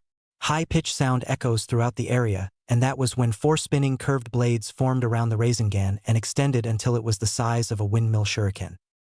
Kabuto's mouth dropped when he saw the jutsu while Naruto's grin grew. Kabuto, let me introduce you to my version of my old man's technique, the Rasengan. But this version is even deadlier than the original. And the best part about this one is that I can throw it, he said, causing Kabuto to curse and squirm in the wooden bindings. I wonder just how much damage this technique can do to the human body? Care to be my guinea pig for this experiment? Naruto asks sadistically. Fuck you, Namikaze. Kabuto roared but cries out when his shoulders were dislocated. Sorry bro, but I don't swing that way. I prefer females. Now say hello to the Rasen Shuriken, Spiral Shuriken. Naruto brings his arm back and then throws the techniques, making the Sannin and Kabuto's eyes widen. Holy shit, he threw it. Jiraiya screamed in amazement. Naruto just accomplished one of his dad's goals. They all watched as the screeching attack made its way towards Kabuto. No.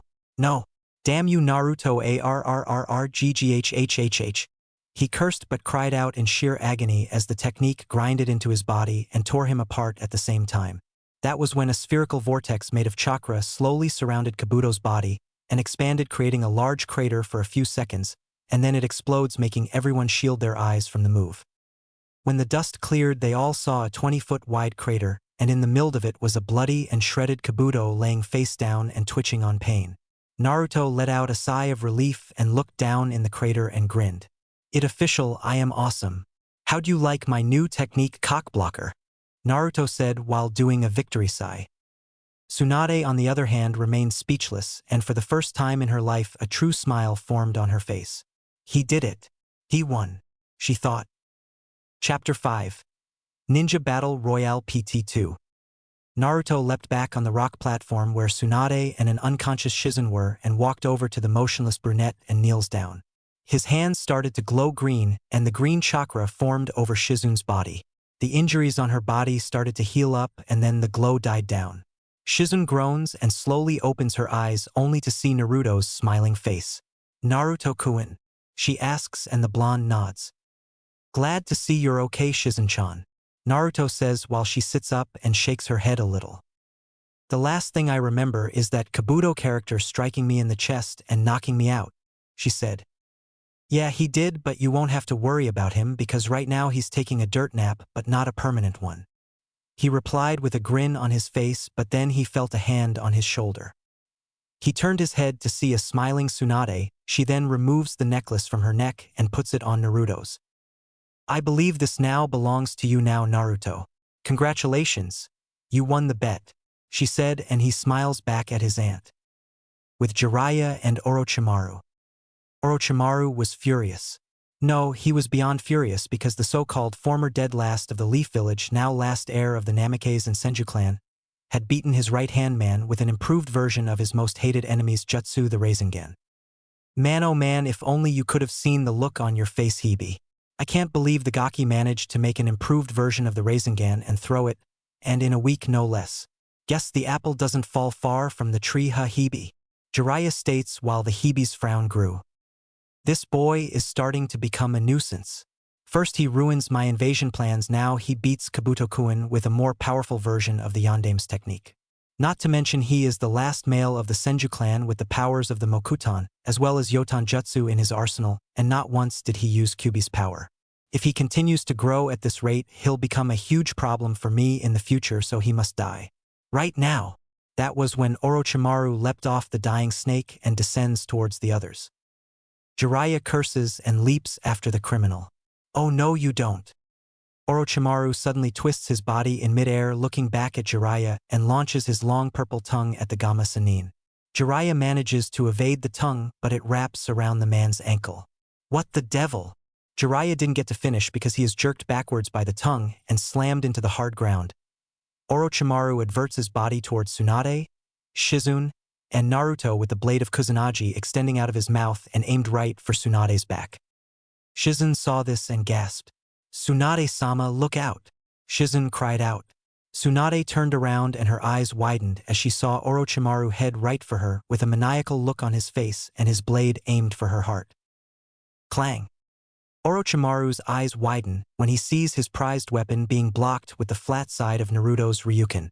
"You really are a stupid fool, Oroyuke," Naruto said and started to channel lightning chakra from his hand and into the blade. Raitun, Reiku Nagashi, lightning release, lightning current. Currents of yellow lightning shot out of the blade and struck Orochimaru all over his body. The Hibi cries out in pain as he is electrocuted and burned by the jutsu and starts to stumble backwards. Naruto ended the jutsu and took this opportunity to strike the white snake dead in the face with his fist and send him flying off the rock platform and into the ground. Orochimaru lands back on his feet, skids back a little, and retracts his blade and grits his teeth in pain and slowly gets back up as static jolts around his body. Damn it, I forgot about his lightning affinity when he used it against the vessel for the Ichibi. He growled out. But that means he also possesses a water affinity, meaning he can use all 5 elements. But that's not possible. The only way he can gain all 5 is if he had the Rinnegan. Jiraiya groans and gets back on his feet, rubbing his head only to see Orochimaru struggling to get up. Man, I can't believe he got me with that disgusting move. Now I'm gonna have to use disinfectant to get that slime off my ankle. Kami knows where that thing has been. Jiraiya mumbles. Kabuto. A torn, bloodied, and slowly healing Kabuto was slowly crawling out of the crater with just one arm. Damn it, that jutsu has slowed down my healing factor. I can barely crawl out of this crater without being in so much pain. It was a good thing I put a strong layer of chakra around my body, otherwise the technique would have destroyed me, he said and winced in pain as his torn left arm throbbed and continued to crawl up the crater. Meanwhile, Naruto was about to advance on Orochimaru with his blade drawn only to have Tsunade step in front of him. "Oba-chan?" Naruto asked and said. Senju looked back at him and smiled. "I'll take it from here, Naruto. You've done your fair share in handling the bastard's right-hand man, so now it's my turn to deliver some justice on this bastard," she says. Naruto blinks at her and grins. "Sure thing, but first." Naruto placed a glowing green hand on her and her previous injuries were gone instantly and her body was rejuvenated. "There. Now you don't have to worry about facing the team with only half of your strength and show him what real ninja is capable of doing," he says and she grins back. "Thanks, and once we're done with him, we can celebrate with a big bottle of sake," she said, and that was when Jiraiya appears. "Mind if I join in the battle?" the sage asks. "The more the merrier.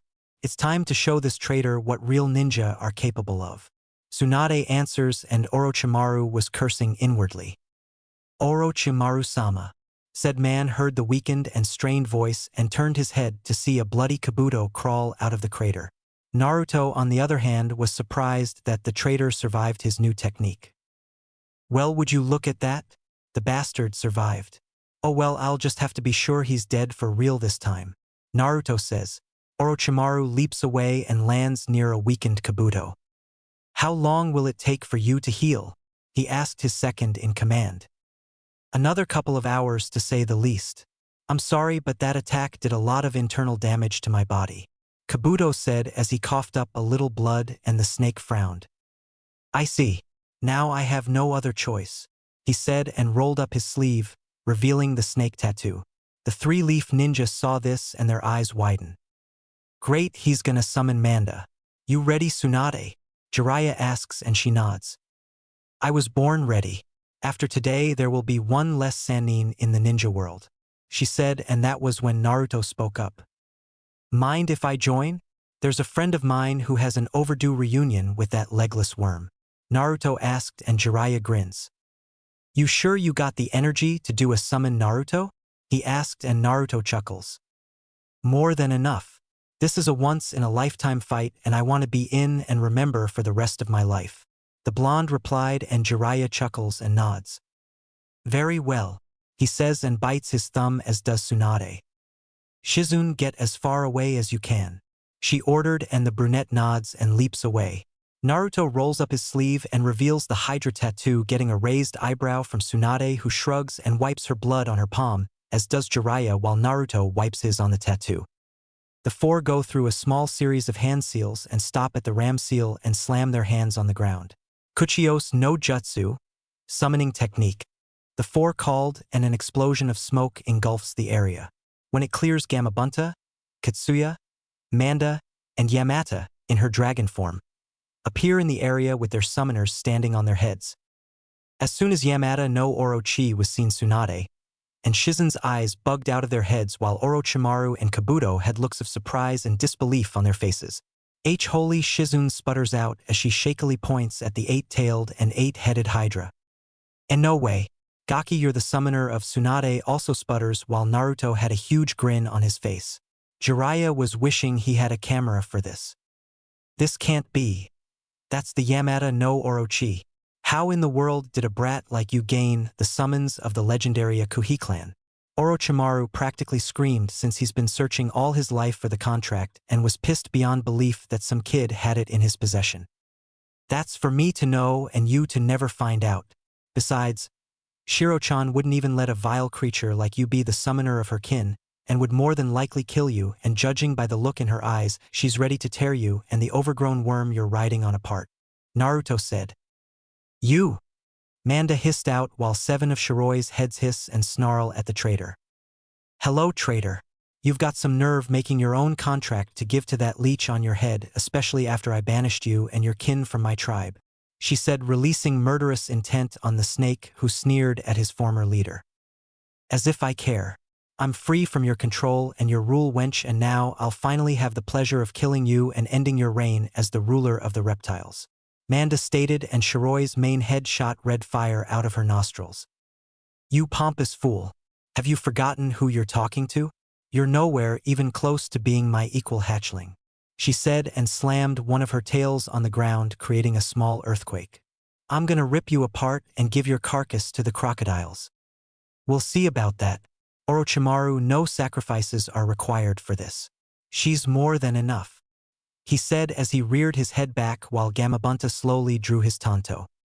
You were always the arrogant one, Manda. Yamada-sama, allow me to assist you in dealing with this Hebe, the chief toad asked. I too would like to help you, Empress of the Hydras, Katsuya requests, and Shiroi nods. But of course, the more the merrier, she says. Katsuya decided to start the battle off first. Zeshi Nensen, acid slime. Acid spewed from her mouth, and Manda slithered around to avoid it. He was able to constrict himself around Katsuyu and opened his mouth to bite the slug and inject his deadly venom. But Gamabunta joined the fray and thrusts his blade forward at Manda's head, only for the snake to avoid it and clamp down on the toad's blade.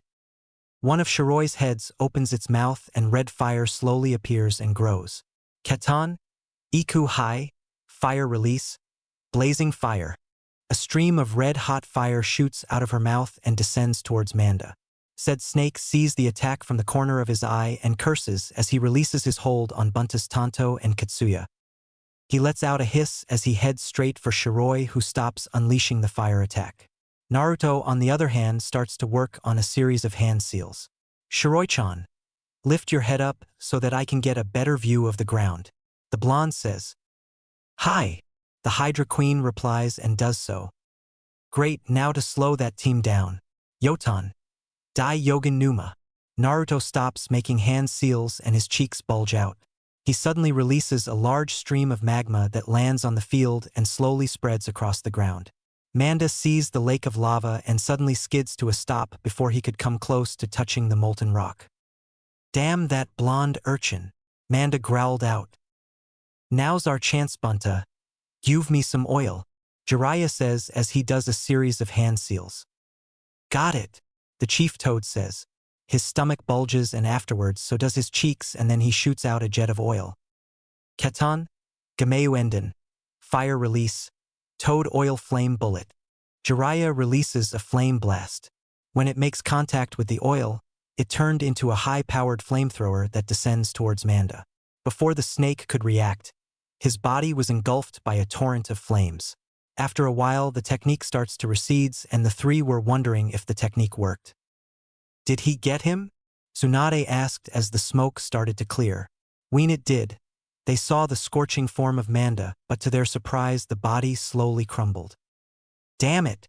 He shed his skin, Naruto said as he looked around, as did Shiroi. Indeed, out of all the snakes Manda was the slickest. Keep your eyes and ears focused, Naruto-kun. The Hydra Queen advised while the blonde nodded. The ground started to shake and Naruto's eyes widened. Crap! He's underneath us, he said. Shiroi's eye did the same, and a purple blur bursts from the ground and heads right for her. Shiroi uses her clawed hand to grab the blur, but to her surprise it was just the tail. The burst once again, and Naruto turned his head to see Manda appear behind Shiroi with his mouth opened wide. Gotcha! He cried as he ascends at the two.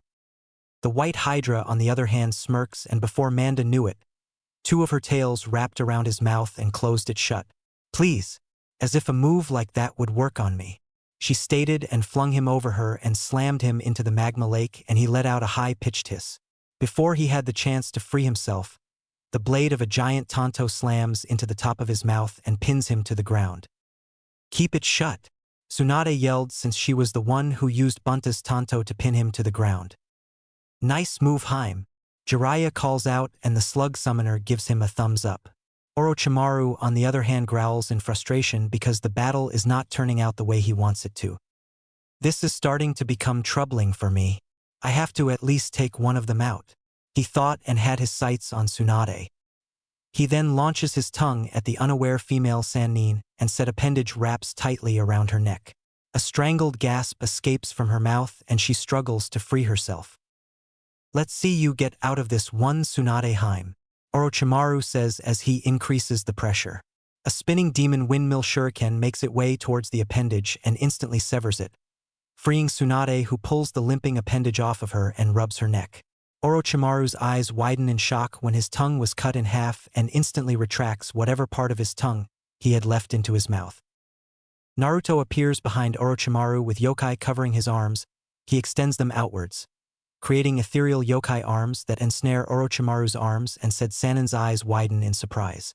Hey Oroki-chan, Naruto calls out, getting the man's attention. Here's a known fact about Jinchuriki and their partners. When sealed in their hosts, the vessel gains immunity to their potent chakra, as well as the ability to use a certain amount. But it has another effect. One that is bad for those who make contact with the chakra, Naruto says while the yokai slowly squeezes the man's arms and they start to sizzle. You see, when the skin is exposed to a bijuu's raw and potent chakra, it acts like a poison, and depending on how much yokai the host conjures, it eats away at whatever it touches, like your arms for example, Naruto says, and Orochimaru starts to grit his teeth in pain. Right now I'm pouring Kyuubi's chakra into your arms and destroying the cells, muscles, and even the bone. Orochimaru couldn't take the pain and howls in agony as the blonde adds more yokai into the man's arms.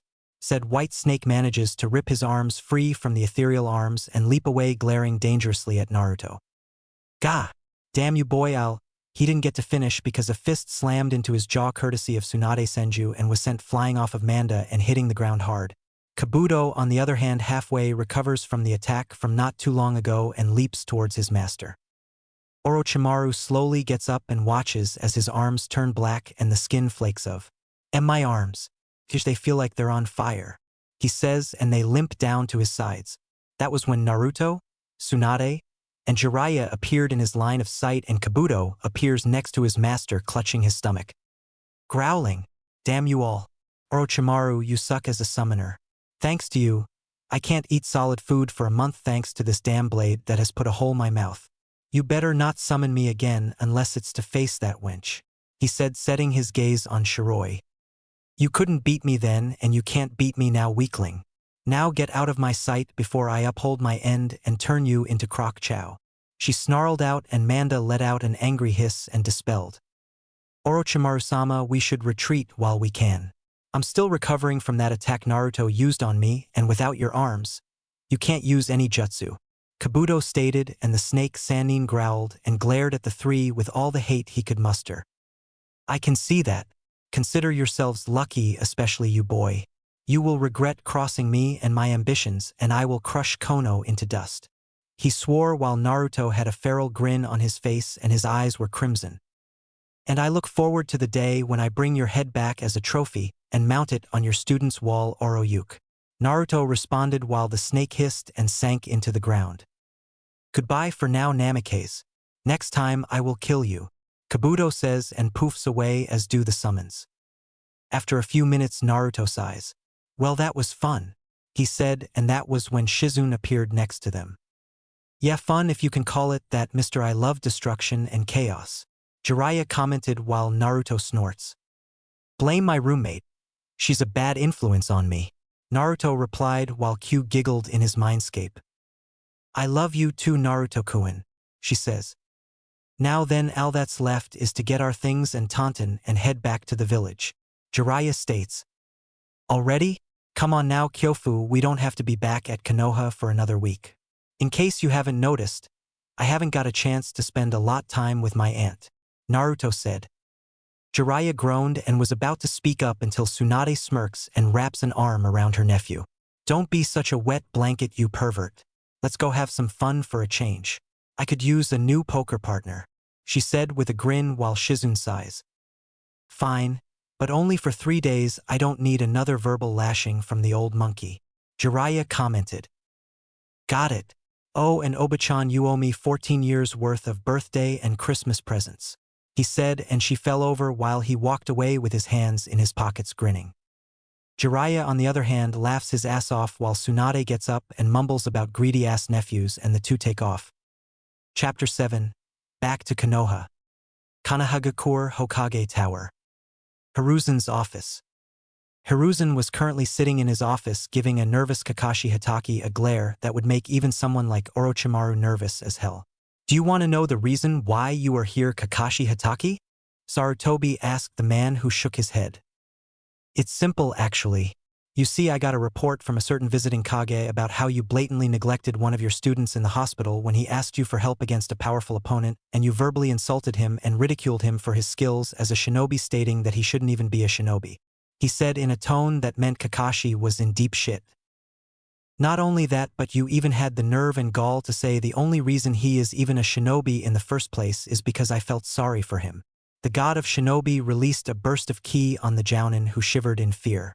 Where do you, a ninja under my authority, go off saying something like that when you know good and well that Naruto got his headband after stopping that traitor Mizuki from escaping Konoha with the forbidden scroll?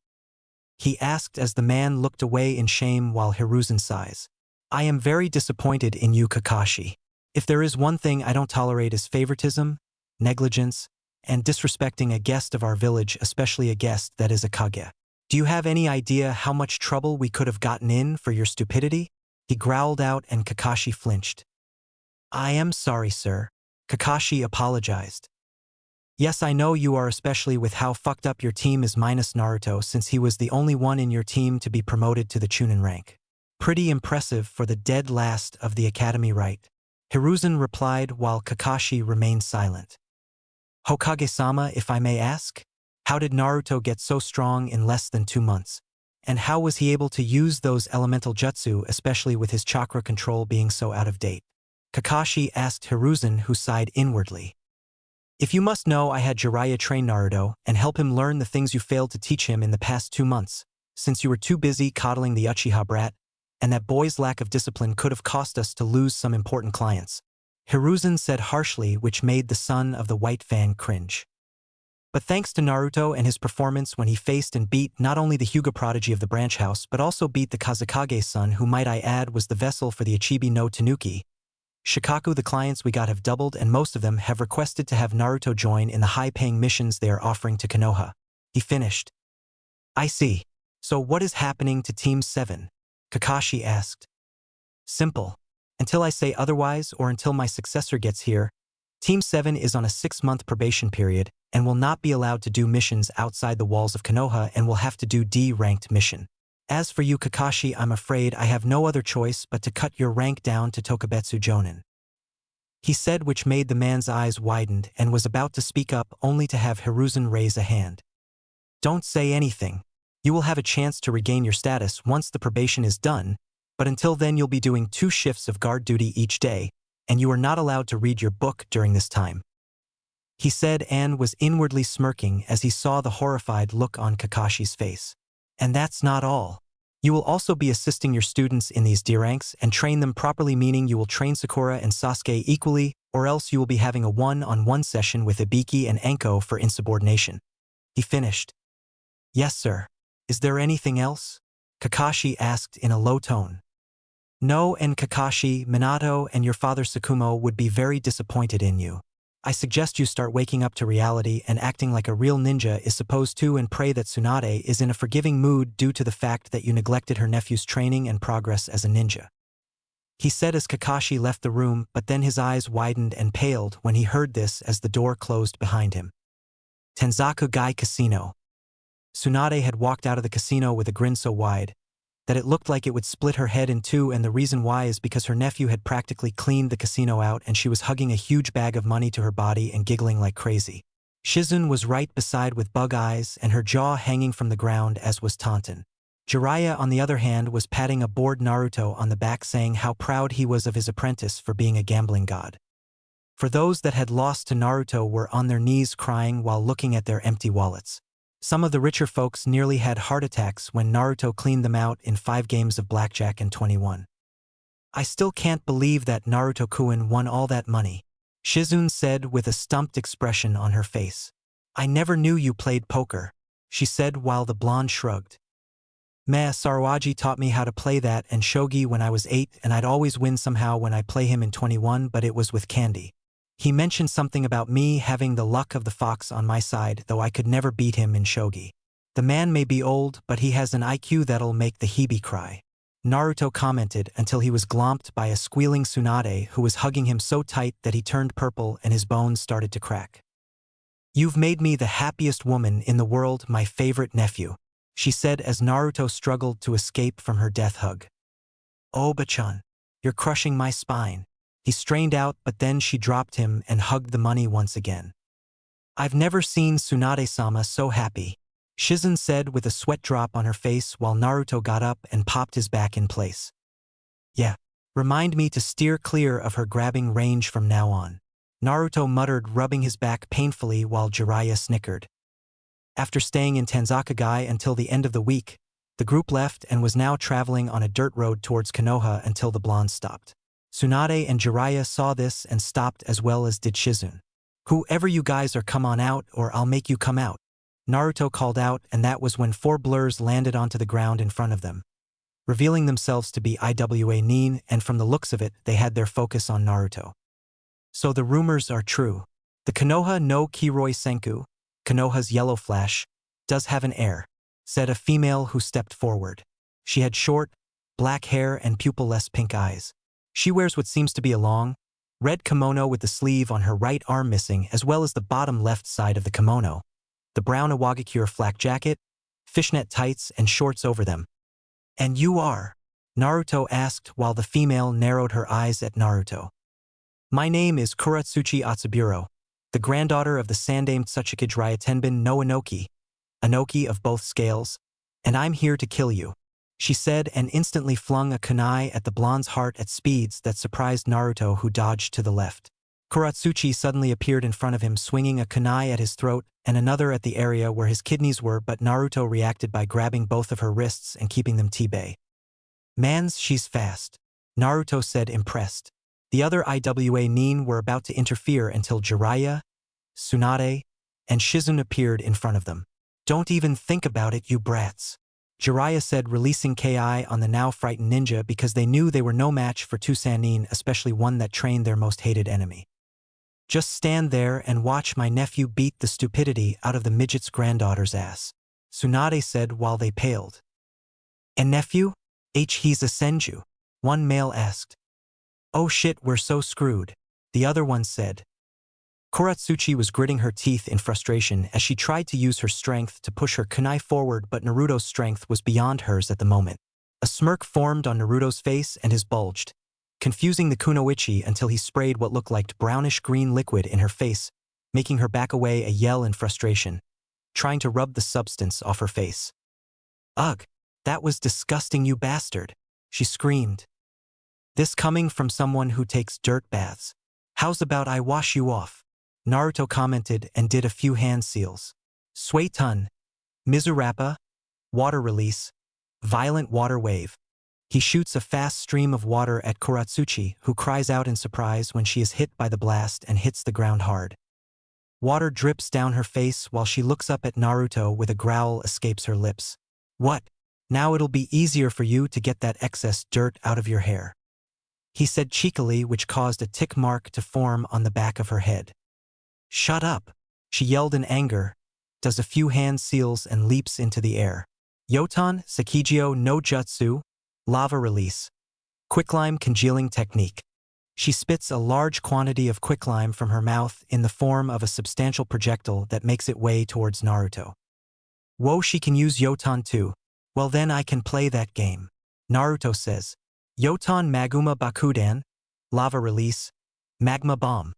Naruto fires a large orb made of molten rock from his mouth, which heads towards Kuratsuchi's attack and cancel each other out, and lava splatters all over the ground. What the? You can use Yoton too?" she asked, astonished that a Leaf Nin, the Yandame's son no less, can use it. "That and more," Naruto replied and aimed his index and middle finger at her while sparks of lightning form around them.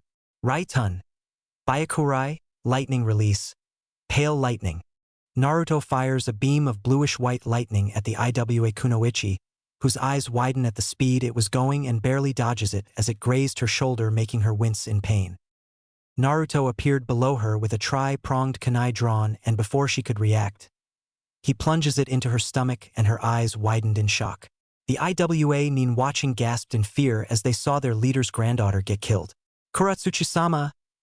one of them called out while she stood there frozen, but she smirks at Naruto, who raised an eyebrow until he saw her dissolve into mud. "Atsuchi Bunshin, Earth clone? Then that means he didn't get to finish because earth spikes rose from the ground and impaled him in several areas of his body, and he gasped in pain."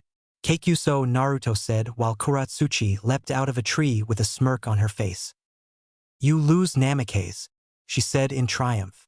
"Any last words before I finish you off?" she asked as she pulled out a kunai and raised it. Naruto, on the other hand, coughed up blood and grins weakly. "Boom," was all Naruto said and glowed white. Kuratsuchi's eyes widened and cursed. "Oh sure." She couldn't finish because Naruto exploded into smoke. A few seconds later, Kuratsuchi leapt out of the smoke with burns on her skin and clothes and lands back on the ground, panting a little. "You're pretty quick," Naruto said, crouching down on a tree, twirling a tri-pronged kunai as she turned her attention towards him. "Impossible. How did you substitute yourself without me sensing it?" she asked while Naruto grinned. "What can I say? I inherited my old man's speed, though you are the first foreign nin aside from my fiancé to force me to move that fast, especially since you're both Yoton users, though her style is more adverse than yours," he commented while she scoffed. "Well then she must not be that great. She never got to finish because a flash of silver shot past her and embedded into a tree, and it happened to be a tri-pronged kunai knife. A cut formed on her cheek and a little blood dripped down her face. She wiped it off and looked up at Naruto, whose gaze was now as cold as ice, which nerved her a little. "Rule number 1, Kuratsuchi-chan. Don't insult my fiancé because can kick your ass 6 ways to Sunday, and will send you back to your old man in a matchbox," he said harshly. 2. Grow up. What happened back then was war, and your people are just as responsible for killing Leaf Nin than my father was. Killing your leader's ninja and killing me will be bad for your village, and do you know why?" he asked while she remained silent. "Because not only am I the last Namikaze, but I'm also the last Senju, meaning that I am related to not just the Yondame but the Shodai and Nidame, and also the future Godame Hokage's nephew, so technically I'm related to 4 Hokages," he answered, making her eyes widened in dread. "So now do you understand?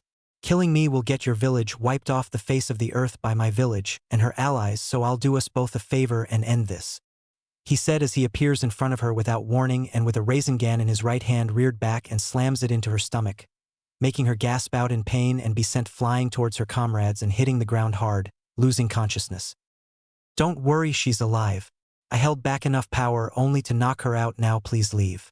I don't have the time nor patience to deal with what little grudge you have over my dad, so do what I told her and grow up," he said. The IWA team glared at Naruto but then took their leader and leapt away into the forest until the Leaf team couldn't even sense them. Naruto pulled the kunai out and put it away, sighing. "Well then, shall we? I'm pretty sure you're ready to bust some heads when we get back, Oba-chan," Naruto said, grinning, while Tsunade blinks but grins. Also rubs her hands together in an evil fashion. Jiraiya and Shizune sweat drop when they see this. Oh boy! The village is gonna suffer some major collateral damage when she returns, Jiraiya mumbles while the brunette nodded. "Hey Oba-chan, I'll race you to the village gate," Naruto challenged while Tsunade grinned. "You're on Gaki," she said, and the last two Senju took off like rockets, leaving a dust trail behind Shizune and Jiraiya, who were stumped. "Where in Kami's do they get this energy?" "Sighs come on Shizune," Jiraiya says, and they run off to join up with Tsunade and Naruto. As they made it into the gate and headed towards the tower, they all noticed that the villagers and ninjas were wide-eyed when they saw Tsunade and Naruto. The ninja were giving Naruto nods of respect as they made their way towards the Hokage Tower. "Hokage Tower. You ready?" Naruto asked his aunt, who cracked her knuckles. "Is that a trick question? It's time to rip out the weeds that are sucking the life out my ancestors' legacy," she said as she made her way towards the doors and then kicked them away, revealing a shocked council. Sarutobi, on the other hand, was smiling warmly, while Danzo was fuming that the IWA he had one of his root ANBU inform about Naruto's heritage failed to kill him, and now that Tsunade was back in the village, he had to be extra careful, especially since his two main backers have been removed from their position thanks to Hiruzen Sarutobi. "Ah, Tsunade, it's great to have you back in the village," Hiruzen said, with Tsunade smiling back. "Likewise, sensei, and I'm pretty sure you'd love to retire again and hand the mantle to me, correct?" she asked, getting a chuckle from the man. "But before we get to that, I need to know where those old buzzards Koharu and Hamura are, since they were the ones who told me that my nephew here was dead, and were the ones, as well as a certain group in this council, responsible for how he was treated due to the fact that he contained the Kyuubi," she asked in a sweet yet dangerous tone that made the civilian members cower in fear. "They're currently under house arrest until I say otherwise, Tsunade, since they, along with a certain warhawk, were responsible for lying about the demise of the current Mizukage's future husband after the civil war was over in Kiri and falsified documents that I didn't approve of," he said, and Tsunade raised an eyebrow at this. "Current Mizukage? Future husband? Is there something I should know?" she asked, which caused Naruto and Jiraiya to start sweating bullets. Hiruzen saw this and an evil grin formed on his face. "Oh? You don't know? I thought Naruto or Jiraiya would have told you once they found you," he asked, while the two waved their hands and shook their hands frantically in the background, screaming silent no's. Tsunade, on the other hand, blinked in confusion a couple of times. "Tell me what?" she asked, while the two shook their fists violently at the old monkey, whose grin grew. "That your nephew is engaged to the Godame Mizukage Mei Terumi," he answered, making her eyes bug out while the master and apprentice slapped their foreheads. "As well as the late Yondaime Kazakage's daughter Sabaku no Temari, who was given to Naruto by Suna as compensation for their attempted invasion with Orochimaru," he answered. "Say what?" she yelled, while the two made their way to an open window. "Naruto, Jiraiya, you two have some explaining to do," she said as she turned her head and saw them make an attempt to leap out the window. "And where do you two think you're going?" she yelled, which made them freeze in place. "Run, Kyofu!" Naruto cried as he leapt out the window with Jiraiya behind him. Tsunade ran towards the window with tick marks on her head. "Oi! You two come back here right now and explain yourselves," she yelled, waving her fists at their retreating forms, and then looked back at Hiruzen, who sighs. "Go ahead, Tsunade, but keep the damage to a minimum," Sarutobi said, while a predatory grin formed on her face. "No promises," she said cheekily and leapt after them. A few minutes later, two girly screams were heard begging for mercy, while an enraged Tsunade was beating them senseless, causing large sweat drops to appear behind the clan heads. "At least things won't get boring with those three around," Tsum said to Hayashi, who just nodded. "Indeed," he said, and a large crash was heard which made the ground under them shake. Hiruzen slammed his head on the desk and groaned. "Why do I bother?" he muttered out. Announcement.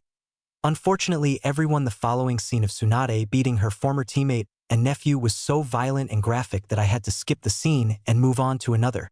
I apologize for the inconvenience, but the raiders would get me in trouble. Hospital. After Tsunade had beaten some sense out of Jiraiya and Naruto and healed them, she, Naruto, and Shizen went to the hospital after she heard about one of the genin getting seriously injured during the Chunin exam prelim matches and went to see if she could do anything to help this person. As they made their way to the second room of the hospital, they heard the sound of someone yelling about proving his flames of youth despite being injured, and as they turned the corner, they saw a pissed-off Tenten dragging a protesting and struggling Lee who was wrapped in a bandage like cocoon back to his room. Lee, you're going back to your room and you're staying there. You shouldn't be training in your condition anyway, you got injured during your match in the prelims, Tenten said, and she struggled to drag Lee back to his room. But Tenten, I will weaken if I don't at least get a day's worth of training. Please, just 30 push-ups and I'll be done for today, he tried to reason. No, you baka, the doctor said, to stay off your feet until Tsunade-sama gets back, and training will only make it worse. She responded and was inwardly cursing at how her teammate could be this strong even in his current condition. Yo, Panda-chan, need some help? A voice behind her asked, and a tick mark formed on her head and growled at the nickname. Don't call me that, she yelled as she turned around, but then paused when she saw Naruto walking towards her with his hands in his pocket and was grinning. And Naruto. Yo. Hey Lee, shouldn't you be in bed, bro? Naruto asked while the bowl-cut ninja blinked when he saw Naruto. Naruto-san, you have returned, my youthful friend. Congratulations on your promotion, Lee said with a grin on his face while Tenten bonked him on the head and said Blonde chuckled. Same hero, yeah, I'd like you two to meet my... He didn't get to finish because a green blur crashed into him and sent him flying into a wall, and that blur happened to be a grinning guy. Tsunade-sama, you have retuned. Thank you, O youthful Kami, you have answered my prayers, he said in a prayer position with anime tears falling from his face while a spotlight shined down on him which caused everyone to sweat drop. Tenten, on the other hand, was trying to pull Naruto out of the imprint he made in the wall when Guy crashed into him and successfully did so while the blonde had swirls in his eyes. Hey Naruto-kun, are you alright? Tenten asked the groaning blonde. Tenten, why are there 3 of you standing in front of me? Naruto asked the girl whose sweat dropped until he shook the cobwebs out of his head. Man, what the heck hit me? Not what hit you, Naruto. Who hit you? Tenten said, pointing at Guy, but then her eyes bugged out when she saw her idol standing a couple of feet from her. I is that, she tried to say, but the words died in her mouth. Yep, that is Tsunade Senju, the next Hokage and my aunt, Naruto said, which made Tenten's jaw drop and just stare at Naruto, who blinked a few times. What? He asked, and the next thing that happened was that she fainted, but luckily for her she was caught by Naruto before she hit the ground. Tsunade shook her head and then looked towards a bound-up Lee. So you're the one who got injured during your fight with Sabaku no Gaara, correct? Tsunade asked Lee, who blinked and nodded. Well then, let's head to your room and see what the damage is, but first let's get these off. She ripped off the bandages he was bound in without even trying, shocking the taijutsu specialist. Now come on, young man, she said, motioning him to follow her, which he did while Guy was thanking Kami for bringing the goddess of medicine back to the village. Naruto, on the other hand, sweat dropped while holding an unconscious Tenten in his arms. He sighs and sets her down on the ground, pulling out some smelling salts from one of his pockets, popping the bottle open and waving it in front of her nose. A few seconds later, her head shot up and she looked around. Who? What? Where? She said, and saw Naruto. Oh hey Naruto-kun, I had the weirdest dream that Tsunade-sama was here and you were her nephew, she said, and the blonde rubbed the back of his head sheepishly. Well, I hate tell you this, but it's true, he answered, which made her eyes widen. But don't faint again. Tenten rubbed the back of her head and blushed in embarrassment. Sorry about that. Oh, I wanted to talk to you about those 2 swords you had on your person after the Chunin exams, but you already left with Jiraiya-sama to find Tsunade-sama. Where did you get them, by the way? She asked. Naruto was about to speak up, but that was when an ANBU appeared in the hospital. Namikaze-sama, the Sandame wanted me to inform you that your fiancé Sabaku no Temari has arrived while you and Jiraiya-sama were away to look for Tsunade-sama, and right now she's at the Nara clan's compound, he stated, and Tenten's eyes bugged out when he said Temari was his fiancé. Gotcha, well, I'll see you later, Tenten, and I'll head to your dad's weapon shop and bring my swords with me, he said and shunshin's away. Nara compound. Temari and Shikamaru were engaged in a terrifying game of shogi. So far Temari won 4 games with Shikamaru winning 5, and so far they were evenly matched. Hey, I should have known you two would have been doing this, said a voice, and the two looked up to see a smirking Naruto and Yoshino Nara, Shikamaru's mother, approaching them. Thanks for the green tea, Yoshino-sama. I've never tasted anything so amazing like the kind you made, he said politely and bowed. Why thank you, Naruto-kun, and just call me Yoshino-san, and be sure to treat your fiancé like a queen, she said while he chuckles and does a mock salute. Yeah, ma'am, Naruto said, which made her giggle and looked at Temari. You've got a good one here, Temari-san. Polite, strong, rich, and not lazy, she emphasized, which made Shikamaru's brows twitch while Shikaku, who was cleaning up some deer antlers to send to the pharmacy center, sneezed and muttered troublesome wife. Temari on the other hand grinned and nodded, and as soon as Yoshino left, Temari placed her game piece on the board and said checkmate, which caused Shikamaru to slump his shoulders. The fan user then walked over to Naruto and wrapped her arms around his neck. Hey Naruto-kun, she said while he smirked and wrapped an arm around her waist. Hello yourself, beautiful, he said. Thanks for letting my future wife stay here while I was gone, Shika said, however waved his hand in dismissal. Yeah, whatever. Wait, did you say future wife? He asked as he shot his head up in shock, and Naruto nodded. You're engaged to her? Temari, on the other hand, narrowed her eyes dangerously at the shadow user. Yes, I am his fiancé. Is that a problem, you lazy rat? She asked in a tone that promised pain, and was slowly reaching for her fan and use it to cave his skull in. Naruto's eyes widened when he saw what she was about to do, and Shikamaru was about to open his mouth only for Naruto to speak up. Whoa, would you look at the time, we gotta go and get you settled at my apartment, Temari-chan, Naruto stated while she looked at him with a raised eyebrow. Apartment? I thought you had a clan complex, she asked. Oh, I do, but sadly I need my godfather Jiraiya, who is now in the hospital, has to remove the barriers and security seals since he and my dad made some new ones that keep people out, and sadly I'm only intermediate level when it comes to Fuinjutsu, and I could end up killing myself if I messed with them, he answered. Oh, I see. Well, is the apartment nice? She asked, and he scoffs. Nice? My mom left me the place and it is beyond nice. Trust me, you'll be wowed by it, he said. So where's your stuff? He asked. Oh, I got everything I own in a sealing scroll, she said, releasing him and grabbing a large scroll from the porch, and Naruto whistled. Wow, did you bring the whole house with you? He asked humorously, and she responded by lightly punching him in the shoulder. Shut it, you, and carry me to your apartment, she ordered with a playful grin on her face. After Naruto straps the scroll with her belongings on his back as well as her fan, he scoops her up in his arms, holding her bridal style and making her giggle while she wrapped her arms around his neck. See ya later, Shika, he said, and shunshins away with his second fiancée while the Nara mutters troublesome, but he was also glad that he now had another rival aside from his dad in shogi. Naruto's apartment. Naruto and Temari appeared in front of his door, and he sets her down. Well, here's our humble abode until we move into my parents' complex, he said as he pulled out the key and opened the door. As they entered, Temari whistled at how clean and decorative the place was. Wow, this place is huge. Your mom must have been loaded to afford a place like this, she said as she looked around. Yep, she was, and so was Dad, though I barely scratched the surface on either of their accounts, so there's no need to worry about money. Oh, and before I forget, there's someone you've got to meet, he said, and a red kit popped out of his jacket and landed on the ground, which surprised Temari. The fox then glowed and transformed into a human shape, and after the glow died it revealed Q in her human form, grinning, and Temari's eyes bugged out. Temari, say hello to my first mate and tenant, the Kyubi no Yoko, or Q as I call her, Naruto said, which made her sputter and point to Q, who just giggled. You can relax, Temari-san. I'm not gonna hurt you or anything, even though I'm the strongest of the Bijou. I'm not like that blood-thirsty weasel Shikaku, she stated while the wind user let out a sigh of relief. So you're Naruto-kun's third future mate, huh? She said and started to walk around a nervous Temari and seemed to be inspecting her body. Not bad. You take real good care of your body, and despite your age, you're filled out in the right places. She commented, which made Temari turn red due to the fact that she's being checked out by the opposite gender and a female demon no less.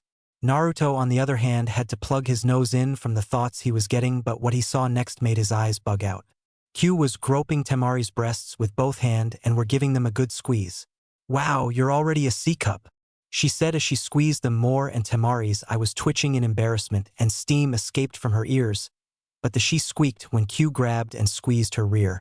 "Damn, do you have any idea how many girls would kill to have a nice and firm ass like this one?" she stated. Naruto managed to snap out of his stupor and cough. "Ahem, Q, I think you should stop," inspecting Temari-chan before her head explodes from the amount of blood rushing in it, he said, and the demoness blinks and looks at Temari's red face. "Whoops, sorry about that. Anyhow, welcome to the family, Temari-chan, and don't hesitate to do anything I wouldn't do with Naruto-kun, especially with what he's packing in his boxers," she said, which made Temari cover her nose and Naruto to turn red. "Q!" Naruto yelled out in embarrassment. Night. After that little scene and after Temari got settled in and they had dinner, Naruto was currently in his room in a gray sleeveless t-shirt and a pair of black shorts, writing down some notes from a Fuinjutsu book he got from Jiraiya during his training. Q was currently in her fox form, sleeping on the edge of his bed, curled up into a ball with her ears twitching occasionally. As he continued to do this, there was a knock on his door. "Come in, Temari-chan," Naruto said as the door opened. He looked up and saw Temari with her hair down and was wearing a light purple shirt that stopped above her knees. "Hello, beautiful, come to give me a goodnight kiss?" he asked as he put the stuff away. Temari smirks and walks over to the bed and sits down on it. "Actually, I was hoping to stay the night with you, Naruto-kun. Please?" she asked with a pout on her face while he chuckles. "Sure, I was about to hit the hay anyway," he said, getting a grin from her. She crawled onto the bed and then kissed him on the lips, and he returned it. After kissing for a few minutes, their lips parted and Naruto laid back. Temari rested her head on his chest and pressed her body against his while he wrapped an arm around her. "Good night, Foxy-kun," Temari said while he smirked. "Good night, Sabakaheim," Naruto stated and snapped his fingers, which resulted in the lights turning off. A few seconds later, Temari squeaked. "Hey, no groping, pervert," Temari said in the darkness. "That wasn't me," Naruto stated and heard Q giggling. "Q. Ah, oi. Stop feeling me up, you perverted vixen, and Naruto, move your leg, it's poking me," she said, only for Naruto to remain silent. "Naruto, did you hear me?" she asked as she shifted her body around. "Ah, Temari-chan, that's not my leg," Naruto replied and said female blonde was glad Naruto couldn't see the huge blush on her face. Q, on the other hand, was giggling like crazy. "I told you he was packing," she said and groped them both, making them yelp. "Q!" Naruto and Temari yelled at the same time as she grabbed them both in the darkness.